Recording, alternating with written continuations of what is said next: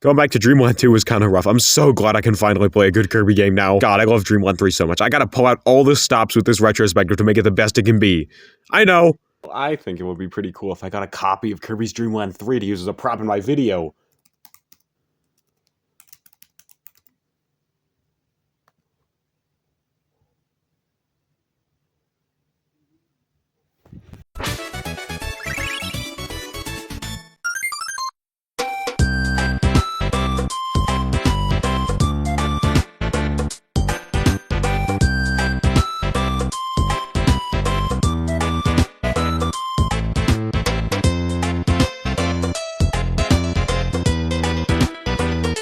How's it going, my wonderful viewers? Pekachow here, and it's been quite a while since the first part of my Dark Matter Trilogy Retrospective dropped. We took a look at Kirby's Dreamland 2. It was one of the Kirby games of all time, to say the least. I also talked about the game for an ungodly amount of time that no person should have to talk about Dreamland 2 for. It was even longer than I was anticipating. But if you couldn't already tell by the length of this video, I'm just setting the standard. They only get longer from here, so get ready. And if it wasn't already abundantly clear, after months of hard work, trying to balance school with a ridiculously long Kirby video, and lots of slacking, why the hell is this game so good? Today we'll be taking a look at Kirby's Dreamland 3, and this game right here, this damn game. This game marks the turning point in the Dark Matter Trilogy where it goes from Kirby's Dreamland 2 to peak Kirby. This is why I hold it in such high regard. DL3 and 64 override all of DL2's DL2-ness, and I feel no shame in saying I love the trilogy even if DL2 gets lumped in there by technicality. DL2 is the reason why I always have to tack an asterisk in whenever I say I love the Dark Matter Trilogy. Damn you, DL2, why couldn't you be peak? Okay, but that's enough DL2 bashing for right now. Well, as I was saying, this is the point where the Dark Matter Trilogy starts to get really good, and DL3 and 64 are two of my favorite games in the entire series. So, let's waste no time in checking out Kirby's Dreamland 3, or more specifically, like I did with DL2, we'll start by checking out things like the development and marketing first before diving into the actual game. So, let's go see what I found for the development. Man, I sure hope it's more than I found for DL2. Update, I didn't find anything. Yeah, remember last time with DL2 where I hardly found anything on the game's development? Well, imagine that, except I come up even more empty-handed and can't even find anything cool like those little DL2 sketches of Acro and Kirby with the tank. And trust me, I looked really hard for some info on this game's development, but I just couldn't find it. I'd love to know more about the development of DL3, but unfortunately I just couldn't really find anything about it no matter how hard I searched. So it really does turn out 64 is the only one of the Dark Matter Trilogy that has an interesting and well-documented development history, but at least it's a really good one, but we'll talk about that when we get to it. Well, once again, Kirby's Dreamland 3 is a Kirby game. Directed by Shinichi Shimomura, same guy who directed Dreamland 2, and it's a sequel to Dreamland 2. It also continues the same plot, unlike DL1 to DL2, which were like two entirely different entities. Dreamland 3 was also released super late into the SNES's lifespan, and while this certainly did cause some problems for the game, which we'll talk about later, it also gave the game some benefits, like being one of the more powerful games on the console. Sure, it wasn't as technically impressive as something like the Donkey Kong Country trilogy, but that's certainly not to say it wasn't technically impressive at all, and it did it all while having a unique, beautiful, and timeless art style to it, which really showed what you could do with the console after a few years. DL3 also made use of a high-resolution filter on the SNES, which allowed for the colors to all blend together, and it worked wonders for what the game was trying to achieve with its look, and it was also one of the 34 games to make use of the SNES's SA1 compressor chip. This chip allowed for SNES games to be enhanced with things like better frame rates, higher sprite limits, and all sorts of other things that are really flying over my head. It all sounds like technobabble to me, but very impressive technobabble. I'm like the last person you should go to if you want to understand how SNES carts or their chips work. It makes no sense to me. Well, DL3 certainly is a powerful SNES game, and it is a high-quality product overall, so obviously the game had to have sold very well, right? Right, totally. Nothing could have gone wrong, right? DL3 sold like hotcakes, didn't it? Well, Kirby's Dreamland 3 was released for the Super Nintendo or Super Famicom in Japan on November 27th, 1997 in North America, and March 27th, 1998 in Japan. Notice anything weird about these release dates? Besides the Japanese game releasing in America before even releasing in its own home region, or the simple lack of a European release at all? At the earliest, Kirby's Dreamland 3 came out over a year after the date of September 26th, 1996. The same day the Nintendo 64 launched in North America. The N64 was absolutely revolutionary. It was one of the first big 3D consoles on the market. It was the big new thing and everybody wanted it, and consumers had over a year to get it before Kirby's Dreamland 3 even dropped in North America. And at that rate, why even go back to the old SNES when you can just continue with your N64 and buying all the new games and hardware that come out for that? Look at these sick 3D graphics. Look at these sick 3D games. You could never get this on Super Nintendo.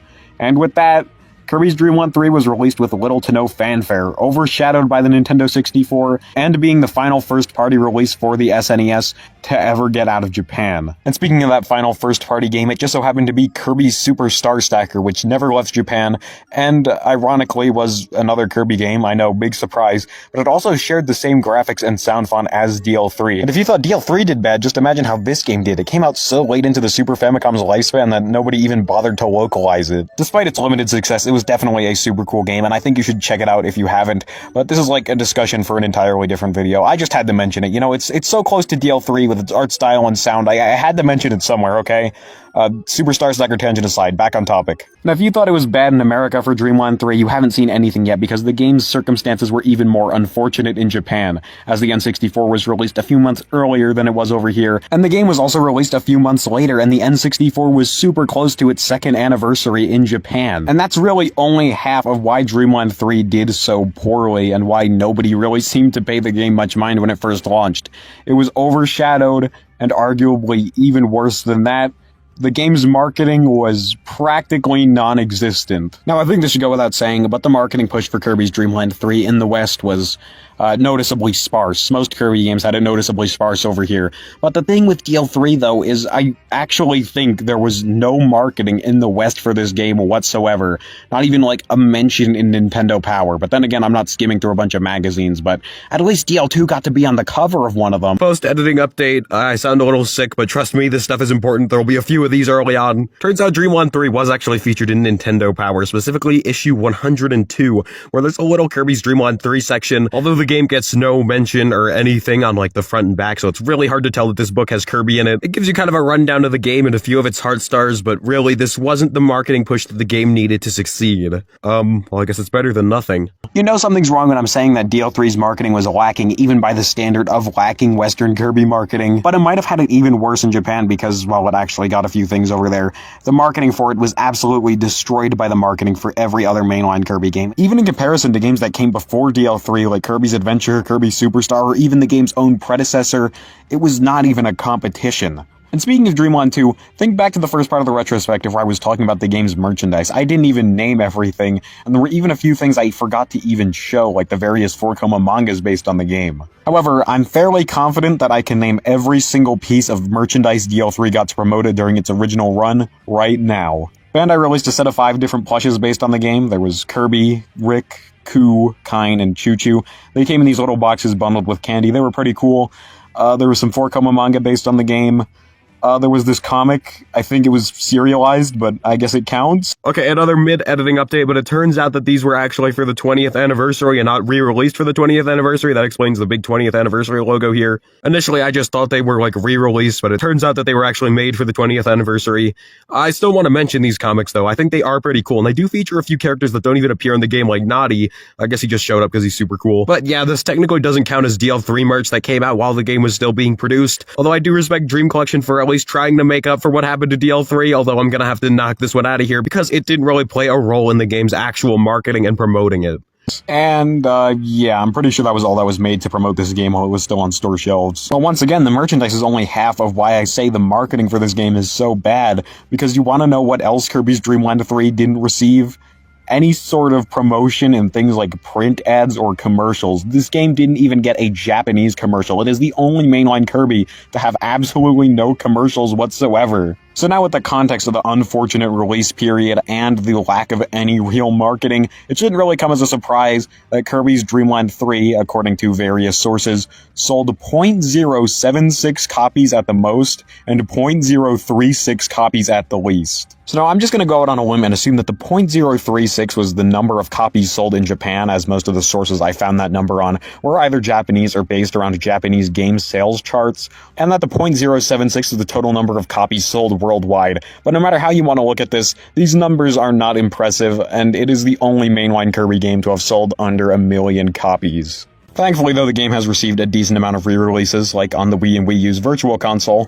while those were still active. It's also been added to the SNES library for Switch Online, and I can't forget about its inclusion in Kirby's Dream Collection, which is where I had the pleasure of being able to experience this game at a young age, which is probably something most people who were around for the initial SNES run couldn't say. But still, you can't ignore just how rough the game had it back when it first released. There's a reason why Dreamland 3 copies are so expensive. Yes, the reason why just the game's cartridge alone sells for the low price of $200 is because the game really did sell just that well. Another thing to pile onto the unfortunate story of Kirby's Dream Land 3, though, is that while the accessibility problem has been fixed, you can't really fix the divide among fans as to whether Dream Land 3 is any good. Dream Land 3's reception really is all over the place. You either love it and it's one of your favorite Kirby games of all time, or you don't, or at least it's on the lower end of your Kirby game ranking. It really does feel like there's no middle ground here, and the main reason why the game's reception is so all over the place is because it was following more in the footsteps of Dreamland 2 than Superstar. Superstar is understandably regarded as a classic. It earned that title, and it's such a big and iconic Kirby game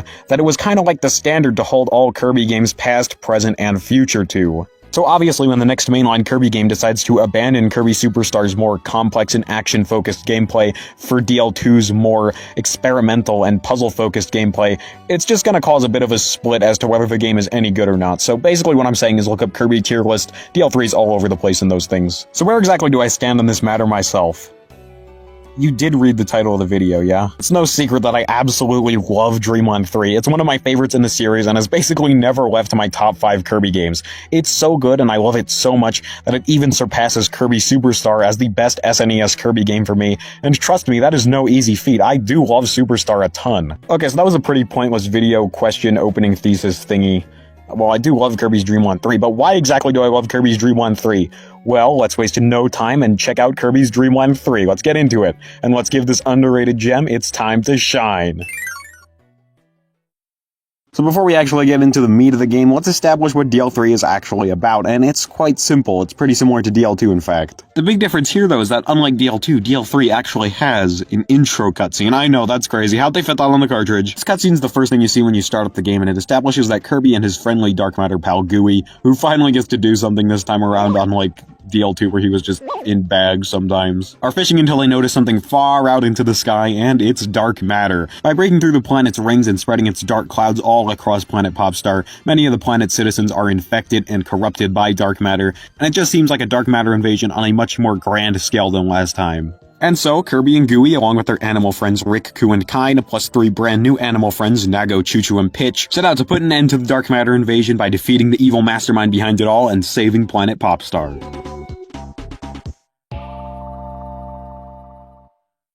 Now, I'm gonna hold off on talking about the actual story itself for a moment because I have to talk about this cutscene. It is simply incredible. I don't want to go too deep into presentation talk quite yet because that's for a little later on in the video, but DL3's intro, I cannot sing the praises of this thing without mentioning how good the sprite work is. Sure, it might not lean too heavily into DL3's signature hand-drawn watercolor sort of aesthetic, which is absolutely beautiful, might I add, but still, these sprites are really damn good, and every single illustration here looks stunning. And speaking of the artwork, I absolutely love the way it's used in the cutscene and how the story is told with a comic panels that fade in and fade out with all the amazing artwork and the stills. Things just keep moving, the story just never stops. Things are always happening, panels are always fading in and out, and it's just such a fun thing to watch. Once again, not to get too deep into the presentation, but DL3's OST is simply incredible. It is one of the best Kirby OSTs, an easy top 5 one for me, and this track that plays during this intro cutscene already lets you know you're in for something good.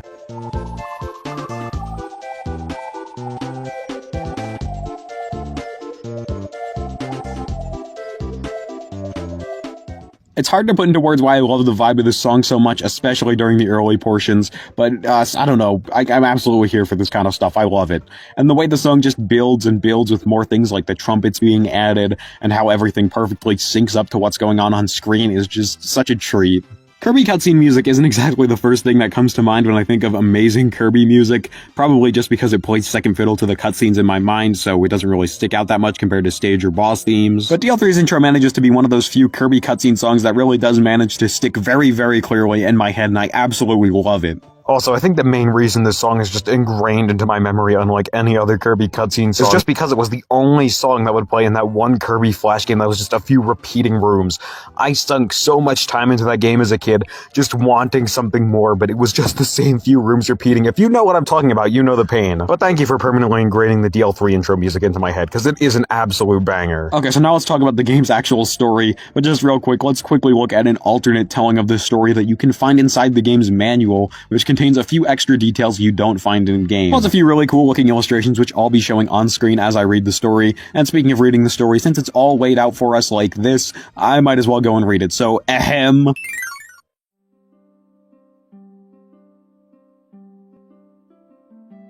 Kirby, our hero, makes his home in Dreamland, which is located on Popstar. Popstar is a small, peaceful planet at the edge of a vast universe. One day, Kirby and Gooey went fishing. Birds were singing, the sun was shining, it was such a nice day they felt more like napping than fishing. As Kirby and Gooey relaxed, they noticed a black cloud-like object in the Popstar sky. The black object started to spit out small clouds. Those clouds were scattered everywhere. Just then Coo appeared looking panicked. "Hurry, Kirby," he said. "Popstar's in big trouble." The small clouds took control of King Dedede and his minions. They started to do terrible things. Now Kirby and his friends have left to get rid of these clouds and save Popstar.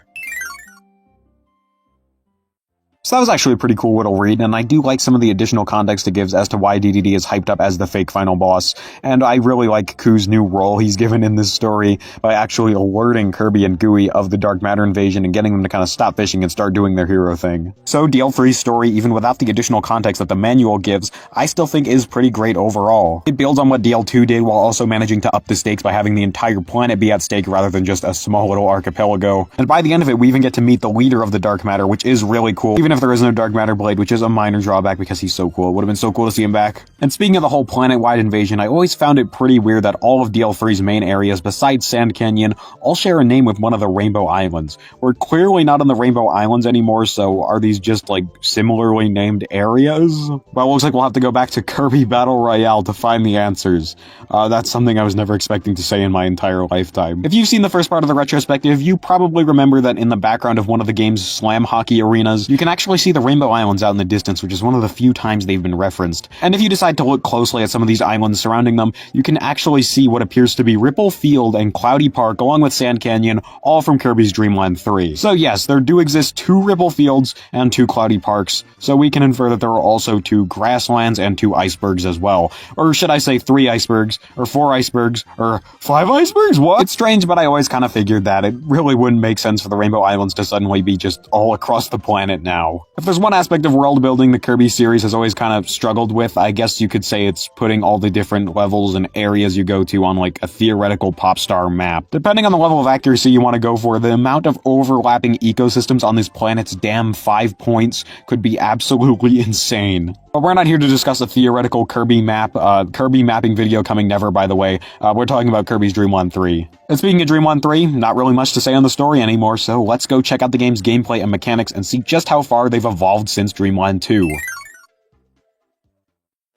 Now, this shouldn't really come as a surprise to anyone, but Kirby and DL3 can do all the usual Kirby things. You can move around with a D-pad, jump with B, inhale, exhale, or attack with Y, and he also has his hover, and while all that's well and good and it all works nice, the big thing that really puts DL3's controls far above its predecessors is the expanded moveset. If you can recall, my biggest issue with DL2's gameplay was the fact that there was no speedy movement options like a dash or a slide. The whole game felt a lot slower as a result, and there were moments where even just a simple slide could be used to great effect. It left DL2's gameplay feeling a little restrictive in that regard, and thankfully, because DL3 is a stronger game on stronger hardware, we can finally dash and slide again. Welcome back, guys. It's great to have them back, and the slide especially has some pretty cool new properties to it as well. When you slide under an enemy, the enemy moves up in the air, and if you land in the right position, you can actually do a little headbutt on the enemy, which is a nice, effective way for killing them if you just don't want to do it traditionally.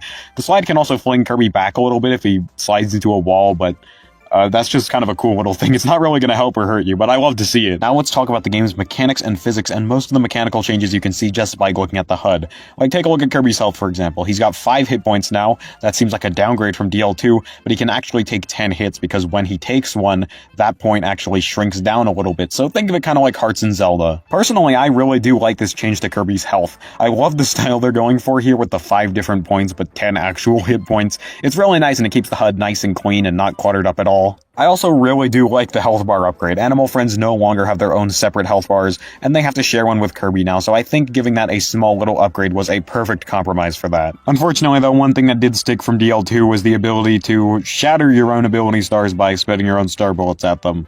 Hooray! Thankfully, though, it's a lot less egregious than it was in DL2, and one of the main reasons for that is yet another mechanical change, although this one is very welcomed. You can finally take multiple hits without having your ability star knocked out of you. I don't know why that was in DL2, but I really didn't like it there. It's always kind of a little annoyance in Kirby games, and thankfully DL3 has none of that, which I love to see. That's not the only reason why you won't be shattering so many ability stars, because thankfully they have a much different movement pattern in this game that makes it a lot easier to avoid hitting them, because after they're done jumping around a little bit, they just kind of lay on the floor, and it makes it a lot easier to aim your shots around them. Couple that with a much wider area of movement now that you're not just confined to a Game Boy screen, and hopefully you should be shattering way less ability stars, so at least they tried to fix it, even if it's just a band-aid on a problem that shouldn't even be there in the first place. And it shouldn't really come as a surprise to anyone, but if Kirby inhales 2 or more things, he gets a powerful, piercing star bullet.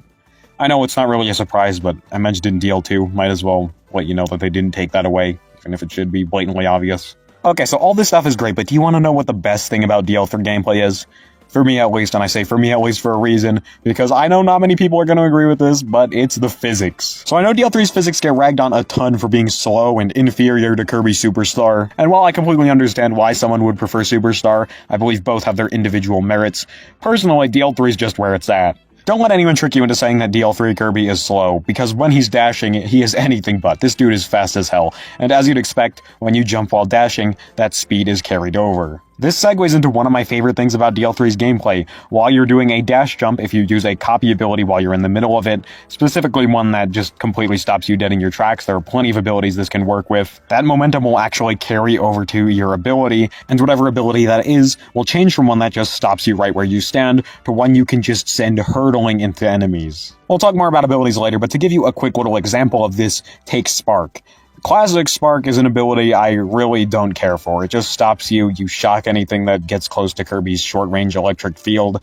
It's just a pretty meh ability. I don't really care for it in any of the classics. But if you use Spark while you're doing a dash jump, check this shit out, it just tears through everything. This makes Spark go from one of the game's weaker abilities that I really could care less about to one of Kirby's best overall in my eyes because it's just so fun to use. There's a ton of DL3 abilities I could describe as kinetic. You just get a ton more out of them when you use this jump dashing strategy in order to make them reach their full potential. And a lot of DL3's abilities, despite seeming simple on the surface, actually have quite a bit of depth to them despite their simple one-button movesets when you really look at them like this. And while we're kind of on the topic of the whole DL3 is slow debate, I really never understood this, and I still don't after this recent playthrough.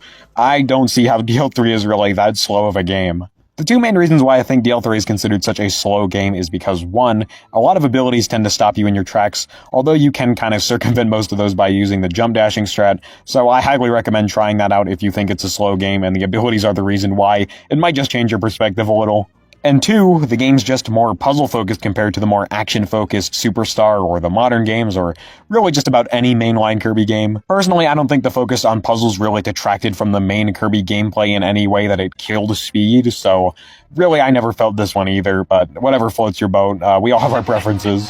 I also hear some criticisms levied towards the hover, which really I don't understand. Sure, it's pretty jarring when you just go from dashing to slowly hovering, especially when you just initially transition into that hovering state, but it's not that big of a deal. The hover's never been exactly super fast, and it's not like you can't just get your lost speed back by tapping the forward button 2 times. Though don't get what I'm saying here twisted. I'm not trying to say, oh, slow games are bad. DL3 is not a bad slow game, because slow games are absolutely not bad. There are plenty of great slow games, hell, even slow platformers out there. I've truthfully never felt that DL3 was that slow, and it always just felt like kind of a standard Kirby game in terms of its speed and pacing and all that stuff. If anything, a little bit faster, because Kirby just moves so damn fast. Same thing applies to 64 too. I'm a firm defender of DL3 and 64's physics. I think both of them have great physics, and I never understood the whole slow thing because I've simply never felt it before. They always felt adequately paced. Of course, I'm not trying to shut down or invalidate anyone's opinions by saying this. If anything, I'm going against the majority by saying that I feel that these games are faster paced than most people give them credit for, but the speed criticism is one of the main ones you hear about DL3 and 64,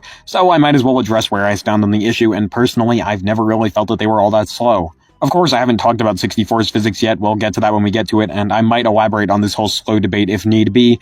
But as for DL3, pretty standard Kirby game speed and pacing-wise. That's always how it felt to me, although I can completely understand why someone would feel the opposite way. Okay, so back to discussing the physics proper, and here's another really cool thing I love about DL3's physics. It's the inclusion of headbutts and stomps. Okay, so Kirby himself can't actually stomp on enemies, but while riding certain animal friends, Kirby will gain that ability, and I just want to say, I think this is one of the most fun inclusions in any Kirby game. It makes speeding through stages so much fun. And then there's the headbutt. The headbutt lets you defeat enemies by jumping below them and actually colliding with them, so it's pretty good to take on enemies like Brontoberts or Terrans. It's another really fun addition, and you do get a surprising amount out of it should you choose to use it. Just these small little additions that help you deal with enemies in different ways make the game's movement feel so much more dynamic, and in the time between completing DL3 and completing this video, I went back and played a few other Kirby games because Kirby brain rot calls, and trust me, I took more than a few hits thanks to thinking I could just headbutt enemies like I could in DL3. Super good additions here. DL3's controls, physics, gameplay, everything is just perfectly on point,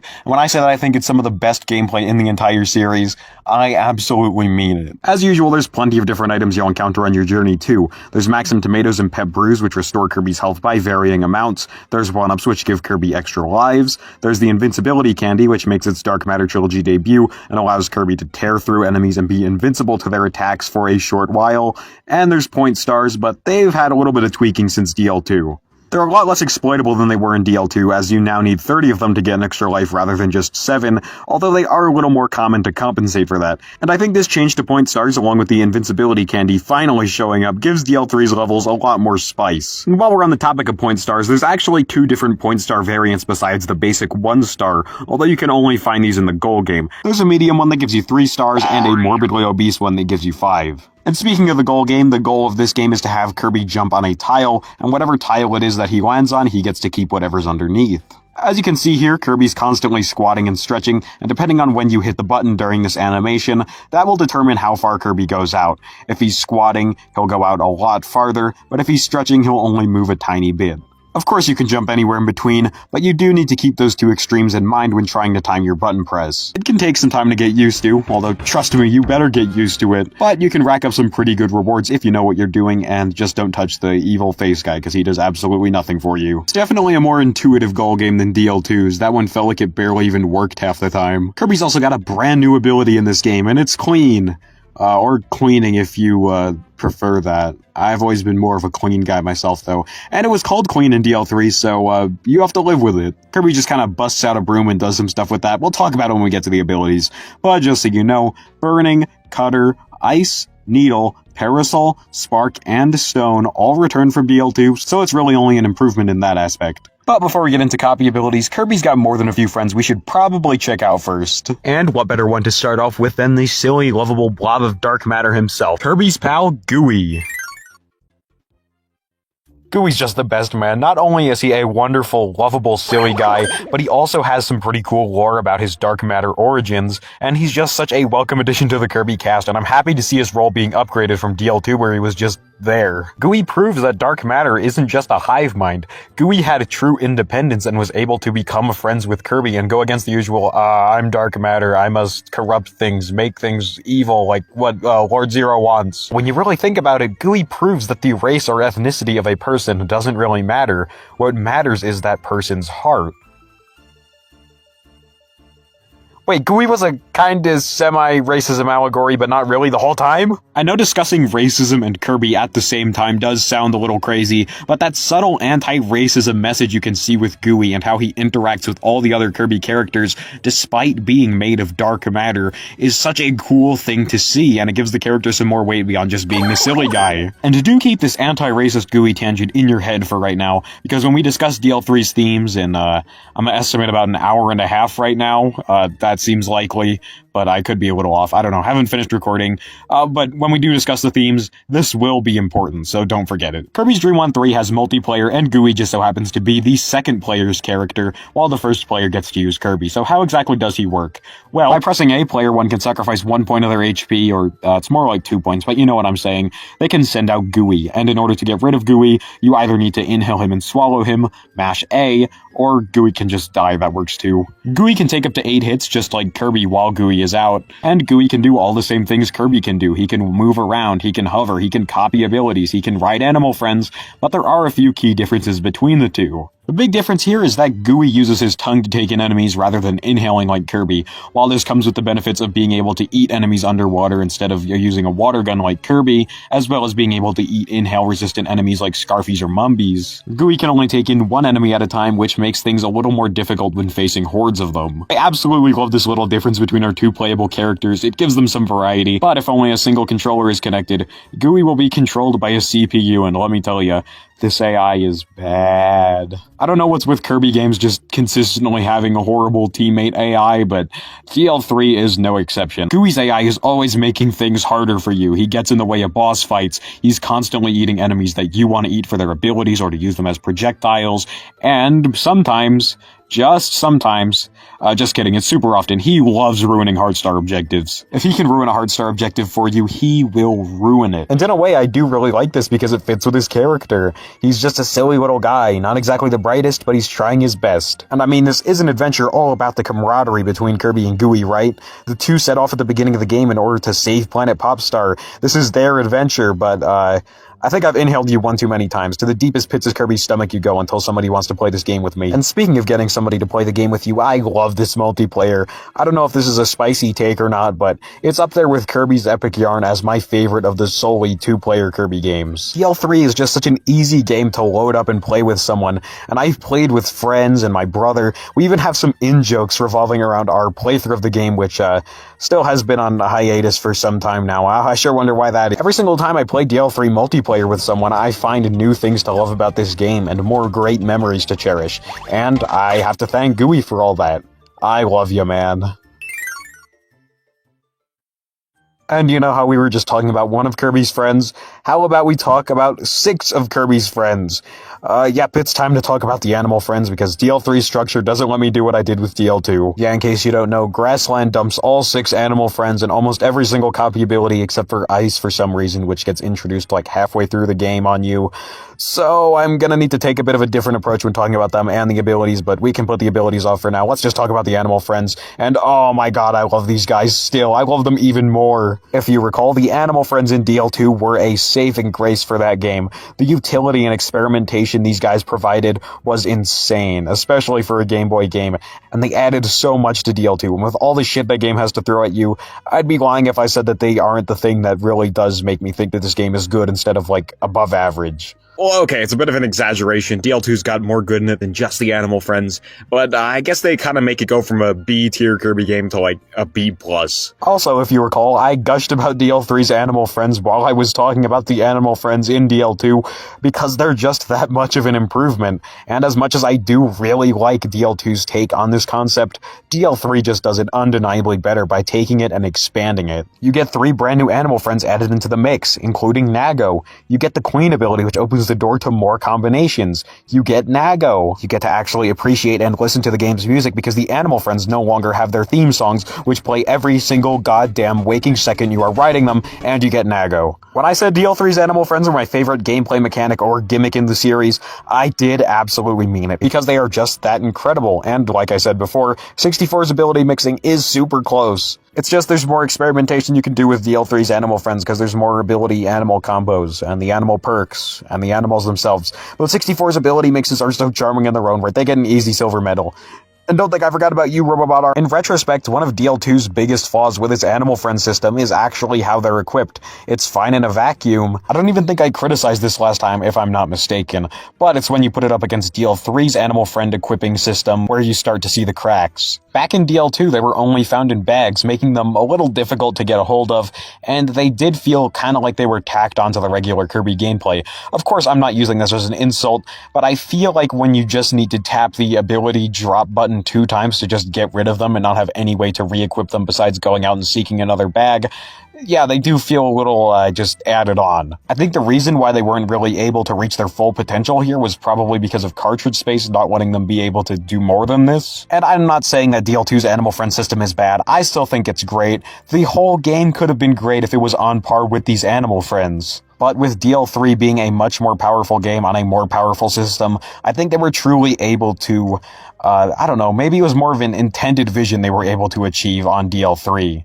DL3 just took the animal friends and ran with them and was able to bring out their fullest potential, and the process of equipping them has also been significantly streamlined, and it's a lot more player-friendly now, as there's just rooms dedicated to the animal friends, at least one of these in every stage. Now all you need to do to ride one is just press X next to one, and bam, you're riding that animal friend, and if you ever want to drop them, it's not just as simple as dropping an ability, they're more than just that now, because when you press X, you can also leave them, and they stay right where they are, so if you accidentally press X, don't worry, they're right there. This really does help the animal friends feel a little more organic than they did in DL2, and with this dropping feature comes a ton of cool little details, because now you're able to actually drop animal friends in levels and get them back later on, which is always such a cool thing to see implemented.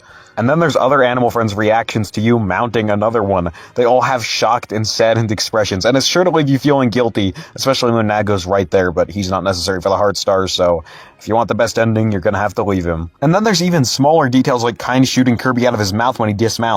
This is such a pointless little thing, but it shows a great attention to detail on the devs' part and that so much passion was put into DL3. And just because we're talking about animal friend mechanics, I might as well reiterate that animal friends no longer have their own individual health bars, but they share one with Kirby, so when Kirby dies, that animal friend goes with him. Thankfully though, Kirby's has been increased, so it's all good and I really do like this change.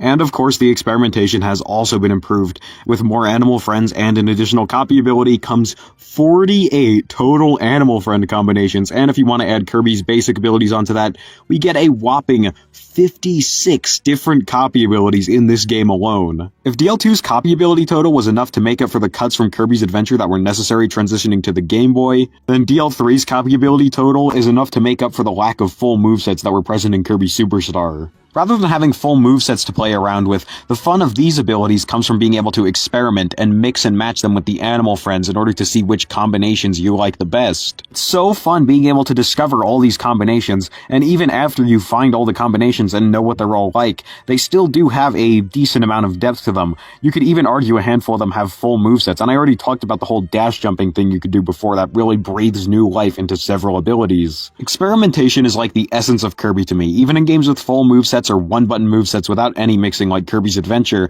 there's still an element of experimentation there. You're still playing around with abilities, seeing which ones you like the best and which ones are good for certain situations. And like I said in the last part of the retrospective, the Dark Matter Trilogy is defined by its experimentation. All three of these games have that in spades, and DL3 arguably takes it the furthest with its huge quantity of abilities. If you want to count these all as separate copy abilities, it has the most out of any Kirby game ever, and the only way you can make these is by experimenting with animal friends and copy abilities. So, like I said before, DL3 has a pretty weird structure when it comes to introducing things. Everything besides the ice ability for some reason is dropped on you during Grassland, so you have the freedom to start experimenting out of the gate, which I really do love. I like it even better than DL2's more straightforward, introduce everything slowly structure. But it does pose some problems trying to organize this like I did with the DL2 video, so there's gonna be a change. Let's take a look at all the animal friends individually, starting right now. There's no better place to start with this than to take a look at the three original animal friends and see how they've changed between games, and which better one to start with than the poster creature of the animal friends themselves, Rick the hamster. Well, Rick's mobility on land really isn't a thing anymore, because now everyone's mobile on land. The wonders of having the ability to dash. Rick still does have a few brand new unique abilities that help him stand out. The most notable of these new abilities is Rick's ability to climb walls. Just jump at a wall, and if you keep tapping B in good rhythm, then you'll be able to climb that wall, and it gives Rick some much needed vertical movement, which is such a cool thing to see. Rick's also one of the few animal friends that gets access to the stomp I mentioned before while talking about the game's physics, and I love the stomp. It's such a good move to gain extra height off of enemies, and Rick especially needed something like that. And remember how Rick could walk normally on ice back in DL2? Well, it's still only useful for like a single world in this game, but there is a new type of terrain, sand, which slows Kirby and friends down to a crawl, that Rick can actually walk normally on, so he gets some extra utility and maybe at most like 2 whole worlds worth of levels to flex his traversal skills in. Unfortunately though, this new Rick does come with a single major problem, and that is his horrible inhale. He doesn't even inhale, he's been smoking so many creature cigarettes his lungs don't even work anymore. If you want to eat enemies now, you have to throw yourself right at at them, and let me tell you, it is absolutely not worth it. Sure, you might be able to eat inhale-resistant enemies now, but at that rate, just play as Gooey or use Choo-Choo. Still, that aside, Rick is still a great animal friend, and he has been upgraded from DL2. Just make sure you're playing with a copy ability this time around, and no, make sure it's not that one. Coo's pretty similar to how he was in DL2, although he's rocking a bit of a different look now with these gray feathers. It was probably just a phase, because these really didn't stick around for much longer after DL3. Wait, when you really think about it, this probably was just a phase. Every other animal friend in the game has, like, a friend or a partner, or in Pidge's case, even a mother that they have to see in one of the stages to get a heart star, but Coo has no one. Just the darkness of his feathers. He was a true emo. This was definitely a phase. Coo's biggest defining trait is that he isn't bound by gravity and can fly wherever. He's constantly flying, in fact. And when you press A, Coo flaps his wings to gain a burst of speed, and of course you can chain these bursts of speed together to quickly fly through things, and you can even fly through wind currents. Coo's hitbox also feels a lot bigger than the other characters, but maybe that's just me, I don't really know.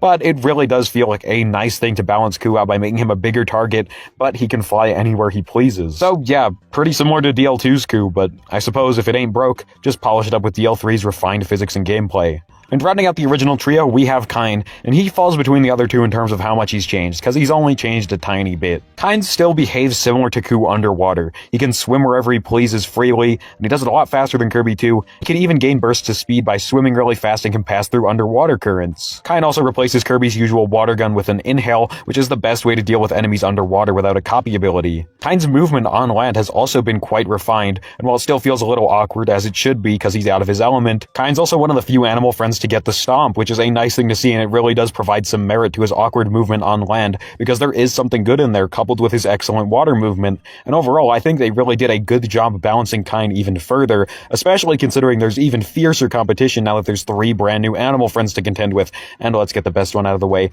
the GOAT himself, Nago! Even if you don't follow me on Twitter, which you should absolutely follow me on Twitter, by the way, please, I'm begging, I think I've made it abundantly clear in this video, I absolutely love Nago. Not only is he an amazing, adorable, cute, chubby little Japanese bobtail cat, but he is also such a fun animal friend to use, has some of the best ability combos in the game, and he just has some of the most fun movement in the game, period. Nago's main defining trait is his ability to triple jump, and while in a game where you can literally just fly over everything that might sound completely useless and obsolete, do remember that the hover completely kills all your speed when you use it, which, by the way, is a great balancing measure for that thing.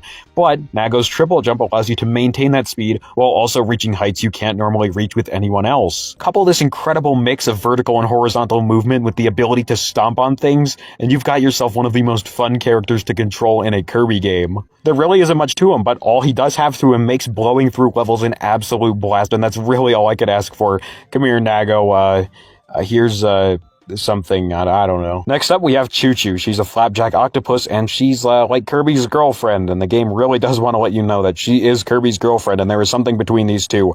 Right down to the way Choo-Choo rides Kirby, and yes, I do mean rides Kirby. So anyways, Choo-Choo's main ability is to make use of her tentacle. Did it have to be tentacles? She makes use of her tentacles to grab things and put them in Kirby's mouth, and this can bypass inhale-resistant enemies like Mumbies and Scarfies, but much like Gooey's tongue, it can also only take in one thing at a time. Another unique thing Choo-Choo has going for her is her unique way of floating. She can do kinda double jump thing, but every single time you press the button, the jump gets weaker and smaller, so it's kinda like a version of Nago's triple jump, except you're not limited to 3 jumps, and you can kinda turn it into like a glide thing, but it's certainly not as powerful. It does at least carry your speed, though. Choo-Choo can also stick to and climb across ceilings, but any attacks do make her lose her grip, although you can circumvent this by timing a good double jump after making your move. It's a cool feature, and I think Choo-Choo has a lot of unique things going for her. She's probably the most unique out of all the animal friends with all her special abilities, and I think she is a welcome addition to the animal friends. And last but not least, we have the tiny green bird, Pitch, who, copies abilities better. Well, he does have a solid copy ability lineup, I'll give him that one. Pitch really only excels at vertical flight compared to Coo's more all-around style of flight, which sounds like a downgrade, but unlike Coo, Pitch is actually bound by gravity, which does give them both different playstyles, so they're not entirely redundant, and there are some benefits that come to using Pitch, such as actually being able to avoid enemy hits a lot more easily considering he's a lot smaller than Coo. You can also get some good use out of Pitch's ability to slowly flap down when he's done flying, which is another thing that Coo doesn't really have. I think they could have done a better job than having 2 flight-focused bird friends, but I think that Pitch does a really good job setting himself apart from Coo, having more of a blend of aerial and grounded compared to Coo's more strictly aerial approach, and if Coo's constant flight isn't really your style, just go with Pitch instead, he's a pretty good alternative. And that's DL3's Animal Friends. I think it was really cool having all three of the original Animal Friends come back with some minor tweaks and changes to balance them out, and I really do enjoy the three new Animal Friends. While the original three were all strictly focused on land, sea, and sky traversal, these ones are, I guess, a little more gimmicky and unique. Despite these new three not really being based around specific ways of travel like the original three were, they all feel balanced, all six of them, and they all have stages where they excel at and heart stars where they're necessary, so every single Animal Friend gets multiple times to shine, and you're sure to have a favorite that you'll love busting out whenever you can. I think I prefer DL3's brand new Animal Friends a little bit more than the original trio, though. Maybe it's just my Nago bias, or maybe it's just their more unique appearances and abilities. I don't really know, but I love all six Animal Friends greatly, and they are one of the best additions to the Kirby world in my opinion. One thing that does kind of suck, though, is that the new three Animal Friends are frequently ignored in favor of the original three, and while I love the original trio, it really does suck to see the new ones getting ignored, especially when it comes to things like artwork or merch lines. There's not just three Animal Friends, there's six. Also, that means less Nago, so, yeah, instant L right there. Thankfully, though, things have been seeming up for this trio, as Nago and Pitch got their first plushes not too long ago by Sine during the 30th anniversary, along with Choo Choo getting yet another one. Plus, they all got Wobble mascots released, which were super cool, and the first figure for all three characters. And seeing them all appear as masks earlier this year in Return to Dreamland Deluxe really does give me hope that the future is bright for these guys, and also Dreamland 3's legacy, because let's not forget about the Pick and Mine masks, which were also super cool. Thank God that wasn't just the lighting. Oh, and the Grey Coup mask too. I love seeing my beloved DL3 get the love it deserves. So yeah, I'm still gonna hold out hope for more merch of the Animal Friends, and hopefully we can see them all as a big group in some like Twitter promotional artwork or something. Please, Hal, please. I just want to see all six of them together again. But I've been talking about the Animal Friends for a while now, so I should probably change the subject before this just amounts to a bunch of mindless Nago praise and not much else. DL3's Animal Friends are the best gimmick the series has ever had, and with their cute designs, unique characteristics, and the incredible experimentation that DL3 absolutely perfected, they are a big reason in why DL3 is one of my favorite Kirby games, much like how they were a big part in why DL2 didn't suck. But before we get to talking about the copy abilities, which goes hand in hand in why I think the Animal Friends are so great, let's talk about another reason why DL3 is one of my favorite Kirby games. Roll the star transition. DL3's presentation, it's so good. Even the game's detractors aren't going to deny that this game's presentation isn't absolutely stunning, except for this guy who wrote this review. I think, like, this guy was probably having a bad day at work. Don't worry. DL3's right there in case you need some cheering up. As objectively and technically stunning as the newer games are, as creative and charming as the more craft-focused games like Epic Yarn and Rainbow Curse are, and as much as I absolutely love the vibes and style of the GBA and DS sprite work, thank you, Newgrounds Animations, for that, by the way. Oh my god, you killed him! My god, man, what are you doing carrying a gun around? What the fuck? DL3 and 64 will probably always be my favorite looking Kirby games because they just have this sort of vibe and charm to them that nothing else in the series can really capture. I guess you could say it's kind of like a unique Shimamura touch, and while we'll talk about 64 later, let's get into DL3 because this presentation is amazing. I feel like prior to DL3, all Kirby games were really just aiming to replicate that Kirby art style and trying to the best of their ability with the hardware they were on to replicate that. I'm not using this as a shot against those games or anything. They still ooze Kirby charm and they all look great today, but DL3 really did feel like the first Kirby game that truly had its own unique art style that was outside of the realm of what you typically expect from a Kirby game. It had a more stylized approach, aiming for a more hand-drawn or watercolor look, and it absolutely nailed it. When you compare DL3's sprites to that of Kirby Superstars, you can see that DL3 aims for a less detailed look, complete with lighter colors, and when you remember that this game is trying to go for this watercolor aesthetic, you can really appreciate this and you understand what they're going for, and the game absolutely does this perfectly. Not to mention how much detail is in these backgrounds, and they look simply stunning when they're in motion.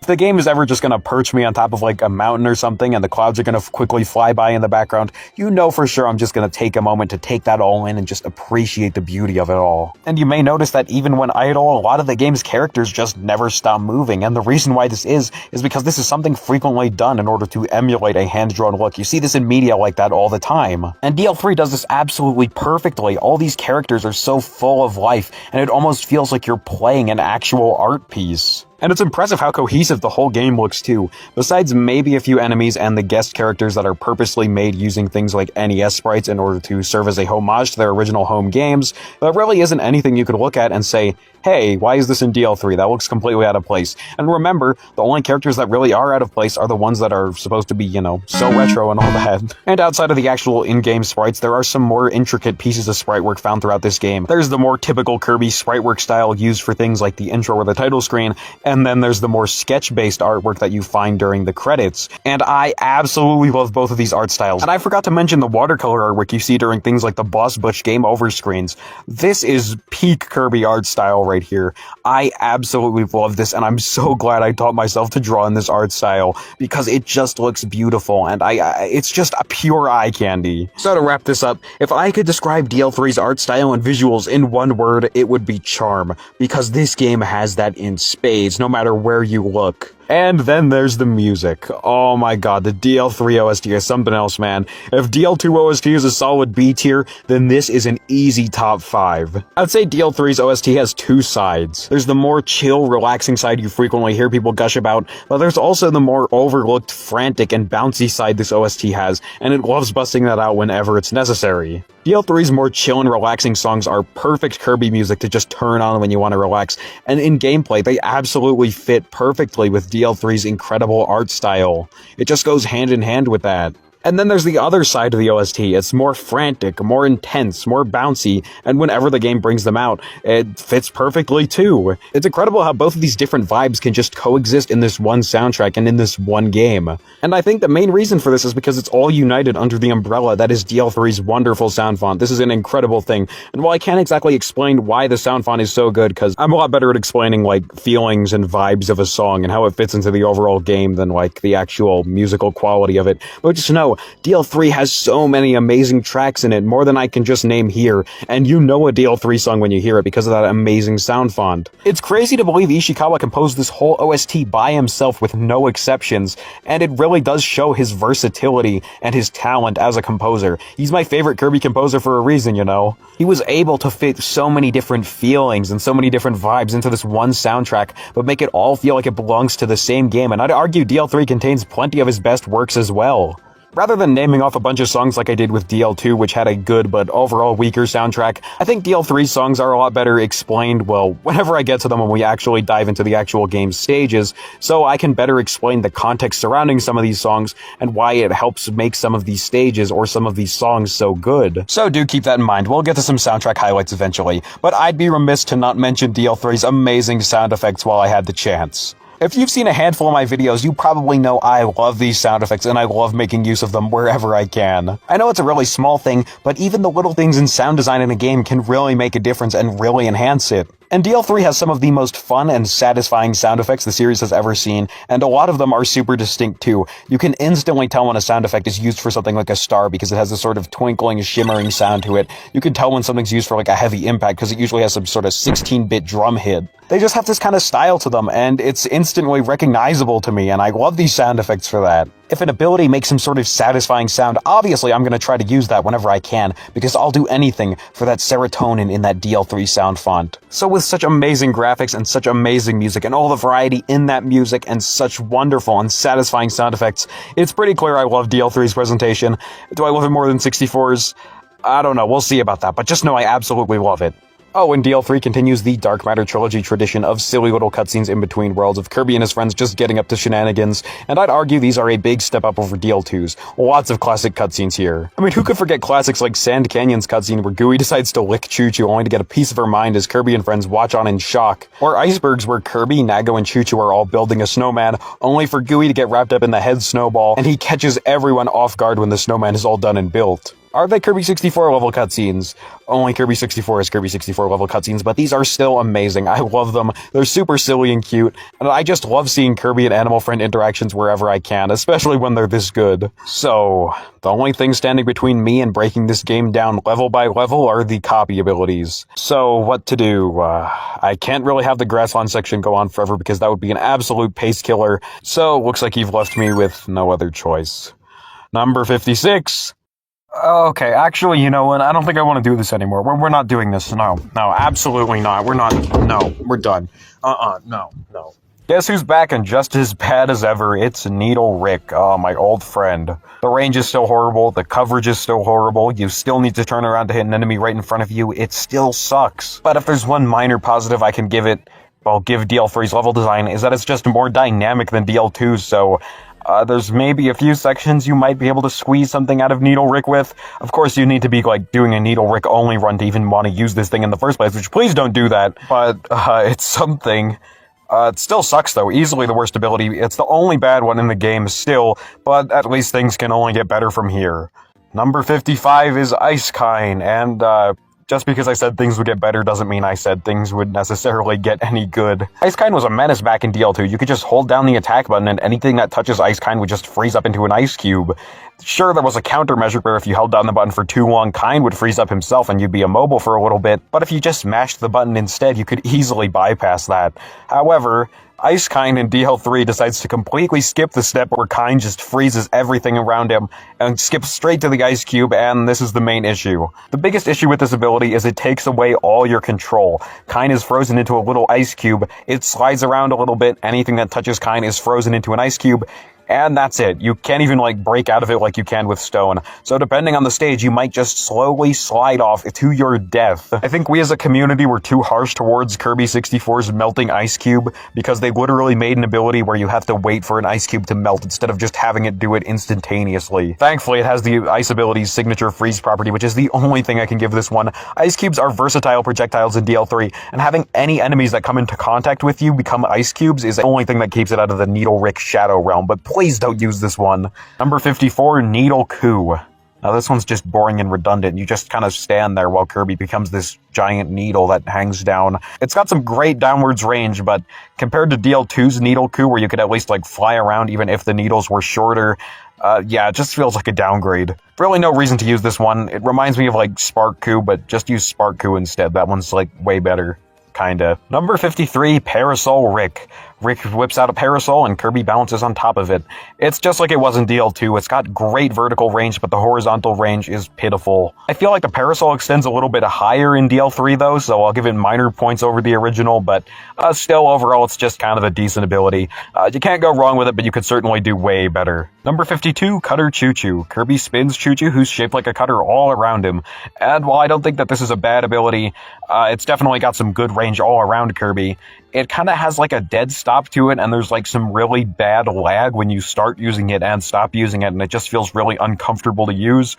Needle Choo Choo does kind of a similar thing, although its coverage is a little bit weaker. It just feels a lot more comfortable to use, so it's really just outclassed by that one in my eyes, but it's not bad, it's alright. Number 51 is Needle Kirby, and I'm still not exactly the biggest fan. The gameplay of this one is still just kind of stop, prick your needles out, stop, prick your needles out. Thankfully, the needles do feel like they come out a little faster, but it's not enough to really make the whole thing feel any better. And even dash jumping doesn't really add too much to Needle, because it feels like you're weighed down a little too quickly to get too much destructive power out of it in most situations. It's not a bad ability at all. I still stand by that, and I think this is better than most of its other classic one-button appearances, but it's not exactly great, so yeah, typical fine Needle ability. Number 50 is Needle Kine, and it's just like it was in DL2. It just feels like it's a bigger version of regular Needle.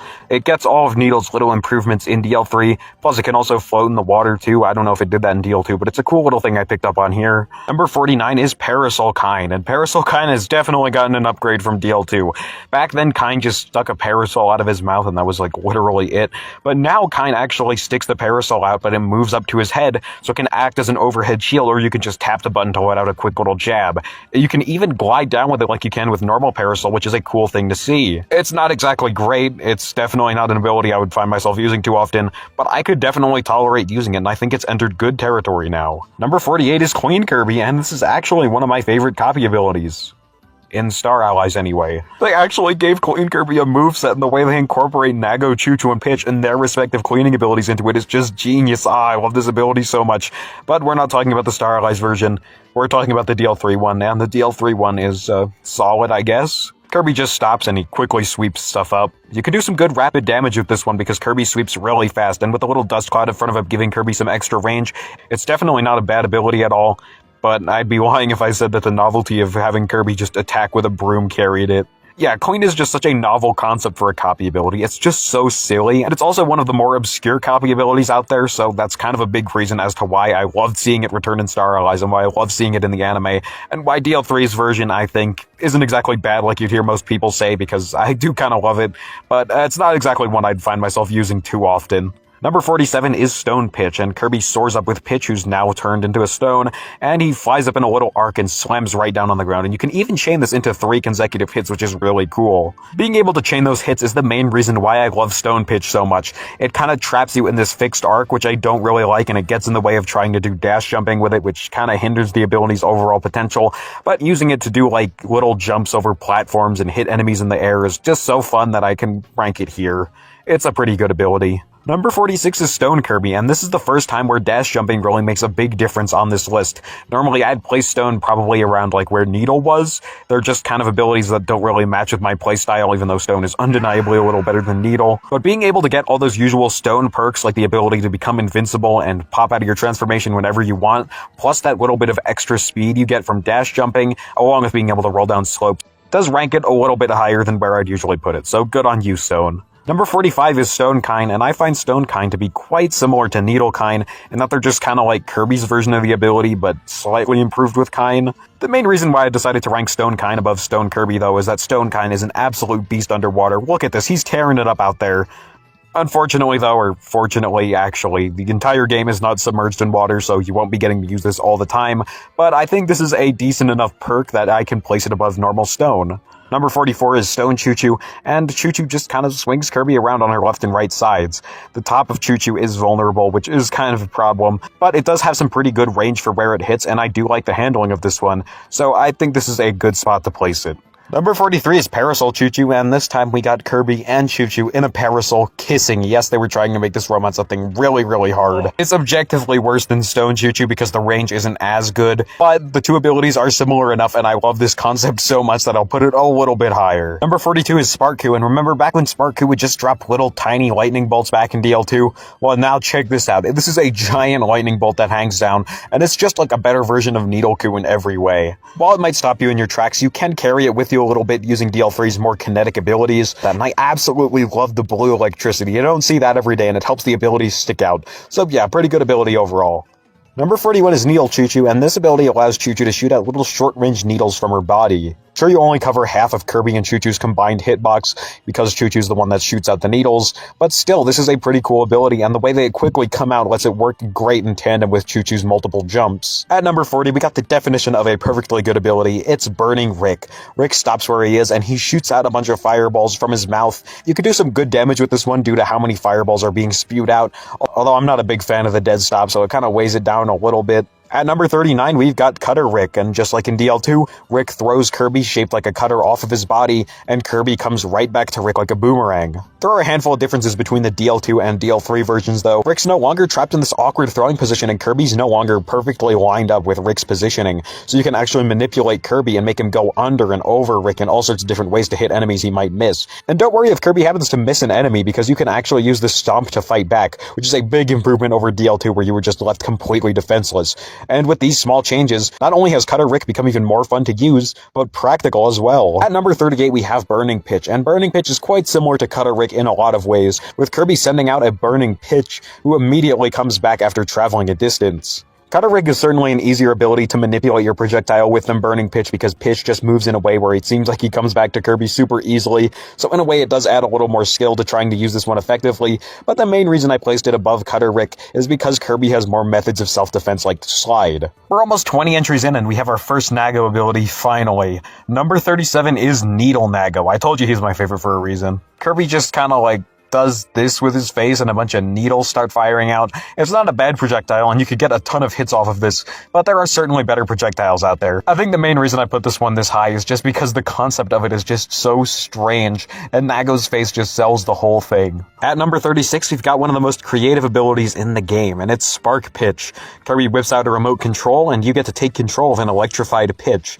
His controls are a little weird at first, but once you get used to them, they become quite fun to use. The main problem with this ability for me, though, though, is that it's the definition of stop and go. As creative and fun as the idea is, every single time you use it, Kirby just completely stops and you take control of Pitch stuck on the single screen, and in order to move any further, you need to head back to Kirby. Still, it's a pretty fun ability though, and I would be lying if I said it didn't earn some creativity bonus points from me. For number 35, we've got Stone Nago. Nago slams Kirby on the ground a bunch. You can do some pretty good rapid damage with this one, and to get some pretty good momentum off of jump dashing, but otherwise it's just kind of an ability that exists. It just falls on the weaker end of Nago's abilities, but it's certainly not bad. Number 34 is Burning, and Burning has definitely seen better days. Gone are the days of the super fast fireball that could just quickly slam against walls and tear through enemies, and now we have a slower fireball that slowly loses speed the more you use it in succession. It's just become a little less useful, and while it's still a fun ability overall, it's just a step back from the Burning we used to have. Next up at number 33, we've got Cutter Pitch, and Pitch flies away from Kirby quickly as a cutter and tries to return to him. So basically it's a lot like Cutter Rick and Burning Pitch, except now the challenge is actually getting Pitch back because he moves so fast. If you took Burning Pitch, kept most of those positives intact, and decided to make Pitch move extremely fast and make him just obsessed with circling you rather than coming back to you, this is what you'd get. You'd get Cutter Pitch, and Cutter Pitch is great. At number 32, we've got Stone Rick, and it's just about the same as its DL2 incarnation. Rick turns into a giant stone creature guy, and Kirby gets to ride on top.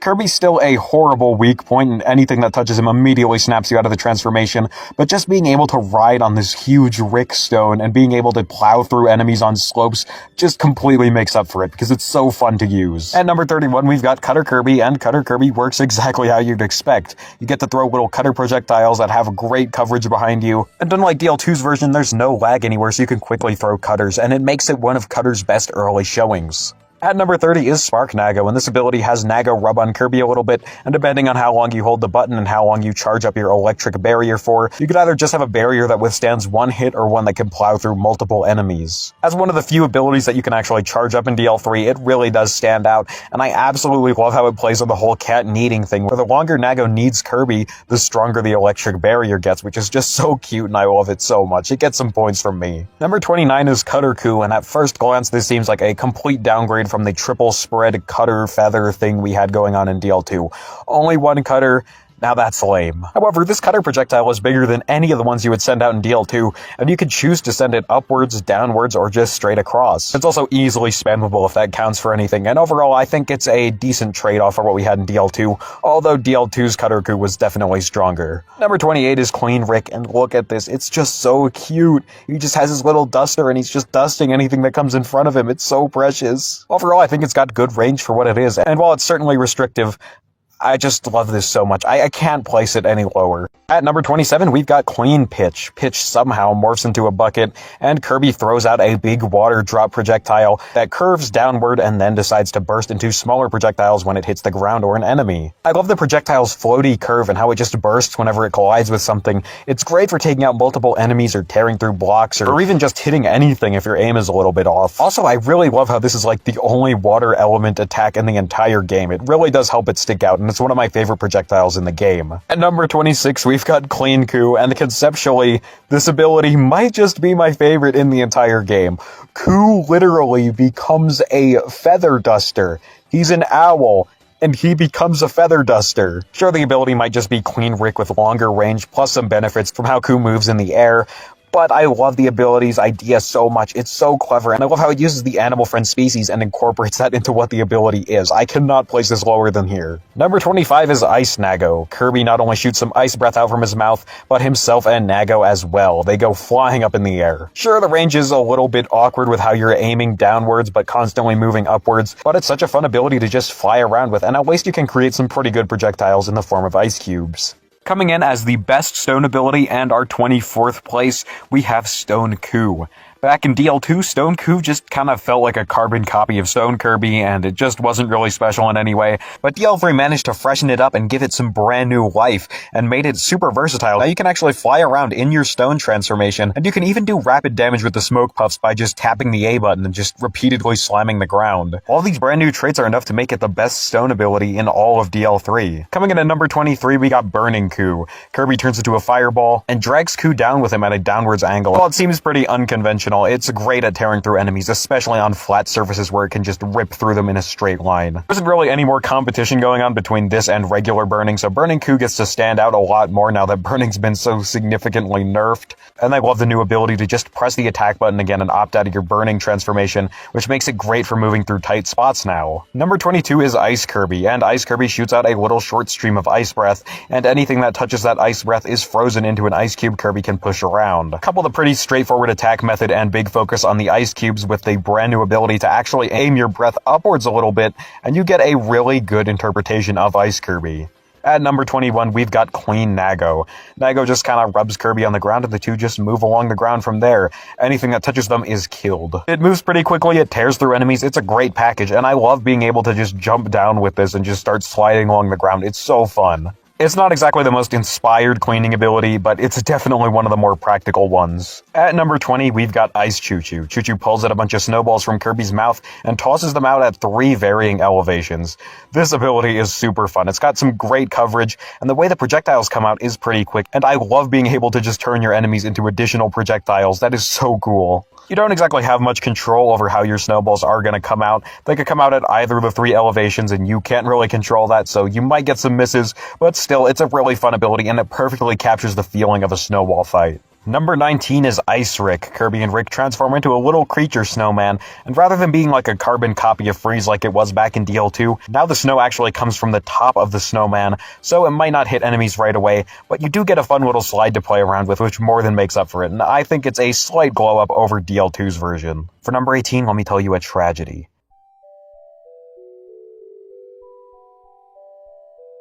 He had it all. He had a constantly damaging light bulb he could have out for however long he wanted. He had an explosive he could just detonate whenever he desired. He could even light up dark rooms, and it was like his special trait. He was the only one who could do it, and his name was Spark Kine. Eventually, his light bulb just wouldn't stay out all the time. It would just break. And eventually, he just couldn't spit it out anymore. There was no projectile. But he never lost the ability to light up dark rooms, thank God. And I guess the glass damages stuff too, so that's pretty cool. He could stick that out for however long he wanted, so yeah. The almighty weapon of sucking on glass. Seriously though, Sparkkind was a beast in DL2. I already talked about it there, and I think you can probably infer what I'm getting at, but DL3 definitely nerfed him, and as sad as it is to see, it was kind of deserved. The movement definitely feels a little bit off, but overall it still retains most of Sparkkind's core values while still being a ton of fun to play around with and not completely busted. So I guess in that way it's kind of an improvement for game balance, but yeah, it's still cool. Sparkkind, I still love you, even if you're not exactly the fish you used to be. You want a real shocker though? Spark Kirby is number 17. And Spark Kirby, like classic Spark Kirby, is usually around like needle level for me. Besides looking cool, Spark Kirby normally just doesn't stand out. It's just a short-ranged little electric field. Anything that touches the electric field dies, yada yada yada. It's super basic. But when you do a jump dash, I already showed this off, but look at it, look at it. You tear through things, nothing stands a chance against Spark Kirby, and there's a reason I used this to demonstrate jump dashing back when we were talking about the game's gameplay and physics, because this ability really goes to show how game-changing it is and how much it can carry an ability. Number 16 is Cutterkine, and Cutterkine has definitely changed between games. Back in DL2, he fired out a pretty slow projectile that grew in size and was easily spammable, but a very competent projectile nonetheless. But here, Cutterkine has kind of sacrificed that range for some power. DL2's version might have been more practical, but nothing can beat the feeling of just blasting through enemies with this cutter. This is a good example of why DL3's sound effects are so good, because it really just adds some spice onto this whole thing, and just makes it even more fun to pierce through enemies with it. Well, this is it for Rick, because we're at number 15, and it just so happens to be Rick's best ability, Spark Rick. Rick just kind of does his thing, and he lets out a little beam attack. And while it feels a little more horizontally focused here, which I think is inferior to the more vertical focused version you see like all the time in most games, it's still great to use, and it's still beam at the end of the day, so no complaints there. Number 14 is Parasol Nago, and Nago and Kirby just repurposed this parasol into a pogo stick of death. It just feels so powerful. I love being able to transition into it from a jump, and it's super fun to ride down vertical shafts as well. Such a great ability. Number 13 is Ice Pitch. With this ability, Kirby cranks pitch. Okay, that sounded really weird. You see he gains a little crank on the top of his head, so Kirby just kind of turns that. And when he does turn it, Pitch's Ice Breath fires out, and it just completely dwarfs Ice Kirby's Ice Breath, because it's just so long, and it also looks so beautiful too. It can even be aimed upwards as well. The range is incredibly good, it looks incredibly pretty, and the freeze property is really just the icing on top. And I also just love Pitch's new little form here. It really does remind me of those cheap little snow cone makers your parents or your grandparents or someone would just send you for Christmas every year when you were a kid. Number 12 is Spark Choo-Choo, and with this ability, Choo-Choo fires out a laser, and you can charge the said laser in order to have it bounce off of walls. So basically, charging up lets you have the laser ability, which is another cool implementation of an ability that didn't quite make it into DL3. Laser's an awesome ability, and I love its reflective property, so it's great to see that translated into a DL3 ability, and charged or not, the laser absolutely tears through anything in its path. It just shreds through enemies, and I love the way Choo-Choo looks while charging it up. You see part of her all lit up, while the other part is like completely dark. It looks so cool, and it shows just how much a presentation can matter to an ability and how much it can improve it. I absolutely love this one. Coming in at number 11, the last ability before we reach the top 10, we have Ice Coup. Ice Coup fires out 3 ice shards in a similar way to Cutter Cou's projectiles from Dreamland 2, and that's like a good way to describe it. They're a little smaller, but when they hit, you can freeze enemies and make more projectiles. It's just so busted, because you have access to not only 1 projectile, but 2 projectiles, and both of them are great. Starting off our top 10 is Burning Kind. Remember back when Burning Kind just fired out a single dinky little fireball that was 1 square big? Yeah, no more of that. Here's a whole ring of fire, which looks stunning to boot, and it tears through everything in its path.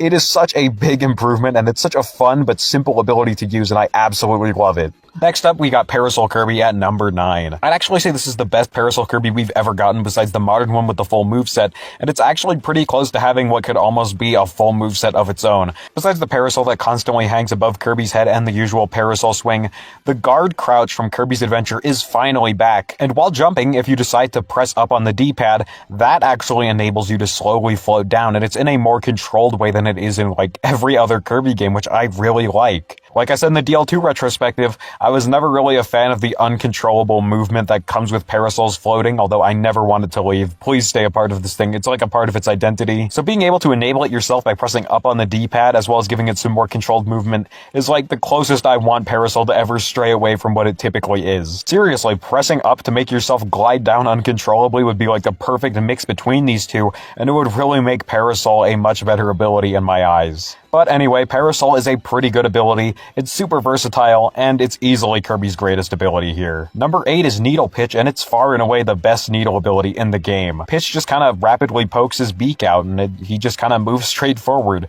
He can even do this in the air too and just travel in a straight line. This ability is just beautiful in its simplicity. Among all the other completely over-the-top and crazy abilities in DL3, this one just has the little bird just poking his beak out, and it's also a pretty useful ability too, because it could just tear through things as well. Its simplicity really does help it stand out, and it's just such a useful ability, and I love it. Number 7 is Burning Choo-Choo, and this ability lets Kirby and Choo-Choo make up a hot air balloon type of deal. Kirby acts as the flame while Choo-Choo is the balloon itself, and it's great at giving Choo-Choo some height because she can't normally fly on her own, so this ability actually lets her do that. It's also just so fun just being able to fly around like this and moving through tight spaces, whether you're just gliding along the top or trying to precisely move through a space by timing your button presses, and it's just a creative ability as well. I love it so much, and it's so fun to traverse with. Number 6 is Queen Choo-Choo, and it's pretty similar to the last ability in that it lets Choo-Choo fly. This time Kirby and Choo-Choo mount a magical flying broom, and this is just such a fun, creative take on the whole queening idea, and it really does feel magical with the sparkles and the constant sound that plays while you're riding it. The air movement is also super good, and I love having the bristles as the only spot that the ability can damage enemies with.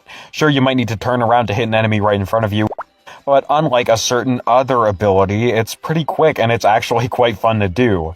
It doesn't like get in the way or slow your movement down or anything, it just feels super natural, and I love that. Starting off the top 5 is Burning Nago. Kirby just spits out a little fireball, and as it travels along the ground, it will slowly rise to a peak where it just becomes this giant tower of flame and slowly go back down. This is a super simple projectile sort of ability, and I just find it super fun to use. There are so many situations where you could get a ton out of this, and I just enjoy using it so much. It's just so fun to watch the ability just rise and tear through everything. Coming in at number 4, we have Parasol Coup.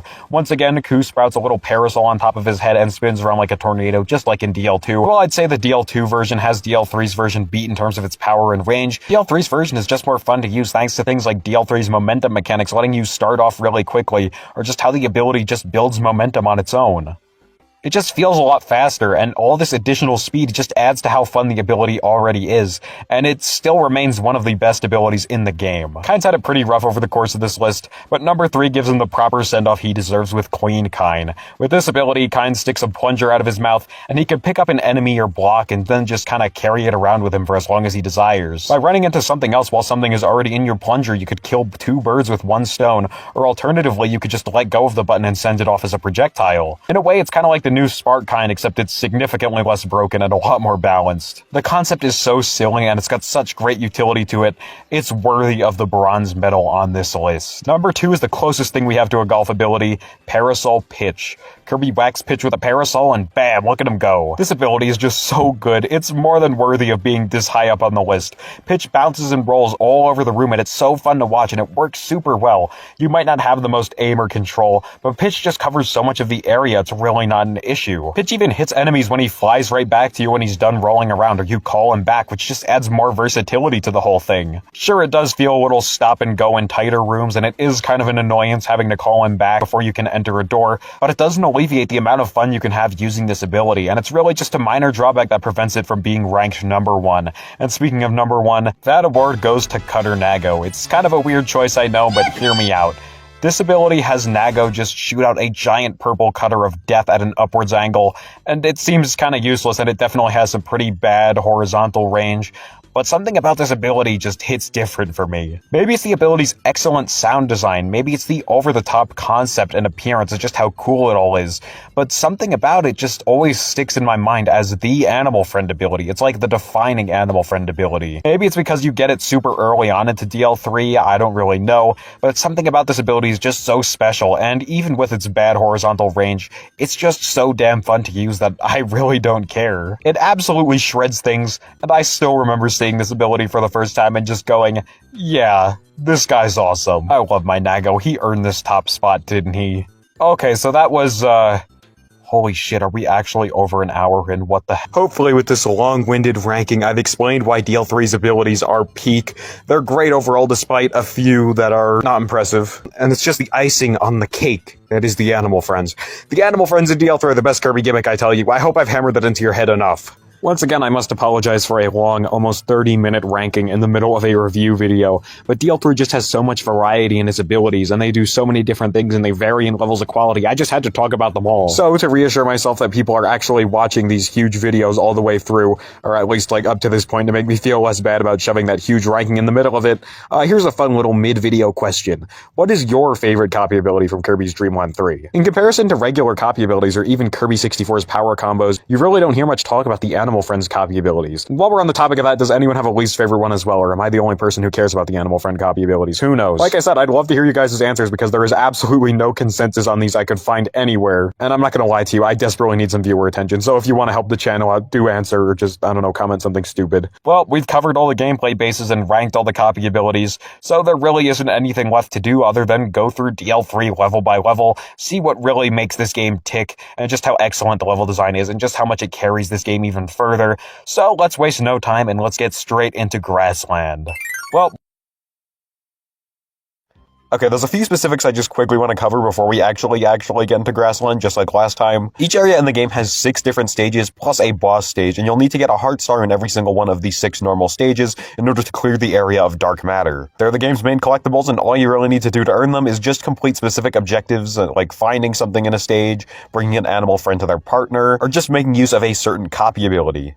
Also, the little hub worlds from DL2 are no more. Now they have been replaced with a more traditional map screen where you move left and right between all the stages on the bottom while Kirby moves accordingly on the map. The bosses have also changed up quite a bit because bonus chance is no longer a thing. If you don't have all the heart stars in any given area, you can keep fighting that area's boss as many times as you want, because how DL3 works is you need to defeat a boss with every single heart star in the area in order to clear it of dark matter. However, if you do happen to have all the heart stars and beat the boss, next time you enter the boss stage, the boss will just kind of be there chilling now that they're free from dark matter's control, and there's a little warp star you can use to head out. I love just being able to see the game's various bosses just sitting there and chilling. It's so cool. I love this. It's just such a wonderful little detail. Personally, I think that I like this a little better than DL2's system, because not only do we get these nice-looking portraits of all of these relatively minor Kirby characters for the most part, but it gives us a better understanding of what the area actually looks like. Most of the geography we see on these maps is fairly accurate to the actual stages, and it really does add to that feeling of progression as you go from stage to stage. We'll dive a little deeper into the heart stars as we progress through the game,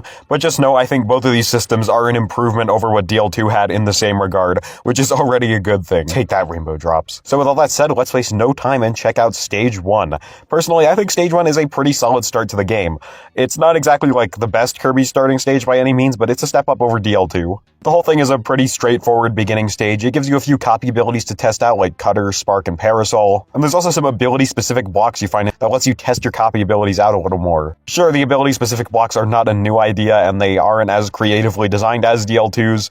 They're a lot more basic-looking now, but I guess they're more intuitive. We also get access to Nago and Rick for the first time, which is a good mix between the old and new animal friends. And the stage looks really, really good, too. It does kind of drown in the sea of more interesting themed stages in DL3, but still, I think this one does look really pretty, and it really does let you know what DL3 is trying to do with its art style and visuals right out of the gate. As for the heart star, though, your client is Tulip, a giant tulip, and all you really need to do is just be cautious of the little tulips all over the last room of the stage. You know something's gonna be a little different because it has that signature DL3 heart star jingle that plays. Even if you don't exactly pick up on the idea that you probably shouldn't be stepping on the flowers and you just kill them all anyway, I think the big sad tulip in the next room over will probably give you a good idea of what you should do next time. DL3's heart stars are all fairly consistent between worlds. Like, every single first stage is gonna have you, like, doing something with flowers.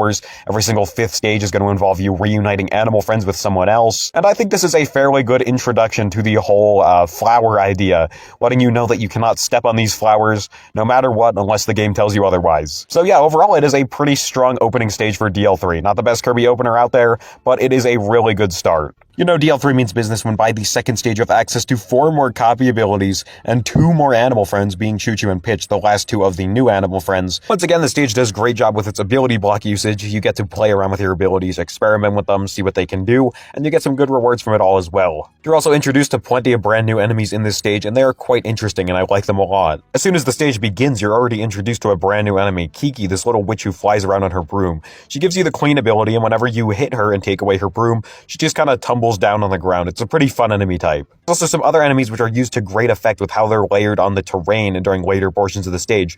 There's Popon, this green guy who throws his individual parts at you, and the only way to really take care of him is to hit him at the base. And there are also ticks, which become a recurring enemy in the series. They are quite common even in the modern titles. The whole idea with these guys is while you're on the same elevation as them, they'll just act all cute and innocent, but whenever you decide to go above them, then they'll turn evil and start chasing you down, and they will do anything to just poke you with the needle on top of their head. They're such a fun enemy type, and they're used to great effect in this stage and just this series as a whole. They're such a consistently great enemy type with a good, solid purpose behind them that you can't really go wrong if you know where you're placing them. So this just leaves us with the Heart Star to discuss, and this is probably the most infamous Heart Star in the entire game. If you've heard anyone complain about a Heart Star being like too cryptic or something, it was probably this one. During one portion of the stage, you'll see a little door off to the side, and if you decide to enter it, you'll meet up with Moochie Moochie, this green butt dude who's just kind of bouncing on a spring. I don't really know how Shimamura or whoever came up with this. Basically, what Buttfart over here wants is he wants a touch from Choo Choo.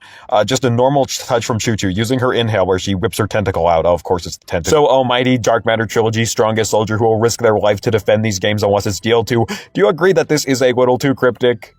Well, both yes and no, actually. Well, to quickly play green bouncing Anus's advocate for a second here, you don't have access to all the copy abilities or even all the animal friends quite yet.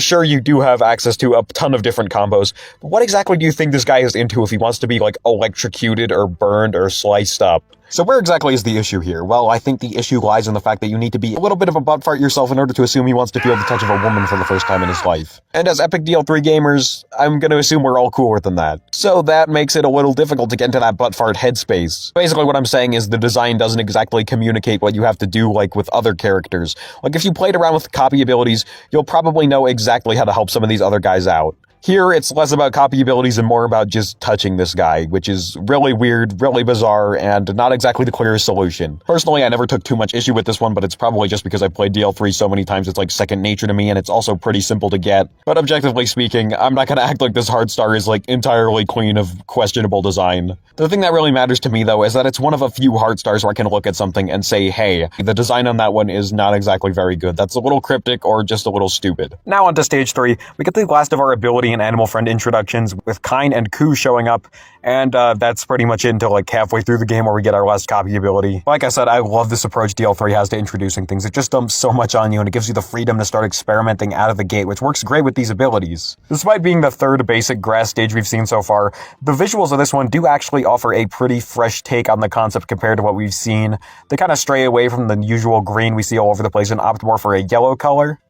And there's tons of really cool level design all throughout this stage that helps it pop. The first part of the stage makes great use of nerfs, and oh, would you look who got downgraded from DL2? Would you look who's just a regular enemy all over the stage now? What nerfs do is they just kinda charge at you. It's pretty basic, but it makes them a pretty fun enemy type. There's also some Hog Rider Waddle Dees that will ride nerfs, and they can even be flung out and used like projectiles should the nerf charge into a wall. For the very first appearance of nerfs as basic enemies, I think this does a really good job showing just what you can do with them. There's a reason why they've stuck around even in some of the modern games, and also a reason why they've never shown up as a boss again, because, did that fight, like, even happen? It feels so surreal. Why does that exist? The stage also has 2 auto-scrolling sections, and they're not bad for auto-scrollers. The first one has you climbing up a whole mountain. You can get some good platforming in there, and I love the scrolling background you see while you're climbing up the mountain. It looks so good, and it's one of the first times DL3 will blow you away, and it's certainly not the last. While the second one has you traversing down a shaft while a rough herd is on the other side of the screen heading down with you. You need to very carefully drop down these thin platforms, and you need to make sure that the next platform is on screen or else you'll...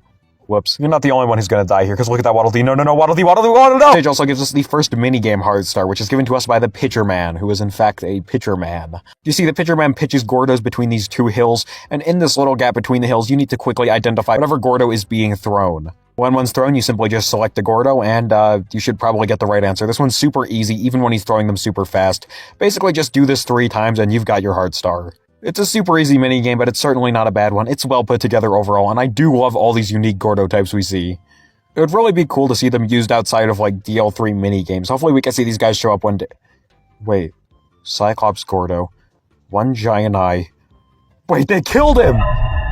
Stage 4 is the point where Grassland really starts to vary up its theming a little more, because rather than the typical Grassland we've been going through for 3 stages now, we're now outside of a cave and we'll be spending most of our time in the stage inside of that cave. Of course, the previous 3 stages weren't exactly interchangeable. There were plenty of things which distinguished them and set them apart, but it's finally good to get some general environment variety, and this is really only the beginning. This little canyon-like area we start out in is pretty cool, and due to the curvature of the level design, you can actually get quite a bit out of stone by using it to roll down some slopes, which is always a really cool thing. And then we go into the cave and look at that background. That is beautiful. It perfectly captures DL3's painting style. It's one of the best looking ones in the game. The level design also just feels like a cave. It's so good. There's so many tight tunnels and corridors you have to squeeze through. There's some light water being put to good use, and it works great in tandem with enemies, like having Gordos move through the tunnels or glunks that attack you from above that become a little more tricky to deal with when your movement is slowed by the water below.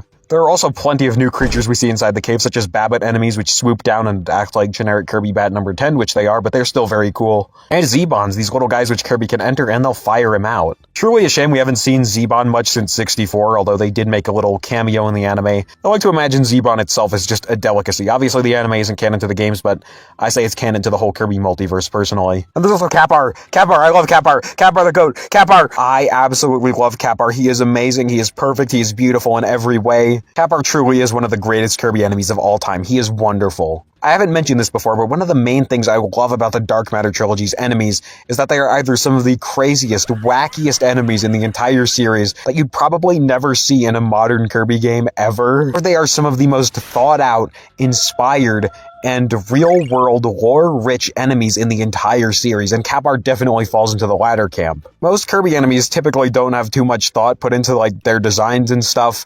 Of course, they're usually going to be based on something, but it's not every day you see an enemy that's actually based on a Japanese folklore. Now, if you know the first thing about Japanese folklore, it should be pretty obvious what Cap Art is based on. Cap Art is based on the Kappa, a creature that... What? Huh?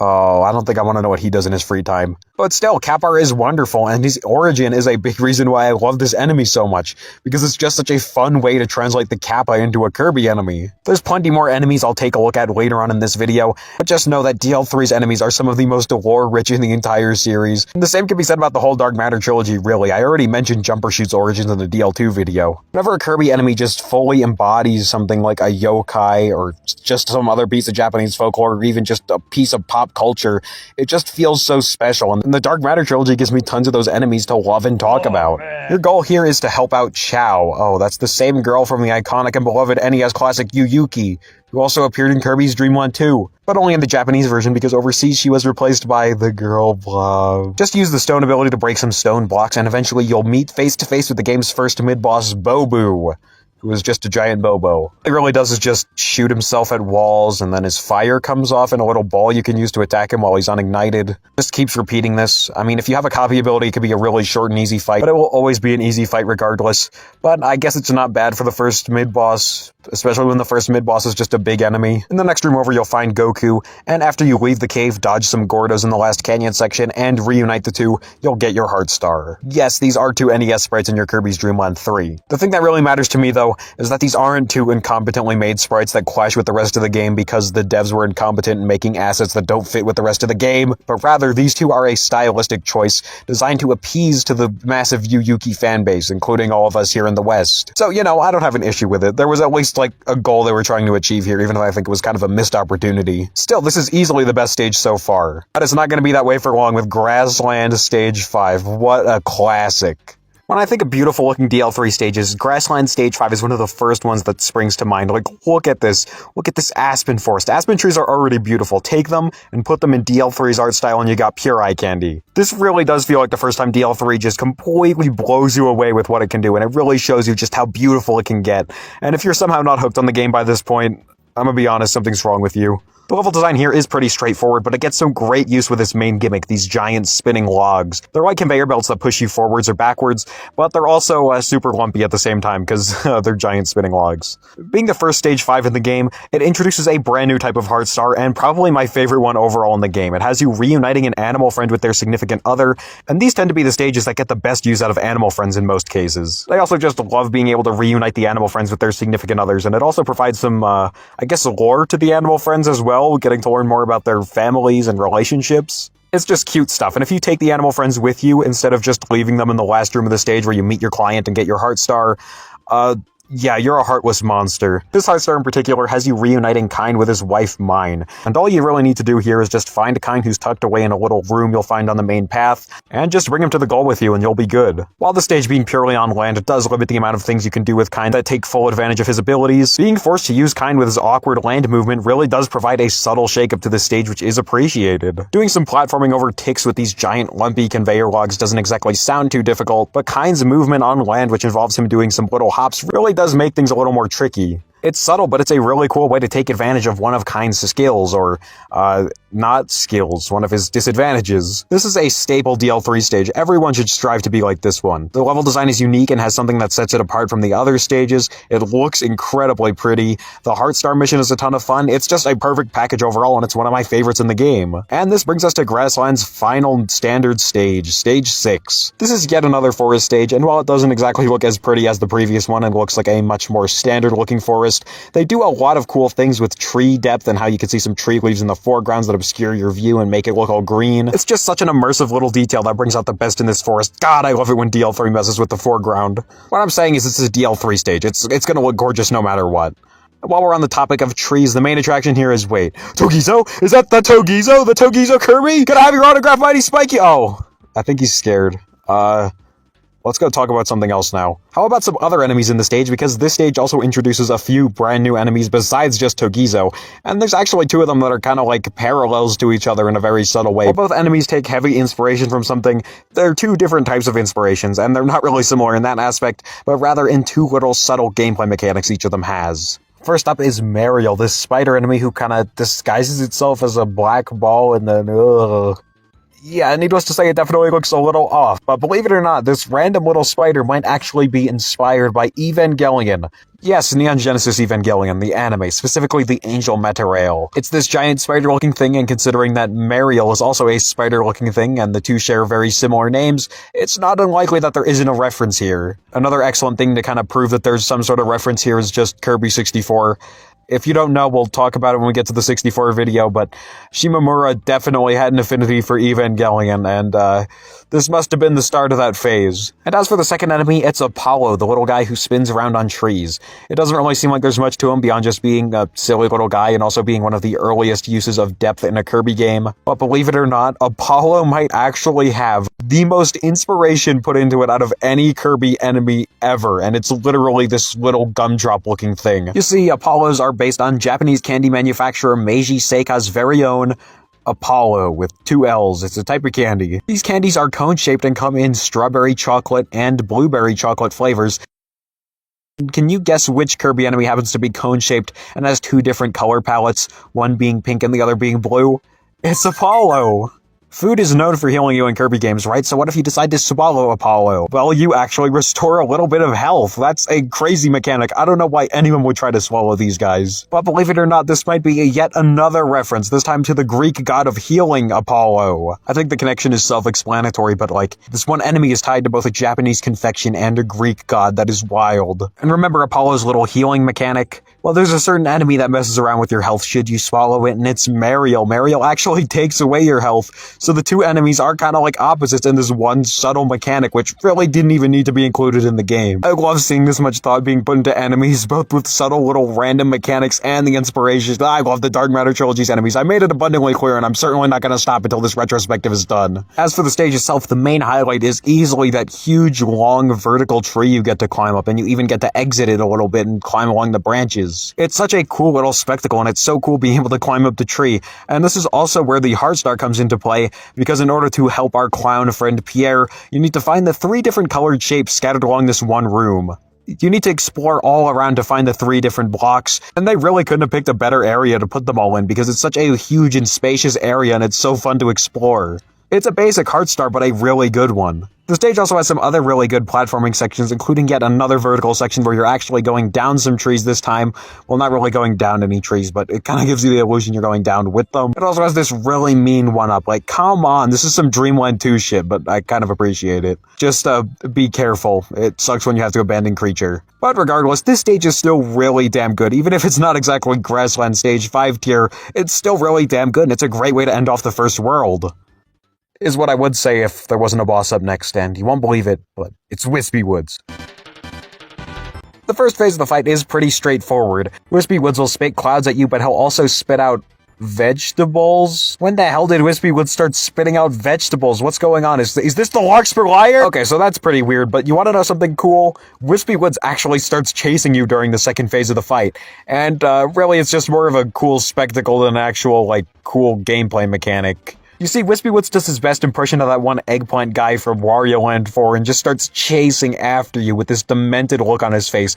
It's such a cool thing to see, and it's the hardest we've ever seen Wispy Woods snap. It's one of the biggest variations in a Wispy battle ever, and he even starts spitting out rotten vegetables at you. Holy shit, it's the Wario Land 4 eggplant! If he's doing that to those poor vegetables, I wouldn't want to know what he'd do to me when he catches a... Oh, he just bounces me forward. Yeah, like I said, it's a cool spectacle, but as a gameplay mechanic, it's just, Wispy Woods, but you're moving forward constantly, or else he pushes you forward himself. Yeah, it loses a little bit of its coolness when you really dismantle it and start playing like shit to see what happens. I think having Wispy Woods' area of damage being, like, further than just his face would do wonders for this fight and make it a lot more intense, but I do get it. It's the first boss, it's Wispy Woods. You gotta kind of be a little reasonable, I guess. Really, all you need to do is just inhale Wispy Woods' projectiles and send them back at his face for both phases, so yeah, it's a pretty straightforward fight, but it's Wispy Woods, what did you expect? And as lame as the second phase is from a gameplay perspective, I've got to admit, it is still a really cool thing to see. I wouldn't really expect Wispy Woods to just go completely insane like this, but he does, and it's actually really interesting, and it's the first bit of real, darkness we get in DL3. It's so surprising, and it catches you off guard the first time. I'd say it's probably the best Wispy fight we've had up to this point, although it does quickly get overshadowed by 64, but we'll talk about 64s when we get to it. But really, I'm just glad to see them doing some cool new things with my Aldo command, especially this early on. And with that, Grassland has been cleansed of all traces of dark matter thanks to Kirby and the Heart Stars. So, onward to Ripple Field. Ripple Field is once again the game's token water area, and now that we have entire levels that are basically submerged underwater, or at least contain huge stretches underwater, we might as well evaluate the water physics right now, so let's get on that. In DL2, the swimming controls were a little hit and miss depending on who you were playing as. Obviously, Kine was great underwater, and I did enjoy Kirby's slipperiness to some extent, but the other two animal friends were just torture, man. Don't ever do that to yourself. Things have significantly changed in DL3. Kirby's a lot easier to control, but also a lot slower at the same time. It really does suit DL3's vibes, though, and I really do love just being able to swim through stages with Ripple Field 1 playing in the background. It's just an experience. Kine, of course, is great underwater once again, and as for all the other animal friends, well, they're just about the same as Kirby, which is a good thing considering they sucked so bad in DL2 underwater. Jesus! Kirby's Inhale is once again replaced with the water gun, although instead of being able to aim it in all 4 directions like you could in DL2, you're now locked to one direction when you use it, although you can slightly move it up and down in order to aim your shots. This applies to most of the animal friends as well, with the exceptions of Choo Choo and Rick, who get to use their basic inhales underwater because, well, they're not really inhales, and of course Kine because, well, that's kinda Kine's thing. You can also use copy abilities underwater too, although do expect them to come out a lot slower most of the time, and sometimes they'll just be nigh unusable with how they behave underwater. What is this? Overall, I'd say DL3's underwater physics improve on what DL2 did. You're not going to have as much fun swimming around with Kirby as you are in DL2 because he moves a lot slower, although it does perfectly fit the game's atmosphere. But what really matters to me is that all the other animal friends besides Kine actually work underwater. You can use them without, going insane. This does wonders for the game's balancing, and Kine still feels like the best one underwater because he still manages to outshine all of them, which is how things should be. But despite that, you can approach an underwater area with any character, and you won't be at too big of a disadvantage if you don't have Kine. So yeah, I'd say that they're pretty solid overall. So with that out of the way, let's check out Ripple Field Stage 1, and this stage is just amazing. It immediately grabs you in with its atmosphere. The stage takes place on this sort of beach island sort of area, and it immediately immerses you into what Ripple Field is going to be like this time around. The tile set is gorgeous to look at, it just looks so pretty, and I love things like the palm trees and how in the background it's just a huge stretch of water, but there's still a few little islands there, including this one with a lighthouse, which makes it feel a little more lively. And you know the main thing that sells the atmosphere here? Ripple Field 1, the song that plays in this stage and a couple others throughout the game, and let me tell you, this song is amazing. I take that back, it's perfect. Not only is it the highlight of DL3's entire incredible OST, but it's one of the best Kirby songs ever, a top 5 Kirby song. Okay, so this is gonna be a little difficult to describe why I think the song is so good, because I'm gonna have to get a little technical here, and like I said, this isn't exactly my strong suit when it comes to discussing music, but I'll give it my best shot because this song is incredible. I love the main melody of the song. It's so soothing and laid back, and it makes great use of some of DL3's more pleasant instruments. It's just so nice to listen to. And then there's the backbeat of the song. It's pretty fun and lively, and I just love listening to it. It breathes so much life into the song. And I love how the song progresses and eventually just reaches a point where the backbeat takes center stage. Then the two just kind of harmonize, and it's just perfect. And then the song just loops from there. It's like heaven. I don't know how Ishikawa managed to perfectly capture that whole summer/ocean vibe in song form, but the man did it. He's a musical genius. I don't know how else to describe this. You simply just have to listen to it yourself. I can't do it justice.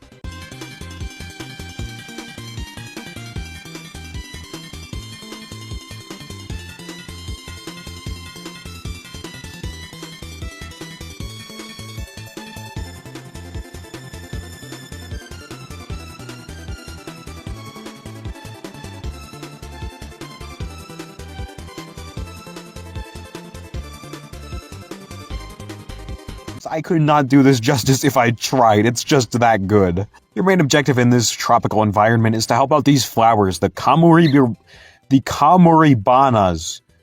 They're just flowers. Why do they need that kind of name? Wait, that's like a weird DL3 pattern, actually. For some reason, the flowers tend to have like the longest and most complicated names, except for the first one, which is literally just Tulip.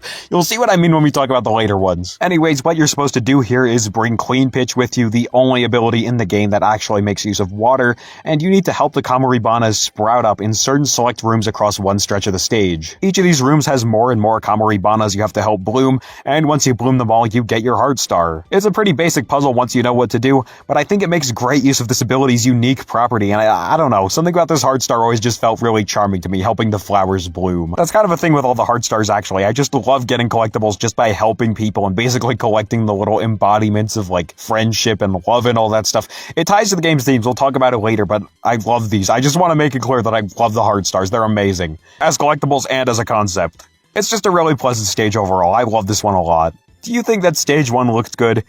Well, what if it was orange? Yep, that's right. Stage 2 basically looks identical, except now it's like sunset, and it just completely changes the way the stage looks. It looks even better now, like, damn, has there ever been a time where orange sunsets just aren't the most beautiful thing ever? This stage is pretty straightforward overall, although it's still plenty of fun to go through. One of the main highlights of the stage is that big underwater current that pushes you forward. You move through a little tunnel, and it's the first place where you really get to see Kind's ability to withstand currents come into play. The atmosphere is also top-notch, but I think it should go without saying, because just look at that background. Not much else to say about the stage design, although it's pretty good all around. So let's talk about the Heart Star now, and our client is Pekachow, this little creature with a parasol growing out of his head. Much like Buttfart from before, he's tucked away in a little optional room, and when you go in there, you simply need to perform an action in front of him, and by doing that, you'll get your Heart Star. One thing I really like about this Heart Star is that Pekachow's design actually subtly cues you in as to what you're supposed to do for him. Unlike last time where you had to get into the head of a psychopath, this time you just need to look at Pekachow's head, and you'll probably figure out you should be messing around with parasol abilities. It shouldn't take you too long to realize that Parasol Kind is indeed the answer to this. Simply just go in front of him, perform your parasol trick, and eventually you'll look kind of like Pekachow, so he'll feel a little better about having a parasol on his head. And your next Heart Star will be waiting at the end of the stage. It's a simple but nicely crafted puzzle where you simply just have to pay attention to a character's design to figure out the answer, and I really do like that. It's such a fun little idea for a puzzle. Stage 3 manages to be a hit once again, and while I wouldn't say it hits as hard as the first 2 stages of Ripplefield, it still definitely does go quite hard. For starters, this is another great looking stage. I love the usage of blue and white all over the place with all these different rock structures. It just looks really nice, and something about it just screams marine. You also go underwater quite frequently in this stage. You'll be dealing with a lot more underwater tunnels, even an auto-scrolling section, as well as contending with some underwater currents that Kind can really help out with. The stage also has great enemy variety too, like our next Kapar sighting, these little boat waddle dees you can actually pop the boats of if you're feeling a little malicious, and of course, the man, the myth, the legend, Joe the Shark. This is also the first stage where we get to hear the track Ripplefield 2 for the first time, and this is a track that, much like Ripplefield 1, just instantly elevates any stage it's played in. This track is still amazing, especially that intro part where it has kind of like those flute-sounding notes in it, and this song also just has a crazy bass line, like what were they doing? Ishikawa!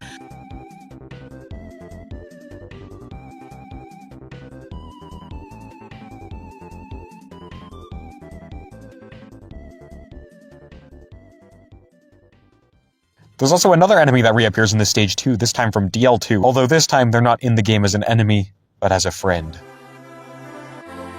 Yep, that's right, I'm talking about our main man, Elio. Yeah, give it up for the GOAT, give it up for the one true MVP of Kirby character development. Back in DL2, he was just a troublemaker. All he wanted to do was just pop out of pipes and make people probably angry or something. I don't really know. He was kind of look at him wave. But now all he wants to do is just play a fun game of Where's the Eel. He'll hide inside one of the pots, Gordos will hide inside of the other 4, and all 5 of them will quickly move between pots constantly. They get quicker and quicker with each time they pop out, along with descending deeper and deeper inside the pot, and every single round has them getting faster. It sounds complicated, like almost difficult when I put it into words, but it's actually incredibly easy. I think I've messed this one up like a single time in my life on accident because I wasn't paying attention, and I got greeted to this devious smirk like, what? If you have functioning eyes and can pay attention to a game for like 30 to 40 seconds, I think you'll be good with this one. Yeah, it's really easy, but it's not bad at all. And it's got the same kind of charm that the Pitcher Man minigame has, where it's like incredibly easy, but they're just silly little games. You can't help but love them. It's another minigame Heart Star that's quite easy to nab, but at least we got to witness one of the most developed Kirby characters in history complete their character arc. Keep on waving, Ilio. And hopefully we'll be able to meet in another game sometime. Like, seriously, Kumazaki, bring some of these Dark Matter Trilogy enemies back. What are you doing? Characters and friends. I meant characters and friends.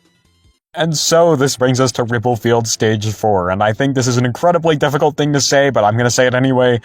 This might be my favorite stage in the entire game. I know we got to this point quite early on in the video, but that doesn't mean that there's not plenty of amazing stages to come. This is like the peak in like a sea of peaks, except they're not like that 1 inch taller. DL3 is such an incredible game, man. But anyways, they were firing on all cylinders with this one. It's perfect. To start off, the music track playing in the background is Ripplefield 1. Instant bonus points from me. The theming of this stage is also brilliant as well. All the other stages in Ripplefield seem to take place on pretty natural areas you could expect to find in an ocean, like islands or reefs. But here, we actually opt for something that's kind of like a man-made structure we find out at sea. It seems to be an entire sunken ancient temple or ruins or something of that sort, and it's super cool. It's got great looking architecture. There's all sorts of pillars and columns, including some that actually manage to block your way in clever ways, along with waterfalls that do the same thing on top of limiting Kirby's jump. You get to explore parts of it that are above the surface. You get to explore parts that are submerged in water. You get to explore parts that are so dark you need a spark kind to light them up. It's so cool. It's one of the DL3 stages that really does manage to feel like a whole adventure just crammed into a single stage.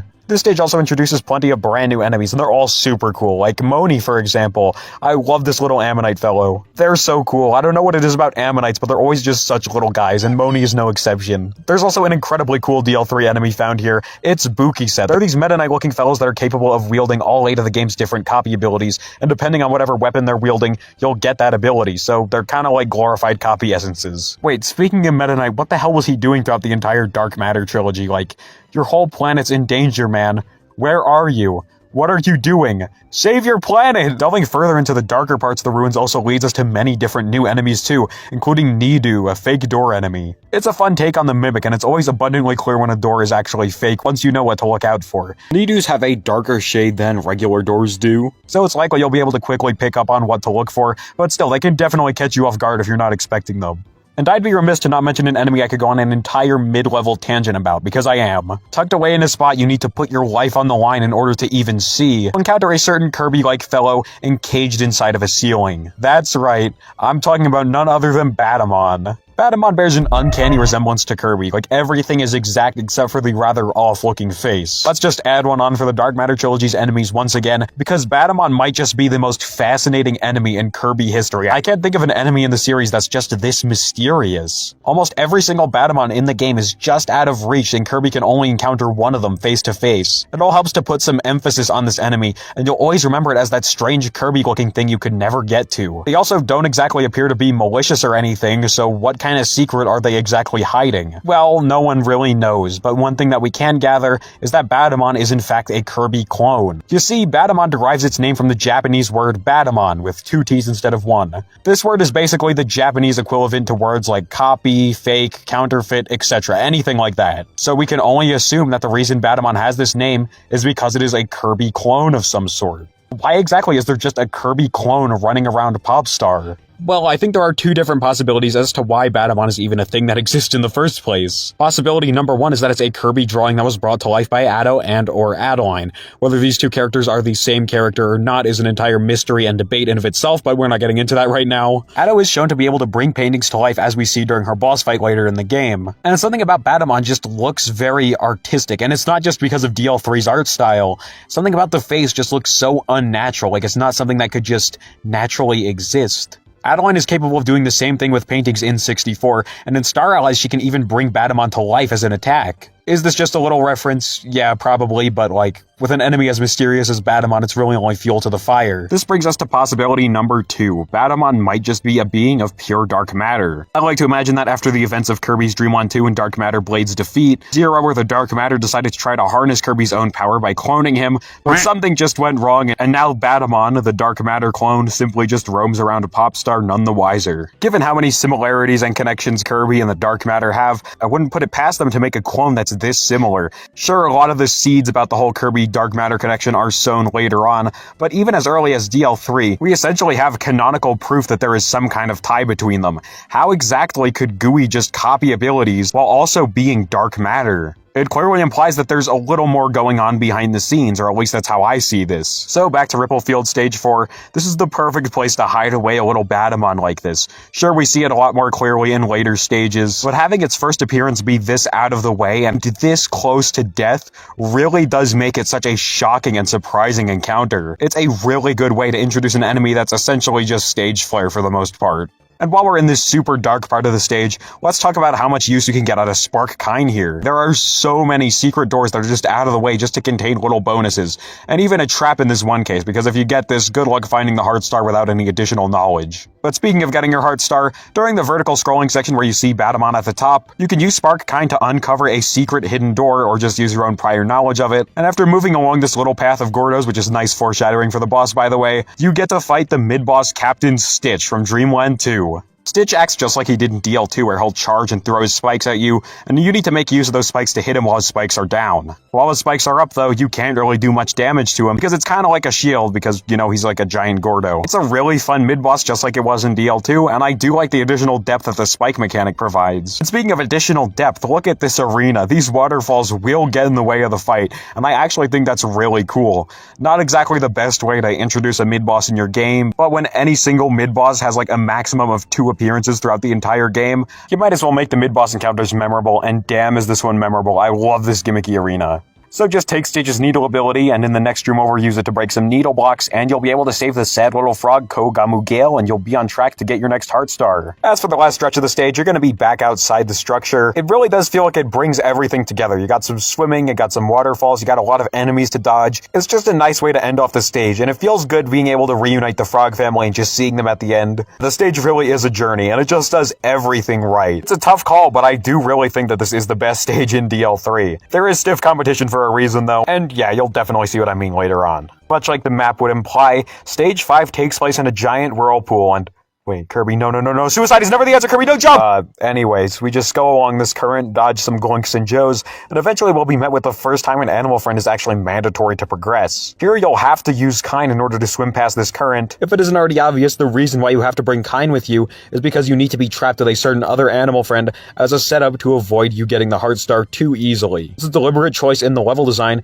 because we're on Ripplefield Stage 5, so we gotta reunite someone with their partner, and this time we gotta reunite Pitch with his mom, Pitch Mama.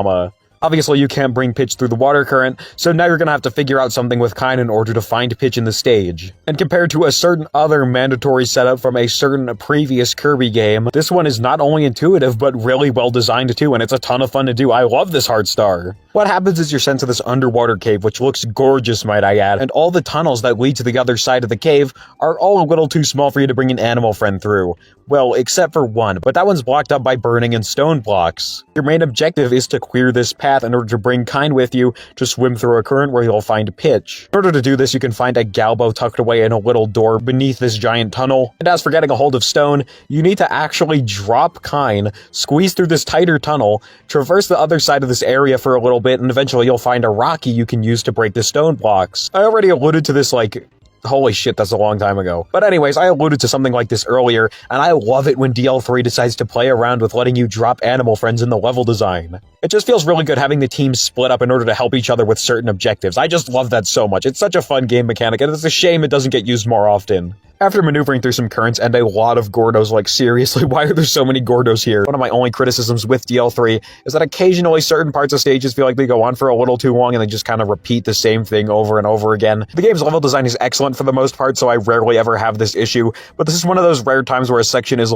especially guilty of this. Why? You escape the ocean, and it feels really impactful. You were dragged down by the whirlpool at the start, and now here you are escaping from it with Pitch. I always love how DL3 just kind of has you enter and exit structures and set pieces throughout its stages. It really does help it feel like a journey where you just kind of go back to the status quo of just moving forward after an event. But anyways, this part is pretty straightforward. Just bring Pitch with you, and eventually you'll meet up with Pitch Mama, where you could just drop Pitch with his mother and take the Heart Star.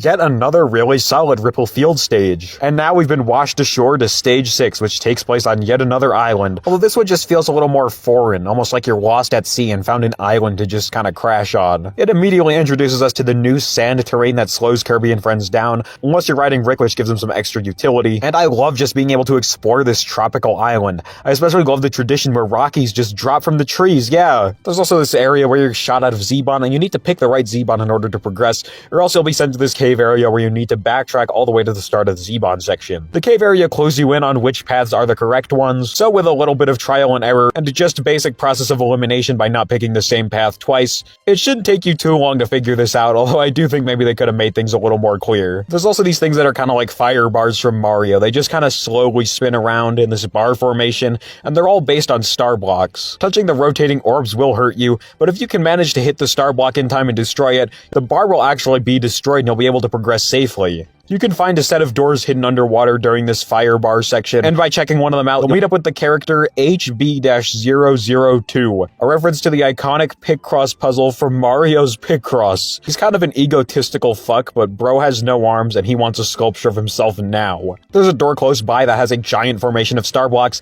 and all you really need to do is just carve out the shape you see in HB-002's room, which looks exactly like him. And I have fond memories of messing around with clusters of star blocks as a kid. DL3 and 64 were my favorites to do this in especially, because they just handed you a giant section of star blocks where nothing can disrupt you. It's just you and a giant thing of star blocks, and you are just free to play around with it to your heart's content. So yeah, I think it's a really cool heart star, and it really does show just how much variety DL3 has in its heart stars if it wasn't already apparent already. Also, can we talk about the water down here? Look at this. This is some of the prettiest stuff in the entire game. Look how beautiful this water is.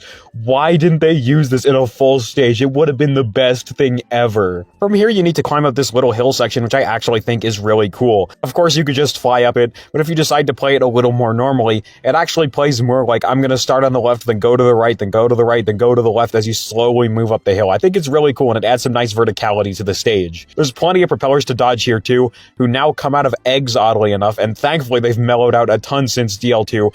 Bless this new generation. And then we meet up with the man himself. Hello, Mr. Mario Picross. Thanks for the heart star. See you later. Grow some hands and make your own sculptures now. We're finally at the boss of Ripple Field, and we're facing none other than Acro, the same whale who was actually cut from Dreamland 2, although thankfully gets to make his big debut in Dreamland 3. The first phase of the fight takes place on this fairly weak, rocky platform inside this big aquatic cave. Acro will simply just charge at you and ram into the wall, and you simply need to spit out whatever comes from the wall when he rams it back at him. After a couple of hits, Acro will break the platform, and you'll both be thrust underwater. The fight has significantly turned in Acro's favor now that he's in his element beneath the ocean, and Acro just takes full control of the fight as the camera now follows him around. He'll move left and right, spitting all sorts of things at you, including skulls, anchors, and even his own babies. How's he making those inside his mouth? Eventually, he'll charge at the wall, and it will cause a chain reaction in the cave that sends a ton of boulders hurtling down from the ceiling. So how exactly do you fight back against Acro? Well, remember sweet stuff from Dreamland 2? Yeah, this fight basically takes that aquatic fighting with the water gun and reflecting projectiles back at Acro and makes it even better. Acro just feels a lot more dynamic than Sweet Stuff. He's moving around a lot more, so you need to aim better with your water gun in order to hit him. There's also a ton more variety in the projectiles you can actually send out. You can reflect almost everything back in the fight, whether it's Acro's babies that slightly move up and down as they're sent out, or the boulders that drop down on you from the ceiling. And also, like Sweet Stuff, if you decide to bring Kine into the fight with you, you get an additional way to fight him. You can actually fight him using the inhale, and it makes the fight a lot easier. But it's a nice little reward for bringing Kine in and playing to your strengths by bringing the correct animal friend in for the right job. So yeah, Acro's fight in DL3 is a perfect expansion of what they already did with the Sweet Stuff fight back in DL2, and it's just glorious. Wonderful fight. My only complaint is I just wish the underwater part actually lasted longer, because it feels like it goes down a little too quickly when you're using the water gun. Thanks to Kirby once again, Ripple Field has now been cleared of all dark matter. Now let's head on to Sand Canyon. Sand Canyon Stage 1 is a perfect introduction to this brand new area, and out of all the stages in Sand Canyon, it really does capture the canyon part of the name the best. The level design here is really good, and it perfectly fits with the whole canyon theme they're going for. Whether it's dodging some tightly placed shotzos, which are a pretty good challenge if you decide to just run through it, or rolling down slopes using the stone ability, the stage does really feel like a canyon that's kind of been translated into a Kirby level, and I love the last stretch where we actually get introduced to two brand new enemies. Terran, these little purple pterodactyl guys that try to slowly fly down on you, and and Dogons, these caveman enemies which actually smack back projectiles you try to send at them. It makes trying to attack them with projectiles kind of a fun little game where you need to try to get them distracted and hit them while they're smacking something else away. It's a shame they're kind of underused because they're a really cool enemy type and they should be brought back one day. This stage also has a pretty interesting enemy that actually appears a little earlier on in the stage and has an entire room dedicated to it and its one mechanic. This enemy only appears one time in the entire game and it's right here in Sand Canyon Stage 1. And this enemy is none other than the adorable rabbit enemy Pawloff. They're just like La Bunny for real. Aww. Most players may not exactly think much of it. You can easily see it below you as soon as you enter this room, and it's not very hard to just go down and defeat it. It's just hopping around slowly, and it's not really posing any sort of threat. Well, it turns out that Pawloff is actually slowly hopping to its little invisible burrow. If you just let Pawloff hop around a little bit, it will eventually disappear into the background, and if you decide to enter that area like you would with a normal door, you'll actually be sent to its little burrow, which is full of point stars and even a 1-up. I didn't even know about this as a kid because I would just either go past the enemy or just defeat it. I had no idea this was even here, so this was pretty cool when I eventually found out about it. The Heart Star here is once again plant-based, being the first stage of Sand Canyon, and I think this one actually manages to provide a super interesting twist on the usual Plant Heart Star mission. It's my favorite Plant Heart Star mission in the game, and it makes use of two different flowers, being the tulips which return from Grassland Stage 1, and the brand new mushroom Gerumazudake. Garumazudake. Am I saying this correctly? It's literally just a mushroom. So what exactly is the Heart Star mission this time around? Well, obviously you're not supposed to step on the Gerumazudakes, but what you're supposed to do is kill all the tulips. Yes, that's right. These mushrooms want genocide. They want these foreigner flowers out of their territory. You leave even a single one of these flowers alive, and at the end, the giant Gerumazudake is going to be pissed. Like, holy shit, he looks angry. And of course you get nothing. If you choose not to commit genocide, You get nothing! well, I guess in a way you are kind of helping them out by getting them out of this arid environment. Well, maybe the Gerumazudakes were just trying to help all along. Oh well. I'm sorry, friend. I'm sorry it had to come to this, but it's you or the world. One's gotta go. And personally, I want to live on this planet. Your sacrifice will not be in vain. And I can't go on without mentioning the iconic song that plays in this stage, Sand Canyon 1, which is probably the most iconic song out of the entire DL3 soundtrack. The amount of remixes, high-quality rips, and even just usage that I see this song get in like random YouTube videos where I don't even know it's made by a Kirby fan is just absolutely insane. This song is just iconic. And rightfully so. This song is just such a fun listen. It's got that signature DL3 bounciness to it, and it perfectly captures that sort of sand, desert, canyon vibe while also being pretty silly too. What can I say? The song is a classic for a reason.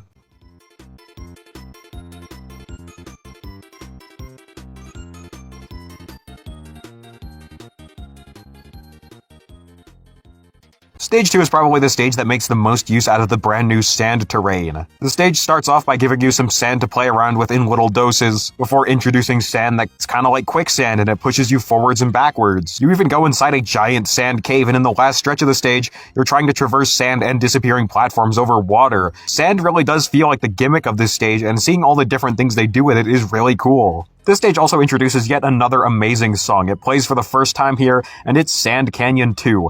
Not only is this song a remix of Gourmet Race, but it's actually the first ever remix of Gourmet Race. Unlike the original Gourmet Race, something about this one just perfectly fits this sort of environment. Like, if you swapped out these two renditions, the original Superstar version just wouldn't fit here at all. It's something that the Dark Matter Trilogy always seems to do whenever it borrows music from other games. Okay, well, it's mostly just DL3 and 64 because those ones actually bothered to remix the music, but I guess DL2's recycled music did fit the areas to a T. Sand Canyon 2 is obviously no exception to this, because something about this song doesn't really feel like you're racing against the Great King, but rather like you're trapped in some sort of harsh environment as you try to escape.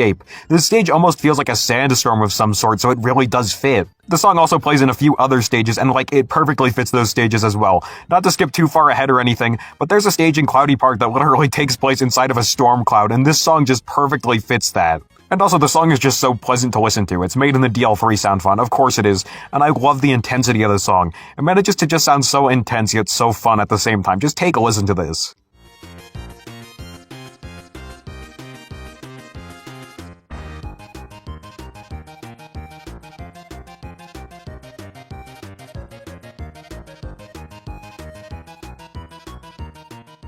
This stage is also notable for introducing the last copy ability, Ice, in Sand Canyon. How? Okay, well, the enemy that gives you it is a Buki set, so I guess that does kind of make sense. I can imagine a Buki set being able to survive here, but definitely not Chili.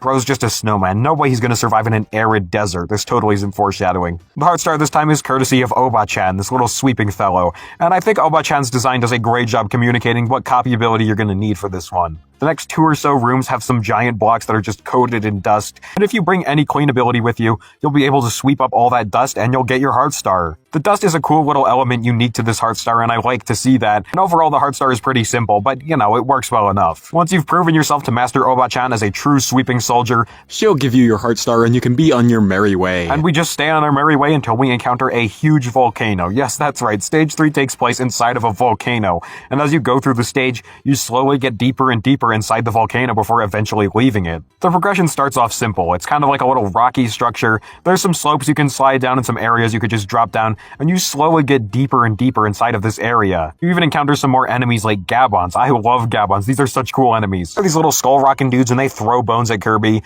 but once you manage to hit them and take away their skull, it turns out they were just a little guy the whole time and they just helplessly run around. They're just a super fun enemy type overall. As we go deeper into the cave, we enter a little cavern area where we see these thwomp-looking things for the first time that just slam down on Kirby, you know, as a thwomp would, along with some fire enemies that are thrown into the mix. I love the change in scenery, and as our expedition continues, we encounter the egg-shaped host of our next minigame heart star, Caramello, and this is one of the mini-games of all time. What happens here is that Caramello blows on some red bubblegum that blows up in his face, and some of these faceless Gordos will then wake up, and you need to count all the ones that have this sort of flabbergasted-looking expression. There are some that have this smirk, but I think they're literally just here to throw you off. Caramello has never asked me how many of those woke up in my life. But anyways, count up those surprised Gordos, and then just input however many you saw. The main reason why I say this is one of the Kirby minigames of all time is because this one was absolute torture as a kid. Playing this on Dream Collection was miserable. I even had to, get out a sheet of paper while I would constantly alternate between the game and the home menu. The same thing kind of applies to the other 2 mini-games we'll get to soon enough, but those ones just don't really give me that much of a problem anymore, but this one still does, partially due to those Gordos that are literally just there to fake you out, and also because all the Gordos wake up at slightly different times, so you constantly need to be paying attention and counting. It also gets incredibly fast towards the end, and compared to the previous 2 mini-games where you simply had to guess something, the timing is a lot more strict here because you actually need to count. But if you can manage to do that 3 times, you'll be good. Not exactly the best minigame in DL3, but I do kinda like the challenge it poses. It kinda gets old running through the same level over and over again just to get to this part and fail. I do have a soft spot for this one, even if there are times where I just want to crack this egg wide open. After a section even deeper inside the volcano where we can even see some lava, really, I do love the progression in this stage. It's so good. We exit the volcano in a pretty straightforward area. There's some propellers, these little sand waterfalls that don't really slip you up or anything, but do provide some nice visual flair to the section, and we even get to see Batamon a little more clearly this time. So yeah, the hard start can be a little frustrating, but overall the stage is still really damn good. Now on to stage 4. Ah yes, the Night Desert stage. Truly a spectacle to look at. We start off, wait, Chili? How the hell is Chili here? You should be melting! Why am I questioning logic in a Kirby game? But then again, why is this snowman out here in the desert? Where were you before if you could just survive these types of conditions? But anyways, we see this beautiful sunset in the background, and I love these little Stonehenge-looking structures. It provides a little bit of intrigue into what exactly Sand Canyon is like beyond these stages. And also the sunset just looks stunning. This is one of the best looking stages in the whole game. The first part of the stage has this 2-path thing going on where you could easily mix and match paths and just make your own. The bottom path is full of quicksand and you get to encounter a lot of Marials down there, but the top path has you dealing with some Popons on more stable terrain that you can actually crouch on to transition to the path below. Personally, I've always been a little more of a Popon path guy myself, but if you're a Marial path guy, I completely get you. The next part is a really cool platforming section where there's sand that tries to push you into some spikes below, and you even have to contend with all sorts of enemies like Brontoberts and ticks. It's just a really well-designed and fun section. And of course, who could forget about the little Pacto trap that triggers when you try to grab this Maxin Tomato? Sure, the Pacto is pretty easy to avoid, but that adrenaline rush of just being able to barely scrape by a Pacto is so satisfying. The next room puts us in a series of underwater auto-scrolling tunnels, and we need to choose the right tunnels in order to find Danbei to reunite him with his sister Hikari for a heart star. Oh, and for any of you uncultured fools, Danbei and Hikari are 2 characters from the iconic hit game Shin Onigashima, which totally isn't a Japanese exclusive game that is based on Japanese folklore that also happens to have its characters represented in DL3 by 8-bit sprites from the original game. No, that is not Shin Onigashima. None of those things applies to it. This heart star leans a little bit into trial and error. which I know isn't everyone's cup of tea, but personally, I can kind of roll with this one because it should take you like 2 tries at most. You need to choose between 3 different sets of paths, the first 2 sets having 2 different paths to choose from, and the third one having 3. Just using the process of elimination, you can probably deduce that going through the correct path on the first set means that the opposite path that you didn't take on the second set is going to be the one you need to go through there, and obviously you should be going through the middle on the third path because that didn't exist in the previous ones, only up and down. It does kind of suck that there's no real clues to actually clue you in on what you're supposed to do and which paths are the right ones, but I could tolerate this one, although I do wish we kind of got a better designed Hearthstar than this. Anyways, just choosing the correct path should lead you to the clean mid-boss Haboki, who is literally just a giant broom. It attacks you by sweeping, and you simply need to take whatever it sweeps and send it back at it. Defeat Haboki. Go through the door that opens up after you defeat Haboki, just go to this next room, which is just a straight hallway where you'll find Danbei just sitting in there, pick him up. Now we go to the last part of the stage, and this part is amazing. I love the look of this part. Enough time has passed between the intro part of the stage and the last part of the stage that now it's nighttime and everything has this beautiful shade of blue on it. The layout's pretty basic and it's mostly just kind of like a flat stretch of land, but there are so many different enemies you can take in, and all sorts of ability blocks to break and bonuses to find. Reuniting 2 8-bit characters from an old Japanese game you probably haven't played to get a Hearthstar while defeating a mid-boss to save one of the characters in question. That sounds familiar. Maybe I'm just insane, that's probably nothing. Now on to stage 5, and while this stage definitely does dial things back on the presentation front, as it's now a pretty basic looking cliffside rocky area, which still looks amazing, might I add. The level design and Hearthstar here are great. One thing I always like to do during the intro part of this stage is grab Rick, who you can find off in a little room to the side, play the stage as normal until we get to that part where we're just dropped down this giant shaft, don't really move at all, get to the bottom, eat this chili to get the ice ability, and then from there just use Rick's wall climbing abilities in order to scale this place, because it's entirely possible. The main reason why I like to do this is because there's actually a 1-up that is protected by some ice blocks, so you need the ice ability to get that. And doing it with Rick, where you actually need to scale this wall using his wall climbing and use the stomp on enemies whenever they pass by, it's really cool how this section feels like it was just perfectly built around Rick, and it's nice to see Rick getting a little spotlight on top of Choo Choo, who gets it later on. And speaking of Choo Choo, in this auto-scrolling section where we're chased down by some pretty slow-moving boulders, you can find a little door you can enter, and this is where you'll pick up Choo Choo, and you need to carry her with you through the rest of the stage. One nice little ability room and point star placements that actually promote using some of Choo Choo's flight abilities later,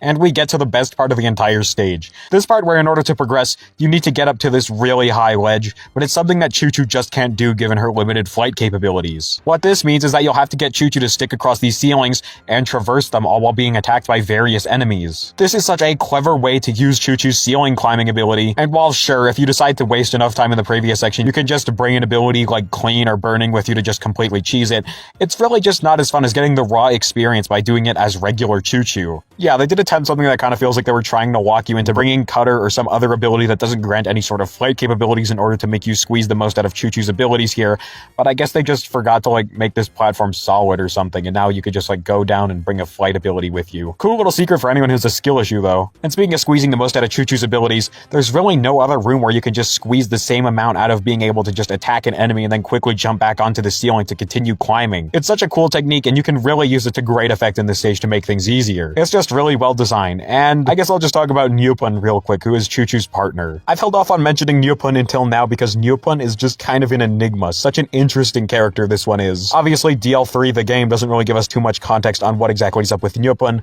but like, is Nyupun just a friend of Choo Choo or like a love interest of some sort, because there's clearly something going on between her and Kirby.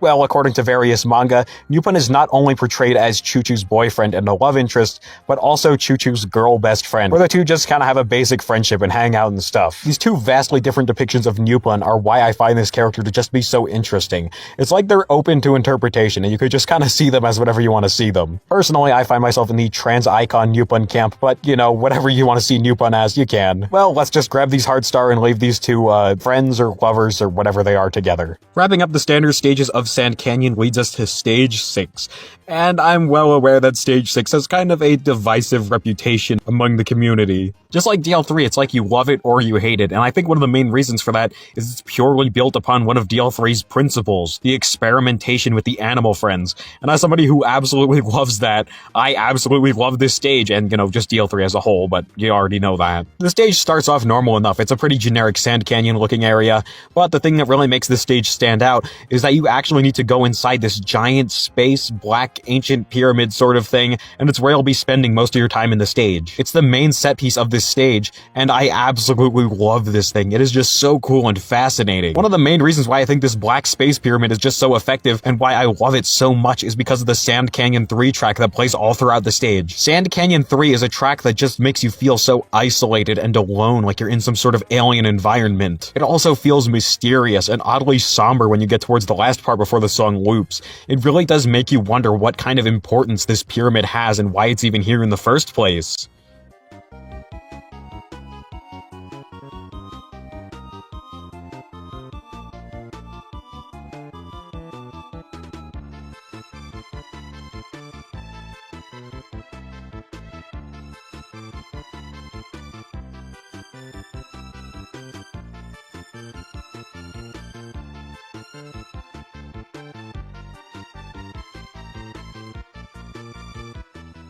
This atmosphere is just elevated by the backgrounds in this stage. It's like a series of complex line patterns, with one being a lot more brighter and prominent than the other, all over a white background while they constantly move around. It's just so cool to look at. It almost feels like something you'd see during a battle in Earthbound. The whole area just feels so empty too, but not in a bad way, in a great way that really elevates the atmosphere. Really, the only life here besides Kirby, Gooey, and the animal friends are Bukiset and Pilu enemies. Every other hazard is just faceless, with what little actual hazards there are. Yeah, the stage's atmosphere is great, and I love the actual level design too. The main reason for this is because of the aforementioned Heart Star. You'll need to help out Professor Hector by finding all 5 different pieces of Rob scattered throughout this pyramid. Yes, that Rob. And not only are these just 2 really cool guest star characters, but the way you go about getting the Heart Star using all sorts of different animal friend and ability combos is just so cool, and I love it so much. The pyramid is connected through this one little hub area. You can swim around to your heart's content in here, but in order to access any of these doors, you need to go inside of this Z-Bon, which fires in 8 directions, in order to break a wall and gain access to a door. The left and right doors both connect to hallways that lead in and out of the pyramid. The bottom center door is the one that contains every single animal friend and a Buki set of every single ability, so you have free access to use whatever you want. It's the closest thing the game has to an ability test room, and I spent so much time here as a kid just playing around with all the ability combos and seeing which ones I like the best. And you'll also be spending most of your time here too, because in order to get all the pieces of Rob you can find in the other 5 doors, you'll need various animal friend and ability combos in order to clear certain puzzles or get through challenges. Let's start with the bottom left room. Here you're going to need Stone Coup in order to break these stone blocks. It's pretty easy to drop down, but if you're able to use Cou's little flaps or even just fly around, you could keep yourself safe and not crash through all the star blocks and just die. The reason why you need to bring Stone Coup with you is because you'll need to pass through this wind current at the end of this section, and you have to break through these stone blocks somehow. Just flap through this wind current and you'll be able to get Rob's left arm. The bottom right room is pretty similar. You'll need Kine in order to cross a water current in the next room over, but Kine can't make this jump, so you need to make use of Parasol Kine in order to safely glide across this gap. This way, you're able to bring Kine into the room to swim past the water current and get Rob's right arm. Although if you are a good enough masher, you could just bring Ku in there with you too, but it's a lot easier to just bring Kine. But still, this is a cool thing to see. I doubt it was intentional to have Ku be able to just flap past water currents, but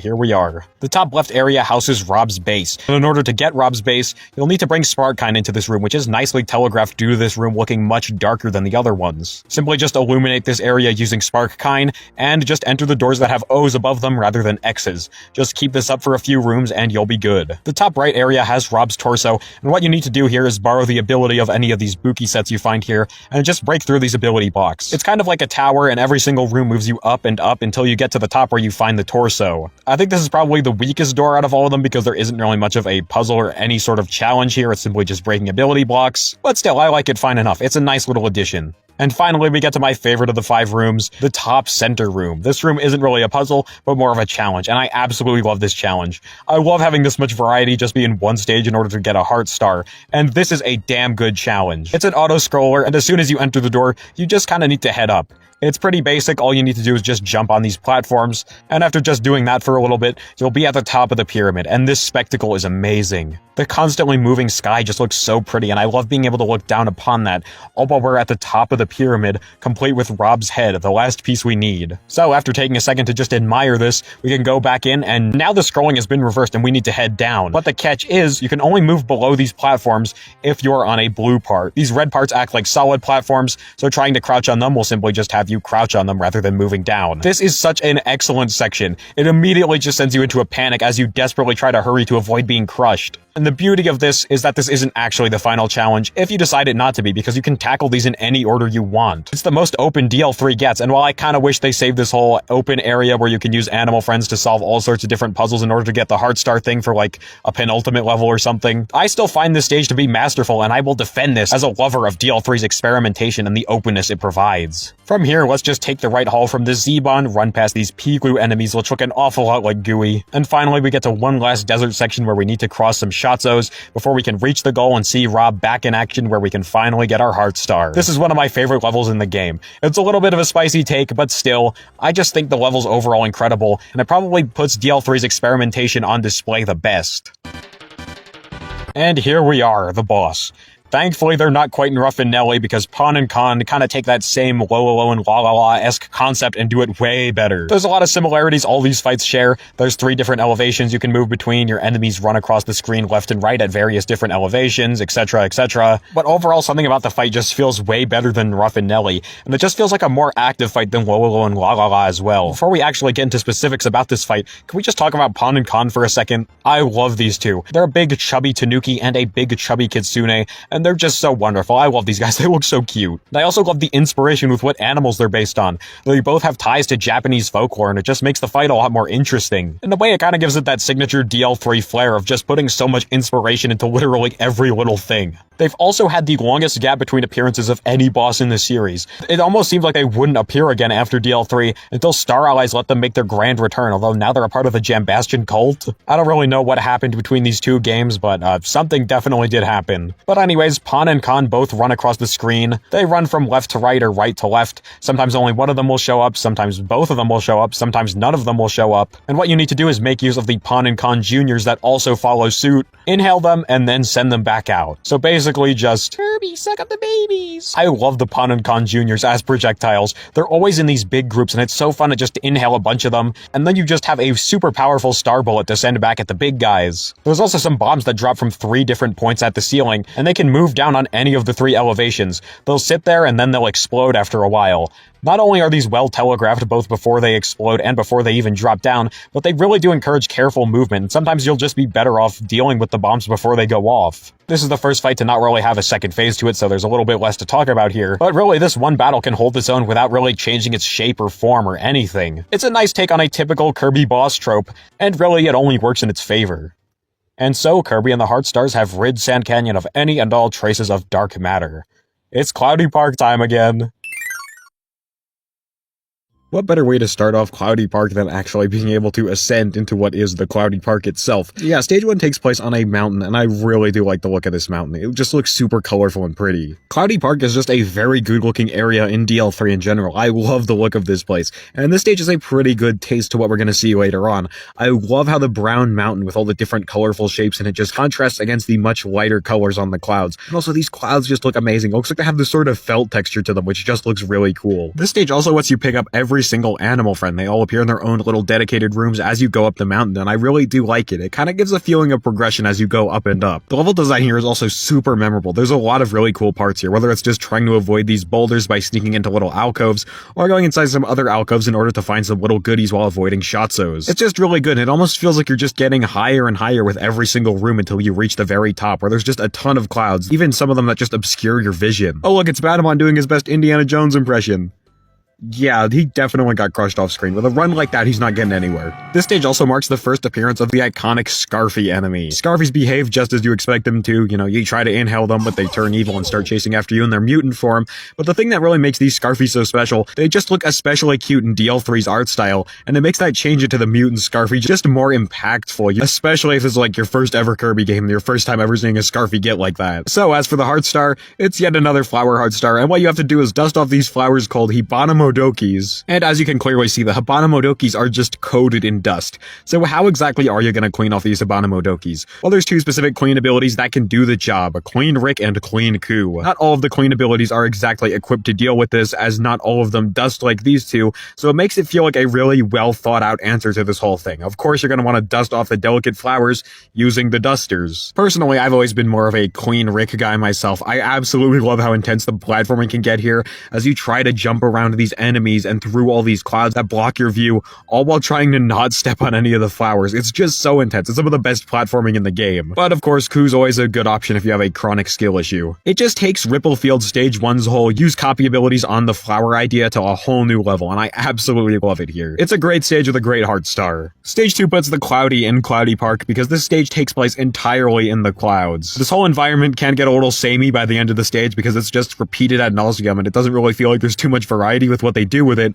but it still looks really good regardless. I love how mesmerizing the scrolling clouds in the background is. It just gives it so much depth, and it really does give it its own unique appearance. Cloudy Park Stage 2 is probably one of the weaker stages in the game just because the whole thing just kind of blends together. The rooms don't really feel too distinct and it's pretty straightforward too, so there isn't too much memorable stuff beyond like the basic appearance of the level. Enemies are typically just kind of clustered together, like at one point you'll be dealing with a bunch of Scarfies, then you'll be dealing with a bunch of Togizos. Trust me, Togizo will be important in a second. This stage also introduces a wind mechanic we can play around with. It's this wind that kind of blows from any holes in the stage, and all you really need to do is just hover across it, but it will also slow your descent too, so you can make some jumps across it too. There's also a few secrets hidden in these clouds. The whole reason why this works is because the foreground floor is just kind of obscured by the clouds in the front. Usually something like this would be pretty annoying, but I could definitely excuse it here because they're not trying to pull any sort of cheap tricks here, just hiding a few secrets. And it really does immerse you in the stage too. The heart star is once again a pretty simple just use an ability in a certain room heart star, but this time it's a little more complex because in order to get your heart star in this stage, you need to reunite the chicken family Pio and Keko. In the last room of the stage, you'll encounter little chick Pio hanging from a balloon. How exactly are you going to pop a balloon?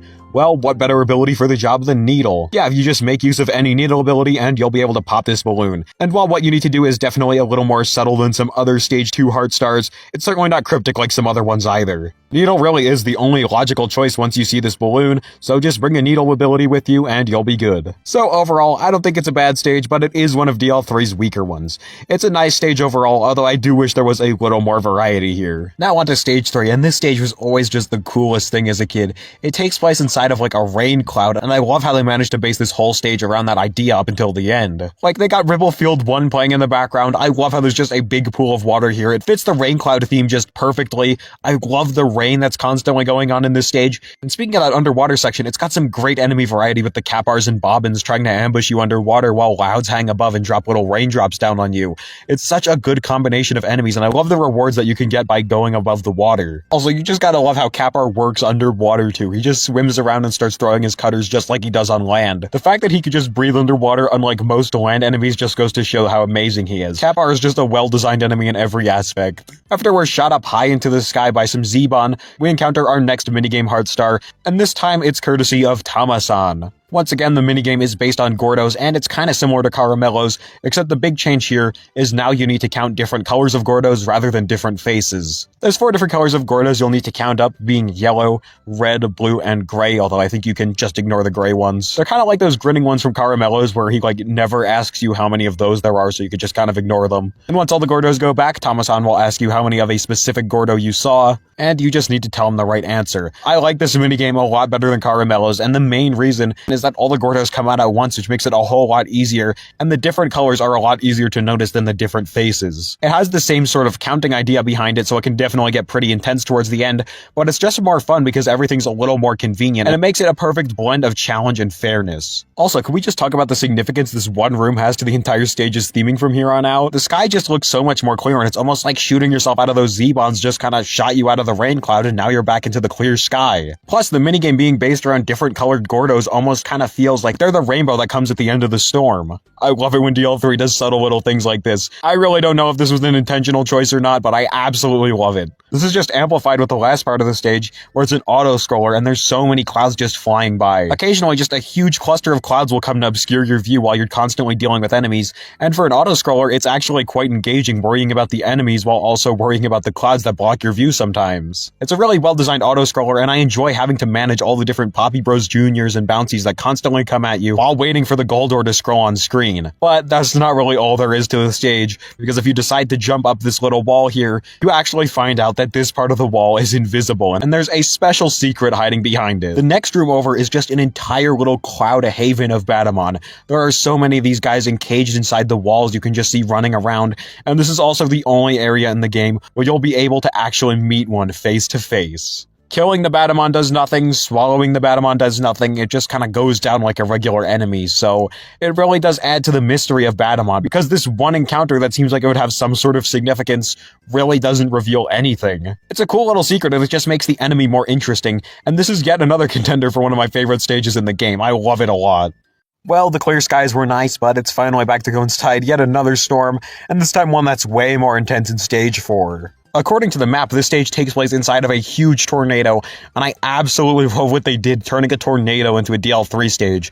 Besides just how pretty the clouds look with their felt textures and all these different darker colors, I love seeing a tornado be kind of portrayed like this huge cave of clouds, and how there's all sorts of winds that blow you around inside of here. It's such a fun way to just turn a tornado into a Kirby level. And speaking of the wind, I absolutely love how every single room in this stage makes use of wind in all sorts of different ways. It's such a fun stage element to just play around with. You can make Kirby jump super far, you can make him do some cool little curve motions. You could squeeze even more out of abilities that get even better when you start dash jumping with them. And overall, it's just a fun gimmick, and I love how this stage is just based around that entirely. This is the stage that also allows Ku to shine the brightest, giving you some control among all these wind currents trying to blow you away. He's also integral to the Heart Star, where you need to reunite the little orange fellow Mikarin with this bigger guy here, Kagami Mochi, who just so happens to be a Kagami Mochi, a type of Japanese New Year's rice cake decoration, which are frequently seen with oranges on top, hence why the two are together. It's not exactly something the Western audience is gonna pick up on. I certainly didn't as a kid, but still, it's so cool, and I love seeing this much thought just being put into even the game's little NPCs. Anyways, all you have to do is just go through the stage as normal, and after you defeat Jumper Shoot, who makes his grand return from DL2, he's also pretty similar to his incarnation in DL2, although now he has a new attack where he just kind of bounces all around the arena.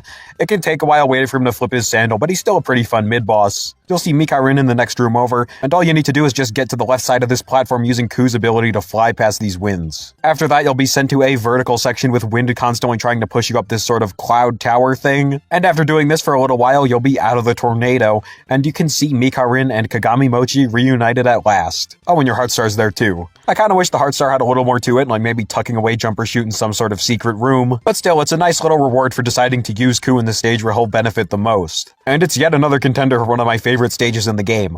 Oh, and I almost forgot, there's a new enemy type introduced here, and it's the Wappa, these little ice yeti sort of enemies that roll at you. Believe it or not, but the Wappa is actually based on the Wampas from Star Wars. Two entirely different looking creatures, I know, but like, their name in Japanese is literally Wampa. And you could definitely see the vague similarities there too. Star Wars is another thing that Shimomura must have at least had sort of a passing interest in, much like Evangelion, because trust me, 64 does have a few Star Wars references in it, and yeah, I can't really hide it for much longer. We all know about the double-sided lightsaber, but there's certainly a little more Star Wars in Kirby 64 than just that. Now on to Stage 5, and this is just a DL3 stage that really sticks in my mind. For starters, I love the look of this stage. It's pretty basic and it's mostly just a bunch of mountains and clouds, but it looks really good regardless. These mountains kind of remind me of those really cool looking ones from DL2's Cloudy Park. Really makes me wonder if that was like an intentional thing they wanted these two places to share. And I also love the pink on these clouds. They look so good. And you know what I also love? Whenever DL3 does that foreground transparency effect with some of these clouds, it looks so cool. The stage also introduces a brand new enemy type, Klinko, this little parasol enemy who just kind of hops around. He looks like a wooden umbrella and actually takes inspiration from a yokai. This yokai is the Amefuri Kozo. It's a weather spirit that rocks a pretty similar parasol to what Klinko has on its head, and obviously, you know I love this kind of stuff. The stage design is pretty simple, as it'll mostly be just jumping from mountain to mountain, although there are a few little secrets you can find by going in between the mountains and checking below the clouds. The main thing that makes this stage so special, though, is the Heart Star mission. This is one of my favorite Heart Star missions in the entire game. It's another Animal Friend reunion Heart Star, and this time Rick has to get back to his wife Pick. And the reason this one is so special is how much use you get out of Rick's wall climbing and the huge focus on platforming due to Rick's inability to hover. As you take Rick through the stage, there are all sorts of mountains you'll need to climb up, with the most notable one being this one that has Gordos. There are also plenty of areas where you'll need to make use of Rick's ability to stomp on enemies in order to get by. The whole stage was just perfectly designed with Rick in mind, and it makes it one of the greatest Heart Stars in the entire game. It's also one I have kind of a nostalgic fondness for, because one of my fondest memories of DL3 is just kind of skipping school one day back when I was in elementary school and just sitting there and playing Dream Collection instead. This Heart Star in particular is the one that I remember just trying to beat while I was home that day. It certainly wasn't easy and I kept dying like a lot, but eventually I got it down and it just felt so satisfying, and even today, completing this just feels so satisfying because it just requires a good understanding of Rick's abilities in order to get. And besides, something about Rick just making all these leaps of faith in an area where he's completely out of his element just to be reunited with his girlfriend is actually quite commendable. Now I'll just leave you two creatures here, go have creature sex or something. And finally, Stage 6 takes place in this sort of strawberry cloud thing that actually happens to be an entire palace. The theming of this stage is really good. I love the checkerboard patterns all over the walls, the windows that let you peer out into the distance, and the thing that really sells it is just the appealing color choices for literally everything in this stage. Another cool, unique enemy is introduced in this stage, and it's Madhu. Madhu is this little hooded fellow who will throw down these dark orbs, and whenever Madhu appears in a room, it's always designed around this enemy. There are these blocks that Madhu is capable of breaking, and as soon as you enter one of these rooms, you're going to be trapped in a little area where you need to wait for Madhu to destroy these blocks before you can move, and you'll also have to manipulate Madhu into breaking certain blocks in order to continue through the stage or access secret areas. Madhu is also the reason why this one part towards the end of the stage is able to work so well. Normally, if you just want to continue along the main path, just run to the other side of a room with Madhu in it, and the door right below you will be the one that continues along the main path. However, the last of these rooms in this stage completely flips things on its head, as the main door is mixed between all these other ones, so you're being inadvertently roped into challenges you might have not otherwise partaken in, all while Madhu inadvertently helps you in order to find the way out. Another really cool thing this stage has going for it are these sections where you can actually see sketches of Waddle Dees, Bronto Birds, and Bouncies all along the walls. The stage opens on one of these and closes on another one. While they're just a simple decoration the first time around, towards the end they will actually come to life and start attacking you, so you need to play a little cautiously while approaching them. It's such a cool little gimmick that only appears in this one stage, and it's excellent foreshadowing for the boss up ahead. But first, there's one more heart star we need to get before we can leave Cloudy Park. This heart star is given to us by HB-007. Yet another Mario's Picross reference, because we needed two of these. You could find him tucked away in a little secret room. Oh hey, he wants a sculpture of him doing a handstand. Okay, well just go across this room with some Mopus and eventually you'll be there. Okay, all done. Wait, where's the heart star jingle? Wait. Hey, wait, you lied! The real challenge here is trying to decipher what he looks like upright while he's flipped over. It's a nice progression on the first one, and it may take you 2 tries, but you'll get it down eventually. It's pretty straightforward, but pretty good. And this closes Cloudy Park's regular stages on a really good note. And this brings us to the boss, Addo.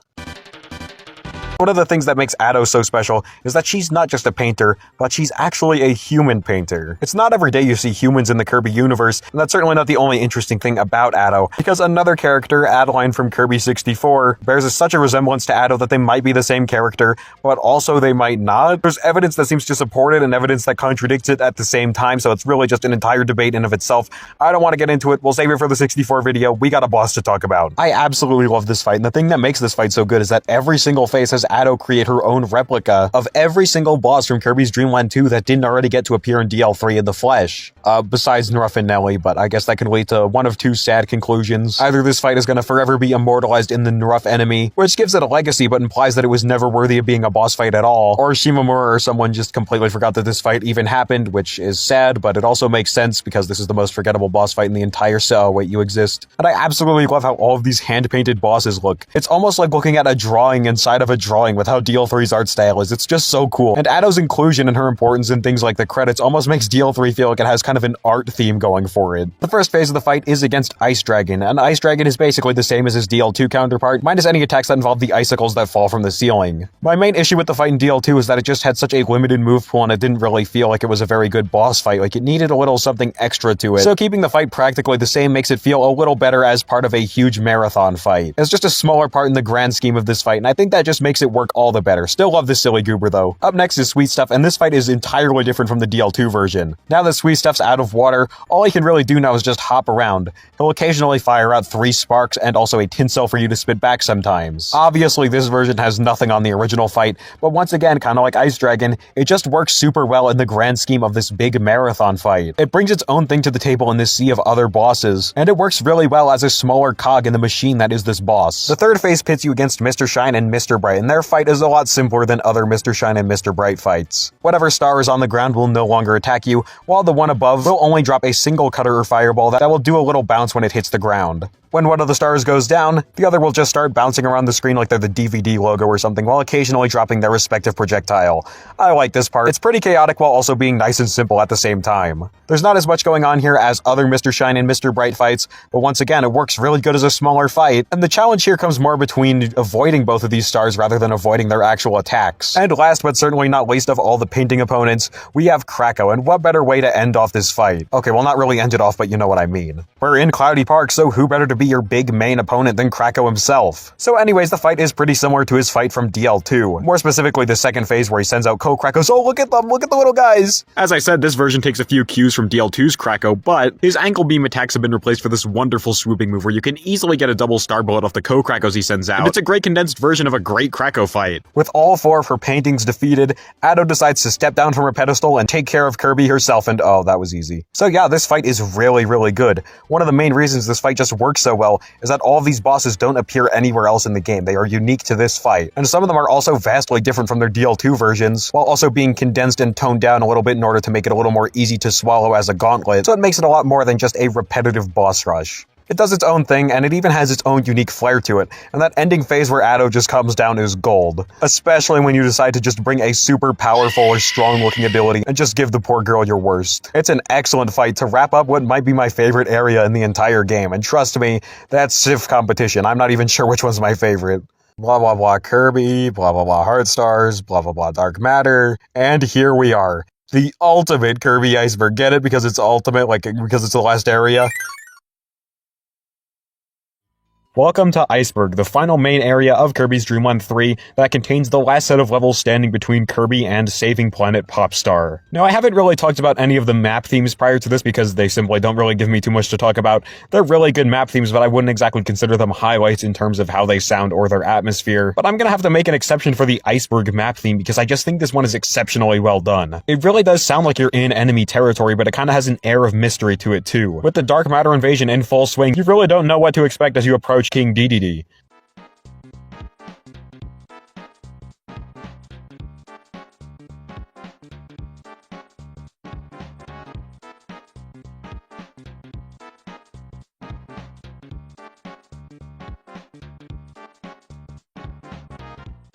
So anyways, stage 1, and I think this stage is an excellent way to start off Iceberg. Right off the bat, it already just lets you know that you're approaching the end of your journey. Just look at this beautiful pinkish-orange sky. It feels like it just symbolizes that our journey is about to come to a close, and just seeing that as we traverse through this icy and snowy landscape just hits different. The level design is also top-notch here too. There's a few really good parts in the stage, like this vertical section where you need to do some platforming up this shaft while avoiding Galbos and Rockies, which are two enemies that work surprisingly well in this area together. Or that snowy mountain section near the end gets you all prepped up for the next stage. Not to mention the snow on the ground just looks absolutely beautiful. I love looking at that. It looks great in tandem with the sky. As for the heart star here, the final flower we have to help out is called Kogosu. The Kogosus have all frozen up in this icy environment, and what you need to do is get a hold of a burning ability in order to melt the ice that's encasing them, and, you know, just free every single one of them and you get your heart star. I think they probably could have done something a little more interesting for the final flower heart star of the game, but I don't think it's bad at all, and one of the main reasons for that is the area you encounter all these flowers in. There's quite a few different enemies you have to contend with, including Mumbies, which are especially tricky enemies because they can't simply just be inhaled. It's recommended to take them on using a copy ability, and depending on whatever sort of burning ability you have equipped, a single wrong move while trying to take out these Mumbies could lead to you accidentally killing one of the flowers. It's good to see these enemies here because it really does add some pressure and challenge onto what would otherwise be a pretty straightforward and basic heart star. Overall, it's a great opener. You start stage 2 off on a snowy slope.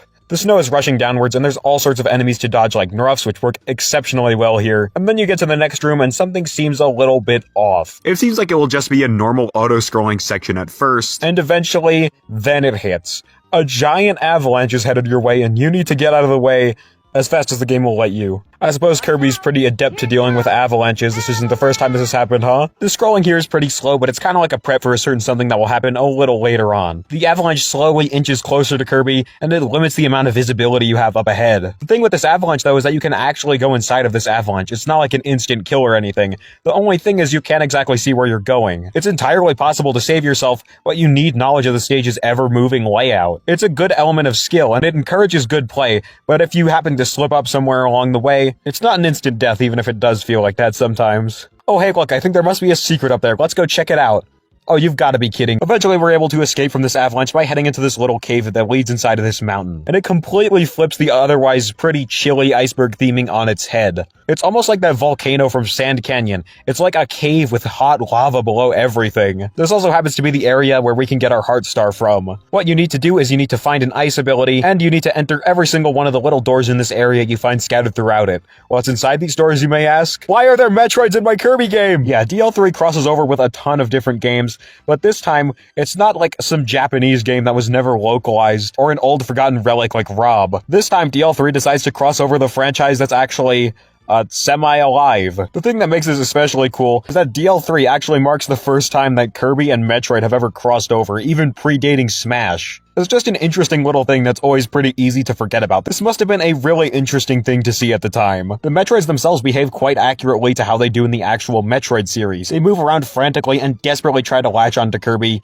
although thankfully, unlike in the actual Metroid games, they don't sap any of your health. And all you have to do is simply just freeze them in order to kill them, move on to the next door, and repeat until all the Metroids are dead. Having the Metroids be weak to ice might seem like a pretty random thing if you've never played a Metroid game before, but it's actually a cool little reference to their home series because they are actually weak to ice. It's like the only way you can kill them. It's probably a little confusing for a new player, like someone who doesn't even know like the first thing about Metroid, but as someone with some knowledge on the Metroid series, I certainly understand it. I didn't as a kid, but, you know, I figured it out. Anyways, with all the Metroids defeated, we head out of the cave and, oh shit, it's another avalanche. This one is even faster than the first one, and you really need to be okay, well, not quick, but you need to kind of stick close to the front of the screen, you know, because it's an auto-scroller. This one in particular gets super intense, so you really have to play well to stay alive, and I really like the avalanche gimmick, as controversial as it is. I love how both of the avalanches just shake the screen when they show up. It just sells the intensity of the situation. And so, now that we've escaped this second avalanche, we can meet the Samus Aran and get our Heart Star, and hey look, she even has her helmet off. I think the Metroid crossover here was actually handled really well, you know, for like a DL3 Heart Star mission. Truth be told, I can't actually speak on how well any of the other ones were handled because I've never played any of the games those characters originate from in my life. But it's a really cool thing to see. All the crossovers are really cool. Due to this little Metroid crossover, some people have actually speculated that Kirby and Metroid take place in the same universe. Personally, I kinda doubt it, but you know, both series do have a lot to do with space. And it's a big galaxy out there, you never really know. Who really knows, maybe Zeebs is just a few blocks away from Popstar. And I mean, both series definitely aren't afraid to dabble in some cosmic horror from time to time. Maybe this theory isn't so far-fetched after all. Stage 3 is the first stage to actually feature proper ice physics, and I don't really find them annoying here, just like DL2. The game's still fun to control, and while they do make the game more slippery, I don't really have an issue with it, and I think it lends itself well to some challenging platforming. Really, just anything to give Rick a little more to do is a plus in my book. I really do like the first part of this stage. It really does emphasize the platforming aspect the most. There's all sorts of different things in the foreground and all sorts of enemies like Terrans you have to deal with as you jump from small icy platform to small icy platform, and the game is still throwing some brand new enemies at you, because here's Karori, a cute little penguin wearing a little beanie that pushes giant snowballs your way. I absolutely love Karori. Karori is an excellent enemy, and it's a shame that Karori's introduced so late into the game, so he doesn't really get to do too much. Thankfully, Karori was given a second chance in Forgotten Land. I still remember watching that initial Forgotten Land trailer, and after the incredible feeling of knowing that we're finally gonna get that mainline 3D Kirby game I've always wanted wore off, I decided to sit down, dissect the trailer, and holy shit, that's Karori from Kirby's Dream Land 3. I went nuts once again. He even gives you the ice ability in Forgotten Land, which is something that doesn't happen in DL3. I've said this multiple times, but Dark Matter Trilogy enemies tend to just kinda be exclusive to the Dark Matter Trilogy, and they very rarely appear anywhere else, and Karori is the perfect example of why I think they should bring more of them back sometime. They've done it with a few other enemies, and the pure unbridled amount of joy I have whenever I see these guys make their occasional returns is unmatched. Please, I'm asking you once again, Kumazaki, please. More things like the Karori comeback in Forgotten Land, I am begging. The next room throws some water into the mix, a stage element we haven't actually seen too much of since Ripple Field, and it's an auto-scroller, and once again, I don't think this is a bad auto-scroller at all. If you're not playing well, it can get pretty tight, and I really do enjoy being able to switch between the water and the land as you try to traverse this section. This duality of ice and water also comes into effect during the final stretch of this stage too. You can opt to try to stay on the ice above while dealing with all sorts of enemies like chilies, or you could decide to go underwater and deal with enemies like glunks. You also do a lot of switching there too, which is something that I really do like. It helps provide some utility to all animal friends, including Kine. This stage also plays around with Gordos by having them move in and out of ice, giving you ample time to slip between them, and these disappearing blocks. Oh, look at these disappearing blocks here. Watch this. I'm gonna prank Rick, okay? I'm gonna drop him and I'm gonna dunk him. Wait, Rick, can you hear me? Can you hear me? Holy shit, there wasn't any water under there. That's a bottomless pit. Rick, if you're alive, can you? Oh shit. Kine? Kine, oh fuck, he watched it, he saw me kill him. Well, he's seen some shit. I'm just gonna step out. And let's talk about the game's final minigame, Heartstar, and this time it's hosted by Chef Kawasaki. Shimomura's titles feel pretty distant from Sakurai's titles in a lot of way. They were coming out around the same time and both make up the classic era of the series, but Shimomura's titles just kinda lack the same gameplay style Sakurai was going for. I've said it multiple times, but they focus a lot more on having abilities be more like things you can experiment with and mix and match, and the games overall just lack a lot of characters like Meta Knight, as well as lacking plenty of recurring enemies throughout Sakurai's games. So something about seeing Chef Kawasaki, a character that debuted in Kirby Superstar, appear in DL3, I don't know, it always just felt kinda special to me. It's kinda strange that the established Kirby character kinda sticks out among the sea of randos who only appear like once in the series, but hey, I guess that's just how things turn out. Oh, also his sprite looks extremely nice here too, look at that beautiful orange. So anyways, how this minigame works is that a bunch of Gordos will fall down on the ice, and each one will play a distinct sound effect as they hit the ice. Eventually, Kawasaki will whack this one Gordo right next to him with his frying pan, that Gordo will play a sound effect, and you need to choose whatever Gordo made that sound before. Just do this 3 times with each round increasing in speed, and you'll get your Heartstar. This one is actually way more fun than I think most people give it credit for. It's challenging, but it also feels pretty fair at the same time because all the sounds are just extremely distinct. And besides, having DL3's brilliant sound effects being used for a Heartstar is just something that I think is really cool. I love these, so it's just a treat for my ears. There's certainly some complications if the player on the other side of the screen is like deaf and they can't hear the sounds or something, and they probably should have put this before the auto-scrolling section because one slip-up means you're gonna have to take even longer to get back to the part where you might just fail again. But still, I do have a fun time with this minigame, and actually a fun time with this stage overall. Now onto stage 4, and I hate to say it, but this is probably the weakest stage in the entire game. To start off with a positive though, this stage looks great. The ice environments in this game look pretty enough already, so when you just take that and set it at nighttime, bam, it's the recipe for a beautiful looking environment, especially in DL3. But the level design is kind of where I have my main issue, because I think this one overuses certain pieces a little too much. The level design here is pretty segmented, and every single segment feels like they kind of overstayed their welcome a little bit, repeating the same idea ad nauseum. I talked about this before, but my biggest gripe with DL3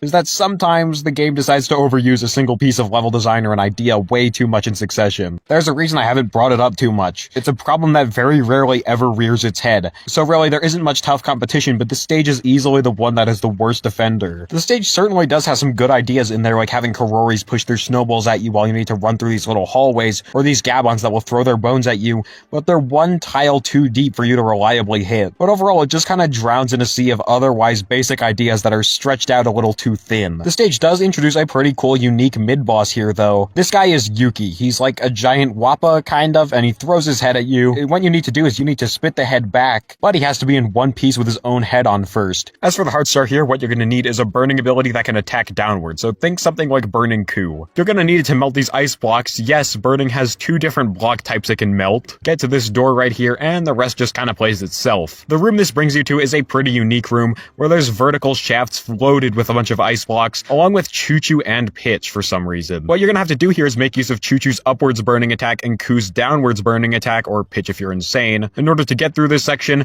where you'll eventually find our snail friend Nometsu Mori's shell. There's also these doors that just lead you to these areas with Pep Brews, where if you try to actually get the Pep Brews, you have to like drop the burning ability, and it basically just forces you out of getting the Heartstar this time around, so you need to exit the stage and try again. Uncommon, poorly thought out piece of DL3 level design here. So yeah, the Heartstar definitely could have been better. It's got its flaws, but overall I wouldn't say it's bad, and the same thing applies to this stage. It might be DL3 at its weakest, but DL3 at its weakest is still pretty good. I still think it's a solid stage overall. I definitely don't hate it. It's really just a testament to DL3's quality when this is the weakest the game has to offer. Now on to stage 5, the first stage that takes place inside of Castle DDD, and remember back when I was criticizing stage 4 for feeling a little too segmented? I hope you do, that was a few minutes ago. But this stage is also quite segmented, but the thing is, I think this stage overall just does things way better than stage 4 did. I love the change in scenery we get in Castle DDD. I really like the design of this whole castle, and not just the outside with the big red eye that foreshadows Zero, but just the interior. It's got so many good color choices. I love the blue and white. The stage is mostly divided up into little rooms, and every single room is based around a certain enemy type and what that enemy can do. Overall, these challenges just feel a lot more thought out than the ones in stage 4, along with feeling a lot shorter too. These are all like pretty simple rooms. There's a few enemies that I think they probably could have used in this stage, like Pactos, Karoris, or Dogons. It really sucks to see them absent, but there are so many random little enemy choices they decided to bring back for this stage.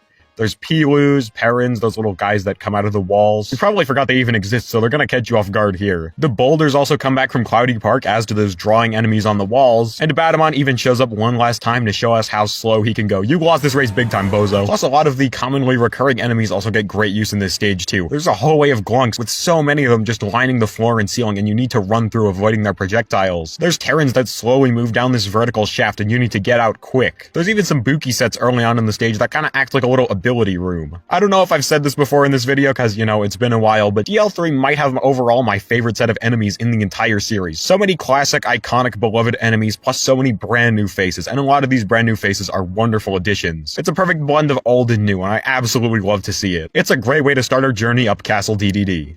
Alright, there's a heart star here, and I hate to say it, but I think this stage might have the worst heart star in the whole game. When I say I hate to say it, I really do hate to say it. I love Nago, and this is his stage 5 heart star. The stage 5 heart stars have been great so far. Also, I absolutely love his partner Shiro. Just look at her, she's so cute. These two are just so cute together, I love them. Although I don't know what exactly the manga is trying to tell me about this relationship, rocky relationship much. Nothing here is really designed around Nago's own abilities, and I know he's got a pretty busted triple jump, but surely they could have at least included some segments where things would be a little different should you choose Nago. Probably the worst thing about this whole heart star though is that Nago isn't even in the stage. You have to pick him up from another one. The stage itself is great overall, but this heart star is just kind of a blemish on DL3's pretty solid collectible track record. And it's not really a cryptic one either, it's just kind of poorly thought out. It really is a shame the heart star is as disappointing as it is, because this is the final stage 5 heart star of the game, and it kind of closes off my favorite type of heart star with a whimper. Oh well, the stage itself is really great though, so I guess there's still that. And so, we're at the final stage of Kirby's Dream Land 3.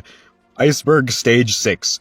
And I think this is actually quite an effective final stage. Iceberg is not only one of the best songs on the entire OST, but it absolutely captures the feeling that the stage is trying to make you feel. Not only is the air raid siren in the intro just iconic, but it almost feels like it symbolizes DDD sending out his strongest minions to attack Kirby. It is a mid-boss tower stage after all, and it's also the final one standing between you and DDD. Also, that siren always just gets me pumped as hell. It's like it's telling you, go, get out there and save your planet. And from here, the song just kinda has that same bouncy DL3 charm while it goes through a bunch of different segments. It perfectly captures that sort of energy you're gonna have defeating all these mid-bosses. It's just such a fun song to listen to, and I love that part before the song loops where things just kinda slow down and the song gets a little more, well, almost sinister. This part feels like it's just foreshadowing that DDD is not exactly the bad guy here, and that someone else is behind the scenes pulling the strings. It foreshadows Zero's presence in such a cool way, and I just love this song to death.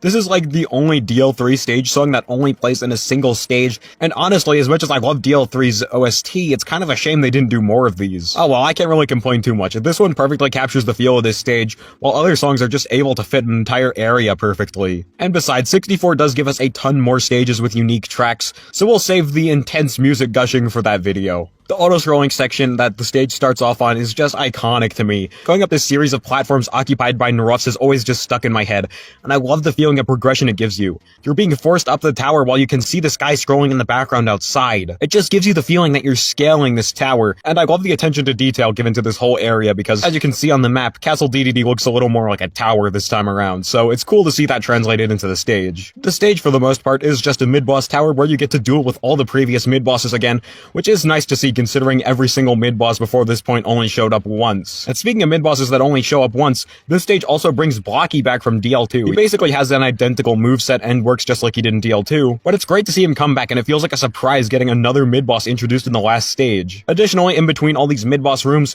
there's a room loaded with Sir Kibbles and another one with Sparkies. You might notice that the reason these enemies are here is because they give you the only two copy abilities that don't have a mid-boss to represent them. The reason why this is important is because of the stage's heart star.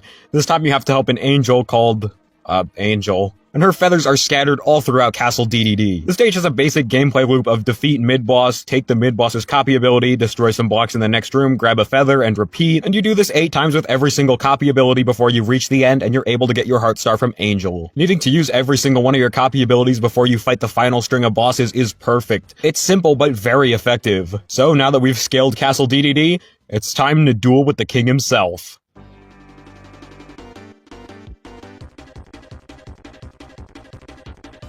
Okay, well, before we actually talk about the fight, DDD's fight has excellent presentation. I love this. I have to talk about it. I love the environment you fight DDD in with all these black clouds overhead. It just looks so cool and ominous, fitting the possessed DDD we have to battle here. We're also on top of the castle, which is a nice touch. And DDD's theme is also great here. It's a nice DL3 rendition that sounds quite similar to the Superstar version, but I just love DL3's sound font, and it adds so much to the song. It's one of my favorite renditions of DDD's theme.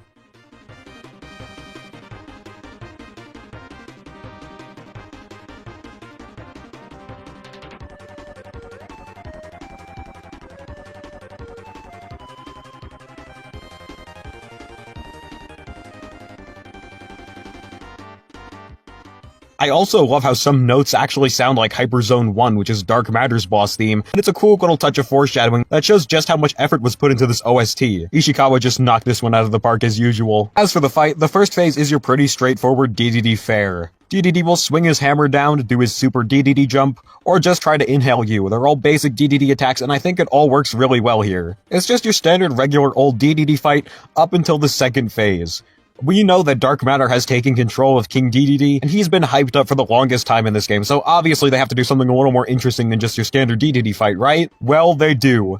DDD flies up into the sky, and being possessed by Dark Matter, his stomach opens up to reveal a maw. Wow, just imagine how this must feel. Not to mention, you could also see Dark Matter's eye through the stomach for some attacks. It's just a perfectly disturbing way to show what Dark Matter's possession can do to its hosts. We haven't really gotten a boss transition that was this disturbing since Wispy Woods, and I'm glad to see them bring it back for the climax. Possessed DDD has two different attacks, charging at Kirby using his stomach mouth trying to eat him, or firing out 3 dark orbs that will home in on Kirby, which you can use to spit back at him. Trying to fight DDD without a copy ability can be pretty difficult, given that the 3 orbs will sometimes block each other as you try to aim for DDD, but it should be that way. This is the fake final boss after all. After a long fight, DDD is knocked out, and Kirby does a little flip in the air, and...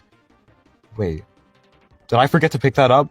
Don't forget to pick up your heart stars, kids. Anyways, this game also has a bad ending, much like Kirby's Dream 1 2, and this time we have Kirby and Gooey walking in this unique environment that seems to fully embrace the crayon side of DL3's art style. It's once again an enemy roll call where we can see just about every single enemy and boss in the game, along with getting to learn everyone's names. And obviously, as a Kirby enemy connoisseur and a big fan of DL3's roster, I wholeheartedly approve of this. I also really like the song that plays here too. It sounds very happy, but it almost sounds like you forgot to do something, like you're missing something, almost like it sounds fake. It's hard to describe, but it definitely goes pretty hard. I do like this song a lot.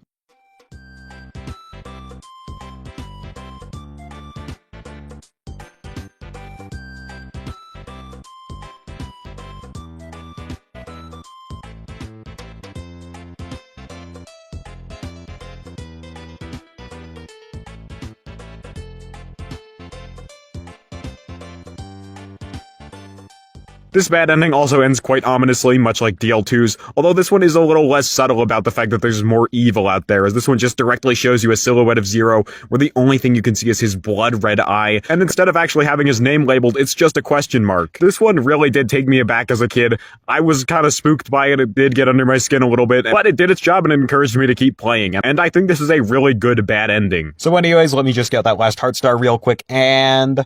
thanks to Kirby, Iceberg, and King DDD have been freed from the Dark Matter's control. All that's left now is the big black spot in the planet's center, the core of the Dark Matter invasion, and where the leader awaits, Hyperzone. After defeating DDD, every single one of the heart stars Kirby's gathered on his journey assemble to create the Love Stick, the only weapon that can take care of the Dark Matter invasion. And as DDD and all the animal friends watch on, Kirby grabs onto the stick and ascends into the sky.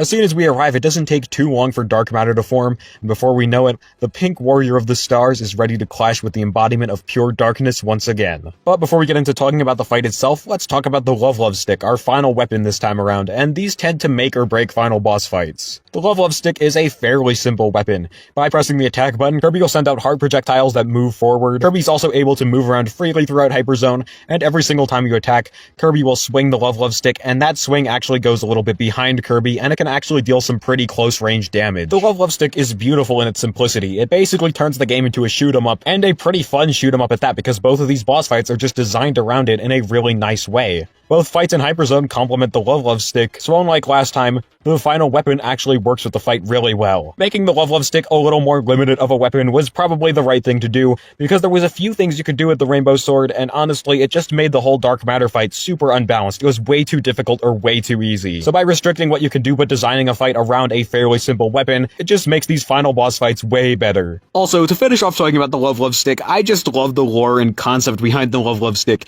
It's just the embodiment of positive emotions, and having it be the only thing that can defeat the Dark Matter here just works so well given some lore we'll talk about in a moment, and it also just feels like a culmination of the game's themes. Dreamland 3 is one of the most diverse casts in Kirby history, with 6 different animal friends joining Kirby, along with a friendly piece of Dark Matter. And besides, you go around helping everyone you meet throughout the game. It's the only way to assemble the Love Stick after all. The Love Stick is just strengthened by all those bonds you made throughout your journey, and it's the thing that lets Kirby fight back against the Dark Matter and save the planet. So basically, think of it as the power of friendship cliche made awesome. Gooey can also be sent out during the fight, and when you do, he takes on his Mock Matter form. It's really the only time in-game we're ever informed about his Dark Matter origins, and I think it's pretty cool to have him use it in the final boss fight. He even spits out little star projectiles, which is really cool. Kirby's got the heart, and Gooey's got the stars. Very clever. I'm also a big fan of the song that plays here, Hyperzone 1. This song just sounds so funky and so alien, and I absolutely love the vibes it gives off. Not only does it work great in the fight, but it goes incredibly hard as well. It's another contender for the best of DL3's OST.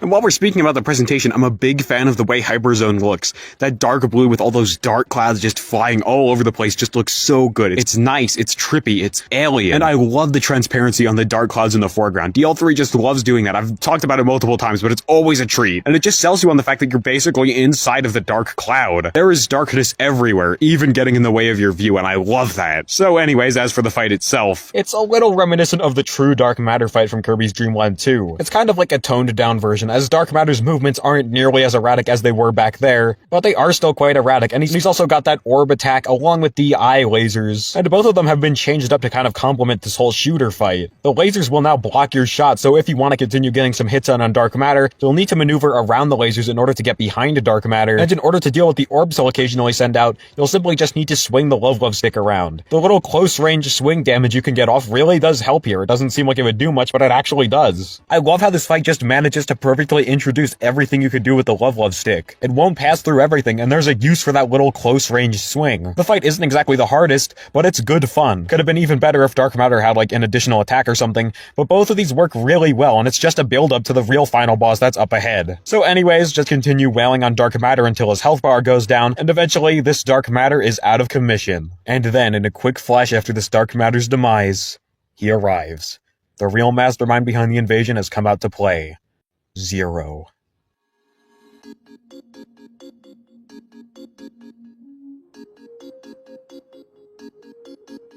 Zero, in a lot of ways, is the perfect foil for Kirby, the perfect antagonist for Kirby. While at first the similarities between the cute little pink blob and the eldritch giant eyeball of darkness don't seem like they really exist at all, the ties between these two date back so far into the past of this series. And in order to explain where I'm coming from, we're gonna need to step away from Kirby's Dream Land 3 for a moment and skip far into the future. We're gonna skip all the way into 2018 with Kirby's Star Allies, and excuse me for the little lore tangent here, but trust me, this will be important. Star Allies, in a lot of ways, tied up the whole Dark Matter Trilogy storyline. Well, not really, but kind of in the sense that it feels almost like an epilogue to the trilogy. Sure, the Dark Matter have long since been defeated before this game, but this game basically contains the origin story for not just Kirby, but the Dark Matter as well. And it's the most important Dark Matter has ever been to, like, a plot or the lore since 64. You see, the game's final boss is Void Termina, and Void Termina is like a god of destruction in the Kirby universe. At the game's climax, he is revived by Highness and his Gem Bastion cult, who worships this Dark Lord, and it's up to Kirby and friends to stop Void Termina. And just by looking at this beast's mannerisms, not only in the fight with the normal Void Termina, but also the Void Soul and Void forms, you'll be able to notice a ton of references to not just Kirby, but Dark Matter as well. Void Termina is seen using all sorts of different weapons and elements quite similar to Kirby's copy abilities. The core of Void Termina also happens to resemble Kirby. This core also has a Dark Matter form as well, and the splash screen for Void resembles the background of Hyperzone in Kirby's Dream Land 3's Boss Butch. This core even makes a face quite similar to Zero 2's fake face from Kirby 64, and even has an attack that's quite reminiscent of Miracle Matter's Needle attack from 64 as well. Couple all of this with all the pause screen text we can read, and it's heavily implied that when faced with an overwhelming amount of positive or negative energy, Void will be able to reincarnate into various forms, and several of these reincarnations are out there already. The positive reincarnation of Kirby, and the negative reincarnation of the Dark Matter, and by extension, Zero. Kirby and Zero are two sides of the same coin, and that coin is Void. Sure, it's a little hard to tell if this lore bit was even something that was conceived at this point. I mean, the two games don't even share the same director, but personally, I think that there's enough little breadcrumbs, not only in DL3, but in 64 that just seem to imply that there's some sort of connection here. I'm willing to bet that by 64, this whole idea was in Shimomura's head, because 64 coupled with the prior knowledge we have from DL3, which may or may not have been intentional, I feel like it's just trying to tell us that there is some connection here, even if it's never stated. Kirby is cheerful, friendly, and heroic, spreading his positivity throughout the entire journey, the journey that he embarks on with his friends. Meanwhile, there's Zero. Zero is cold, lonely, only seeks to corrupt and conquer with his Dark Matter, because that's all Zero knows and all he ever will know. Zero is the embodiment of negative emotions, much like how Kirby is the embodiment of positive ones. And with them both sharing the same origin and the same creator, I just think overall it just makes Zero the perfect villain. Sure, Zero doesn't exactly have the tragic backstory that antagonists like Sectonia or Haltman have, nor the character development of former villains like DDD or Magalore, but Zero's connection with Kirby and the way that they're just a complete antithesis to each other is what makes Zero my favorite antagonist in the series. He's the yin to Kirby's yang, the darkness to his light, and it's one of the main reasons why his sudden appearance here is so impactful. Zero has all sorts of different moves he can use to attack Kirby with, sending out little dark matters to charge at Kirby, charging at Kirby himself, moving into the background in order to shoot shots of blood from his eye, opening up scars that release shots of blood. Yeah, that's a lot of blood. The boss is infamous for that for a reason. Zero just has a lot of variety in his attacks, and he can do all sorts of things, so you constantly need to be on your toes. And the fight just has this perfect climactic feeling to it, and a big reason for that is Zero's boss theme, Hyperzone 2. This is easily the most underrated final boss theme in the entire series. Everyone needs to stop sleeping on Hyperzone 2. The song just feels so incredibly fast-paced and frantic. It feels really intense, but at the same time, there's almost like a glimmer of hope in this song. It really does feel like two opposing forces just going at each other, and this is like a big climactic showdown. They will not stop at anything until one of them goes down. It's a fight for the planet. And those brighter parts of the song almost seem like Kirby's positivity just coming through. Things may be grim, but not all hope is lost yet.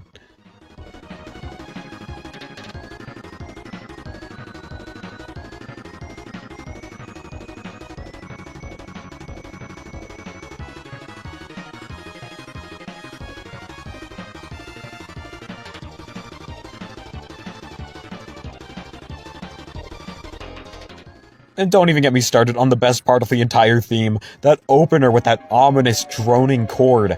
Every single time that hits, you just immediately go into a panic. Coupled with Zero's sudden and abrupt appearance that plays perfectly in sync with this part, and you're just immediately thrown into panic mode. It catches you completely off guard, and the song is not helping. Once Zero's health bar is depleted, the fight isn't exactly over yet. In what might be the most gory scene in Kirby history, Zero's eye gouges itself out of its own socket, and it continues to chase Kirby around all while it's constantly bleeding. This phase almost feels like a victory lap with how little Zero's eye can do. All it really does is just chase Kirby desperately in circles around him as it tries to hit him, but it also gives the impression that Zero will not stop at anything to defeat Kirby. This is all Zero knows. He must take over Popstar, and as long as Zero can continue fighting, he will not back down. He will fight Kirby to the death. Zero's eye continues to chase Kirby down, but with bloody shot after bloody shot, Zero's eye eventually goes down, putting him out of commission for a little while. This second phase is pretty easy, but it's so unexpected, unnerving, and disturbing that it just works so well. And you know what else just matches all three of those things perfectly? Zero's fight overall. And trust me, it's for more reasons than just, oh, there's blood in my Kirby game. This feeling is there as early as the start of Zero's fight. He just appears in a single flash after Dark Matter is defeated. There's no build-up, no sound cue, no nothing. After a single white flash, he just appears. This is just further amplified with Zero's design, which is just perfectly uncanny. Zero is just a massive white orb with a single red eye, and it immediately unnerves the player. It does it so perfectly and naturally without going overboard, because it just manages to look so off. And yes, it's an overstated point, but it's true. The blood also goes a long way in making Zero's fight so disturbing. And no, it's not just because it's blood in a Kirby game, nonetheless DL3, although that certainly does add a little bit to the impact, but because Zero's the only one that actually sustains any real damage. Most enemies just poof away, or bosses just explode, or just lie on the ground. Meanwhile, we got Zero over here who's bleeding from his eye, opening up scars, and this, don't even get me started on this. The blood has absolutely nothing on this.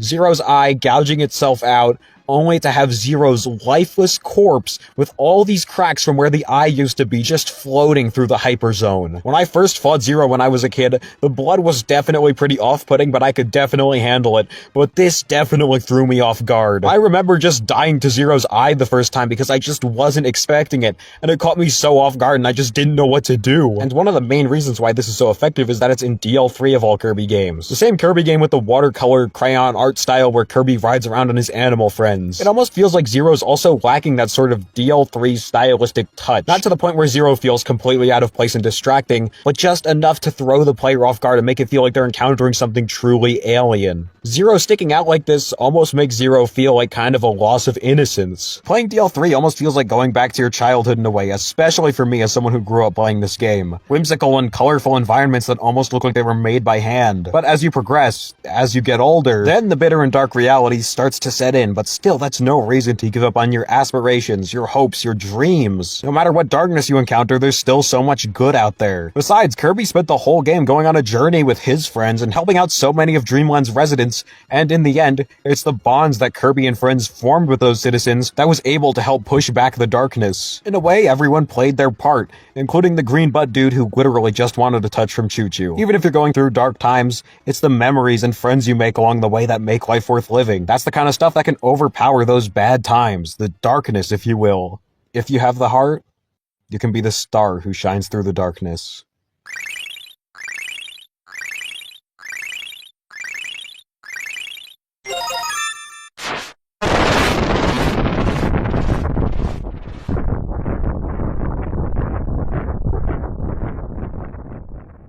From within the dark cloud, Kirby raises the Love Stick high into the air, as the dark cloud begins to shrink and weaken, only for it to be eviscerated by 3 piercing lasers of light. Zero and Dark Matter are defeated, well, until next game, but a temporary victory is still a victory, and Kirby gazes upon the restored planet Popstar with awe, before heading back down to cherish this peace while it lasts with all of his friends. And this ending is just the perfect way to end this game.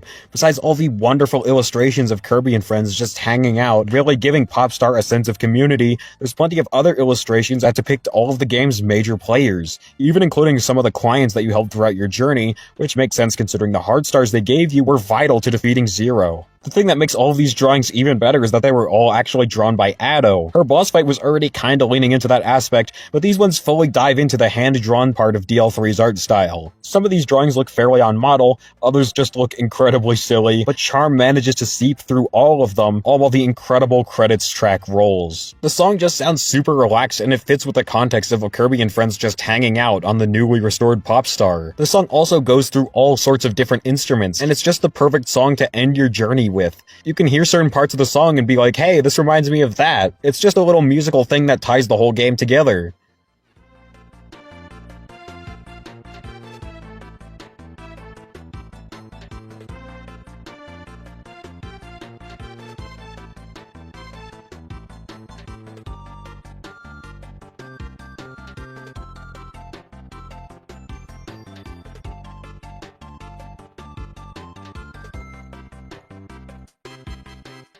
Eventually, all the drawings and illustrations fade out to give us a view of Popstar, newly restored, and I absolutely love this shot. It's the perfect one to end the game on. To quickly go back to the music for a second, it's just such a nice, distant, pleasant melody that works even better when you remember that Popstar was one of the first things you see when you boot up the game. You see it super early on in the intro cutscene, and it hits even harder when you remember that the rings were broken by Dark Matter during the intro as well. And as for its new rings, well, remember when Kirby destroyed the Dark Cloud and the 3 lasers came flying out? Well, these just so happen to be those very colors. It's kind of a shame future games just kind of retconned these rings and they really only exist in DL3's credits, but still, I absolutely love the importance of these new rings. Now that the Dark Matter invasion has been stopped, these new rings almost symbolize a sort of rebirth, a new beginning for Planet Popstar. And I'd be lying if I said that this shot didn't get me a little emotional. Not exactly saying I cried or anything, but all those memories I have playing through DL3 and every little thing that I notice now that I'm older and all the game's deeper themes, it just hit really hard for me in a good way. I just had a big dumb smile when this part came on because it just made me so happy, and it's the perfect conclusion. And so, we're right back where we began, gazing out at a peaceful planet at the edge of a vast universe where all is peaceful once again.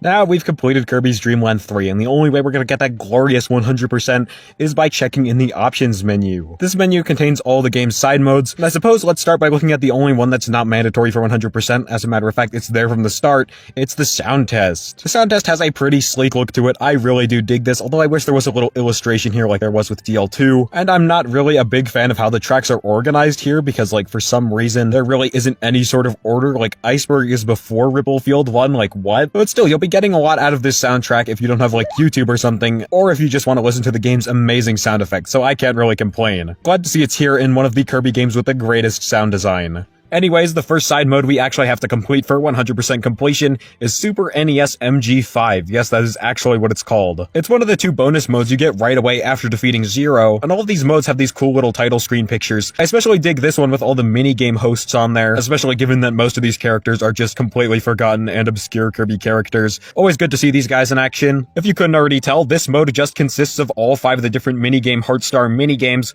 all put back to back. And in order to clear this mode, you need to clear every single one perfectly. It's likely gonna take you a few tries. It even took me a few tries on this playthrough, but eventually I did get it down. Also, I think this is worth mentioning, but all the minigames are given unique arenas here.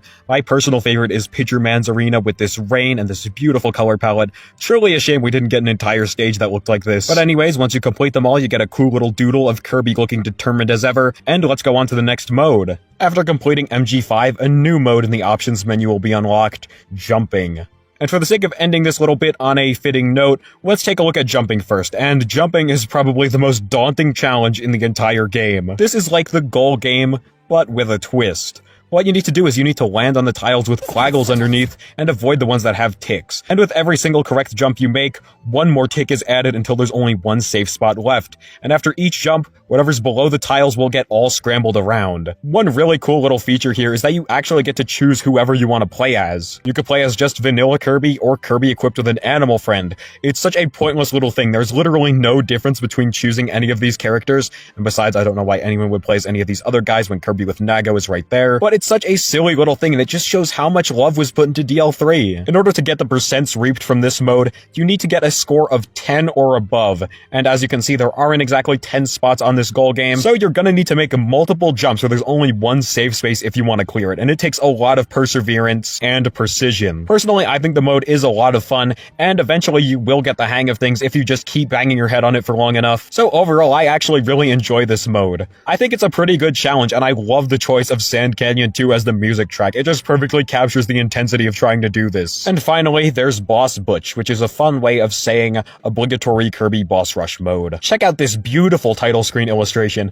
I think I like this one even better than MG5's, because the way they just have all these bosses here just looks so cool. I love Zero in the background. Here's a fun fact. There's a little detail only in the Japanese version where the words Nintendo 16 are sprawled on this screen, and it's almost like a little cynical reference to the fact that the game came out so late into into the SNES's lifespan that it was bleeding into the N64's. It almost feels like it's just reveling in that fact, and I think it's just a silly little thing, especially considering that this is a detail that's exclusive to the Japanese version, which just so happened to come out even later into the lifespan of the N64 than the North American one. Anywho, Boss Butch is exactly what it says on the tin. You just defeat all the game's bosses, and you get your last few percents. Much like MG5 though, every single boss has a completely different arena, and some of these look really good, like Wispy Woods' Autumn Forests, this super colorful and peppy background they used for the DDD fight which completely contrasts the darker and moodier one in the main game, and Hyperzone.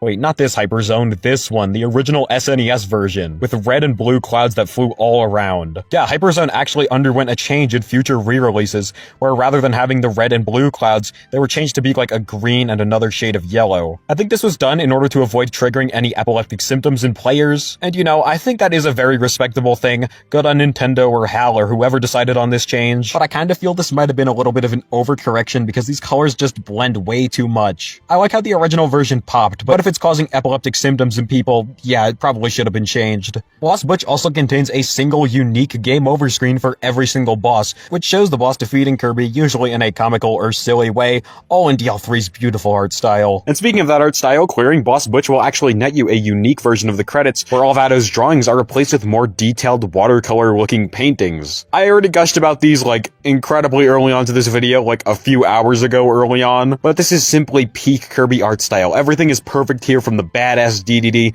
to the creepy and unsettling Dark Matter, to the absolute creature that is this little hairy-looking pitch. But in addition to that, there's also a secret screen as well. After defeating Zero, you'll just have the credits roll, and if you hold down X, L, and R, bam, perfect screen, and it looks really damn cool too. Kirby's just owning everyone here. You think when people say DL3 is cryptic, they're talking about this, because I really don't know why this has to be locked behind a button combination, but still, it's a cool little surprise. And after we get 100%, we get a cool little bonus added to the options menu, and it is a theater, the first one in the entire series, in fact. DL3's cutscenes have a lot of charm, so I appreciate this little bonus letting you just rewatch them to your heart's content. And I also love this artwork of Kirby and the animal friends right here. It just looks so good. So anyways, we've officially completed Kirby's Dream Land 3, so let's get to the conclusion. So that's Kirby's Dream Land 3, and it's just as... no, never mind that. It's even better than I remember it being. For some strange reason, DL3 just has a habit of slowly sneaking up my Kirby ranking. I remember loving the game as a kid, and after I played every single Kirby game, I could definitively say it was in my top 5. But before I knew it, it just kinda overtook Return to Dreamland as my number 4 over time. And with this recent playthrough, I came to the conclusion that it's actually my 3rd favorite Kirby game now, even better than Forgotten Land. Granted, I don't know if it will ever top Robobot as my number 2 because it's just a perfection of the modern Kirby formula, and I know for a fact it's never beating 64 for me. That game just means so much to me. But still, this is a testament to how great I think this game is. It's even in my top 5 games of all time. Kirby's Dream Land 3 is just incredible in every aspect. The presentation is just beautiful and amazing on all fronts. The level design is incredibly fun and memorable. The animal friends are at their best, and I still absolutely stand by the DL3 incarnation of these guys being the best big gameplay mechanic or gimmick to ever grace the series. Ability experimentation is stellar too once again,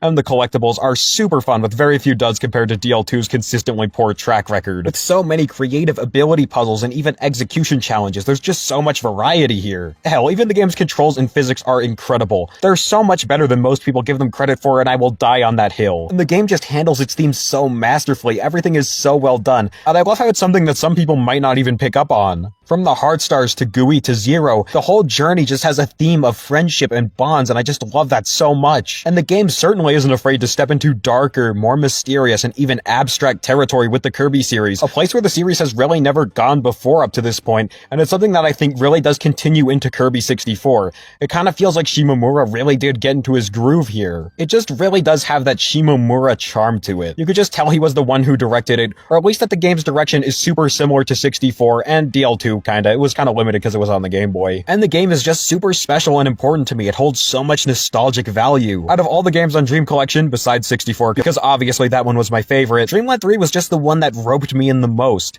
Everything from the way the game looked and sounded to its gameplay mechanics like the animal friends and the abilities, and even just the darker side of the game just really made me attracted to it. And it's still one of my favorite Kirby games today. In some ways, Dreamland 3 almost feels like the black sheep of the mainline Kirby series. Not because it's super unique in its mechanics, but more because it just sold so poorly and has such a divisive reception among the fandom that it feels kind of like an odd one out. But no matter what, as long as I'll live, I'll always love Kirby's Dream 1 3. And as time goes on, I'll just continue finding more and more things to love about this game. No matter what, Dream 1 3 will always be one of my favorite Kirby games, and when I say that, I absolutely mean it. So if you like this video, leave a like. If you didn't, leave a dislike. And if you want more content like this, be sure to subscribe. Also, I have a Twitter. The link is in the description. Well, this was definitely a long one. Going into this video, I wasn't expecting this game to surpass Forgotten Land in the rankings, but it did because it's just that good. Dream 1 3 is just an absolute classic, but somehow things only get better from here, because this is just peak Kirby. We haven't quite reached peak Kirby yet. So join me for the third and final part of the Dark Matter Trilogy Retrospective, where we'll be talking about Kirby 64. Not just my favorite Kirby game, but my favorite game of all time. In a huge, passionate finale to this little retrospective trilogy, including a few other things like my thoughts on the Dark Matter Trilogy overall, what it means to me, and probably a few other little bonus things. And all of this will be in a retrospective coming to a Pekachow YouTube channel near you. In the coming months, hopefully before the new year. And also, post-production update, I think I'm coming to terms with the fact that DL3 might actually be my second favorite Kirby game, so, time to replay the old, reliable Robobot and see if, that's actually true. All will be answered in the 64 retrospective, guys, trust me. And with all that said, Pekachow out!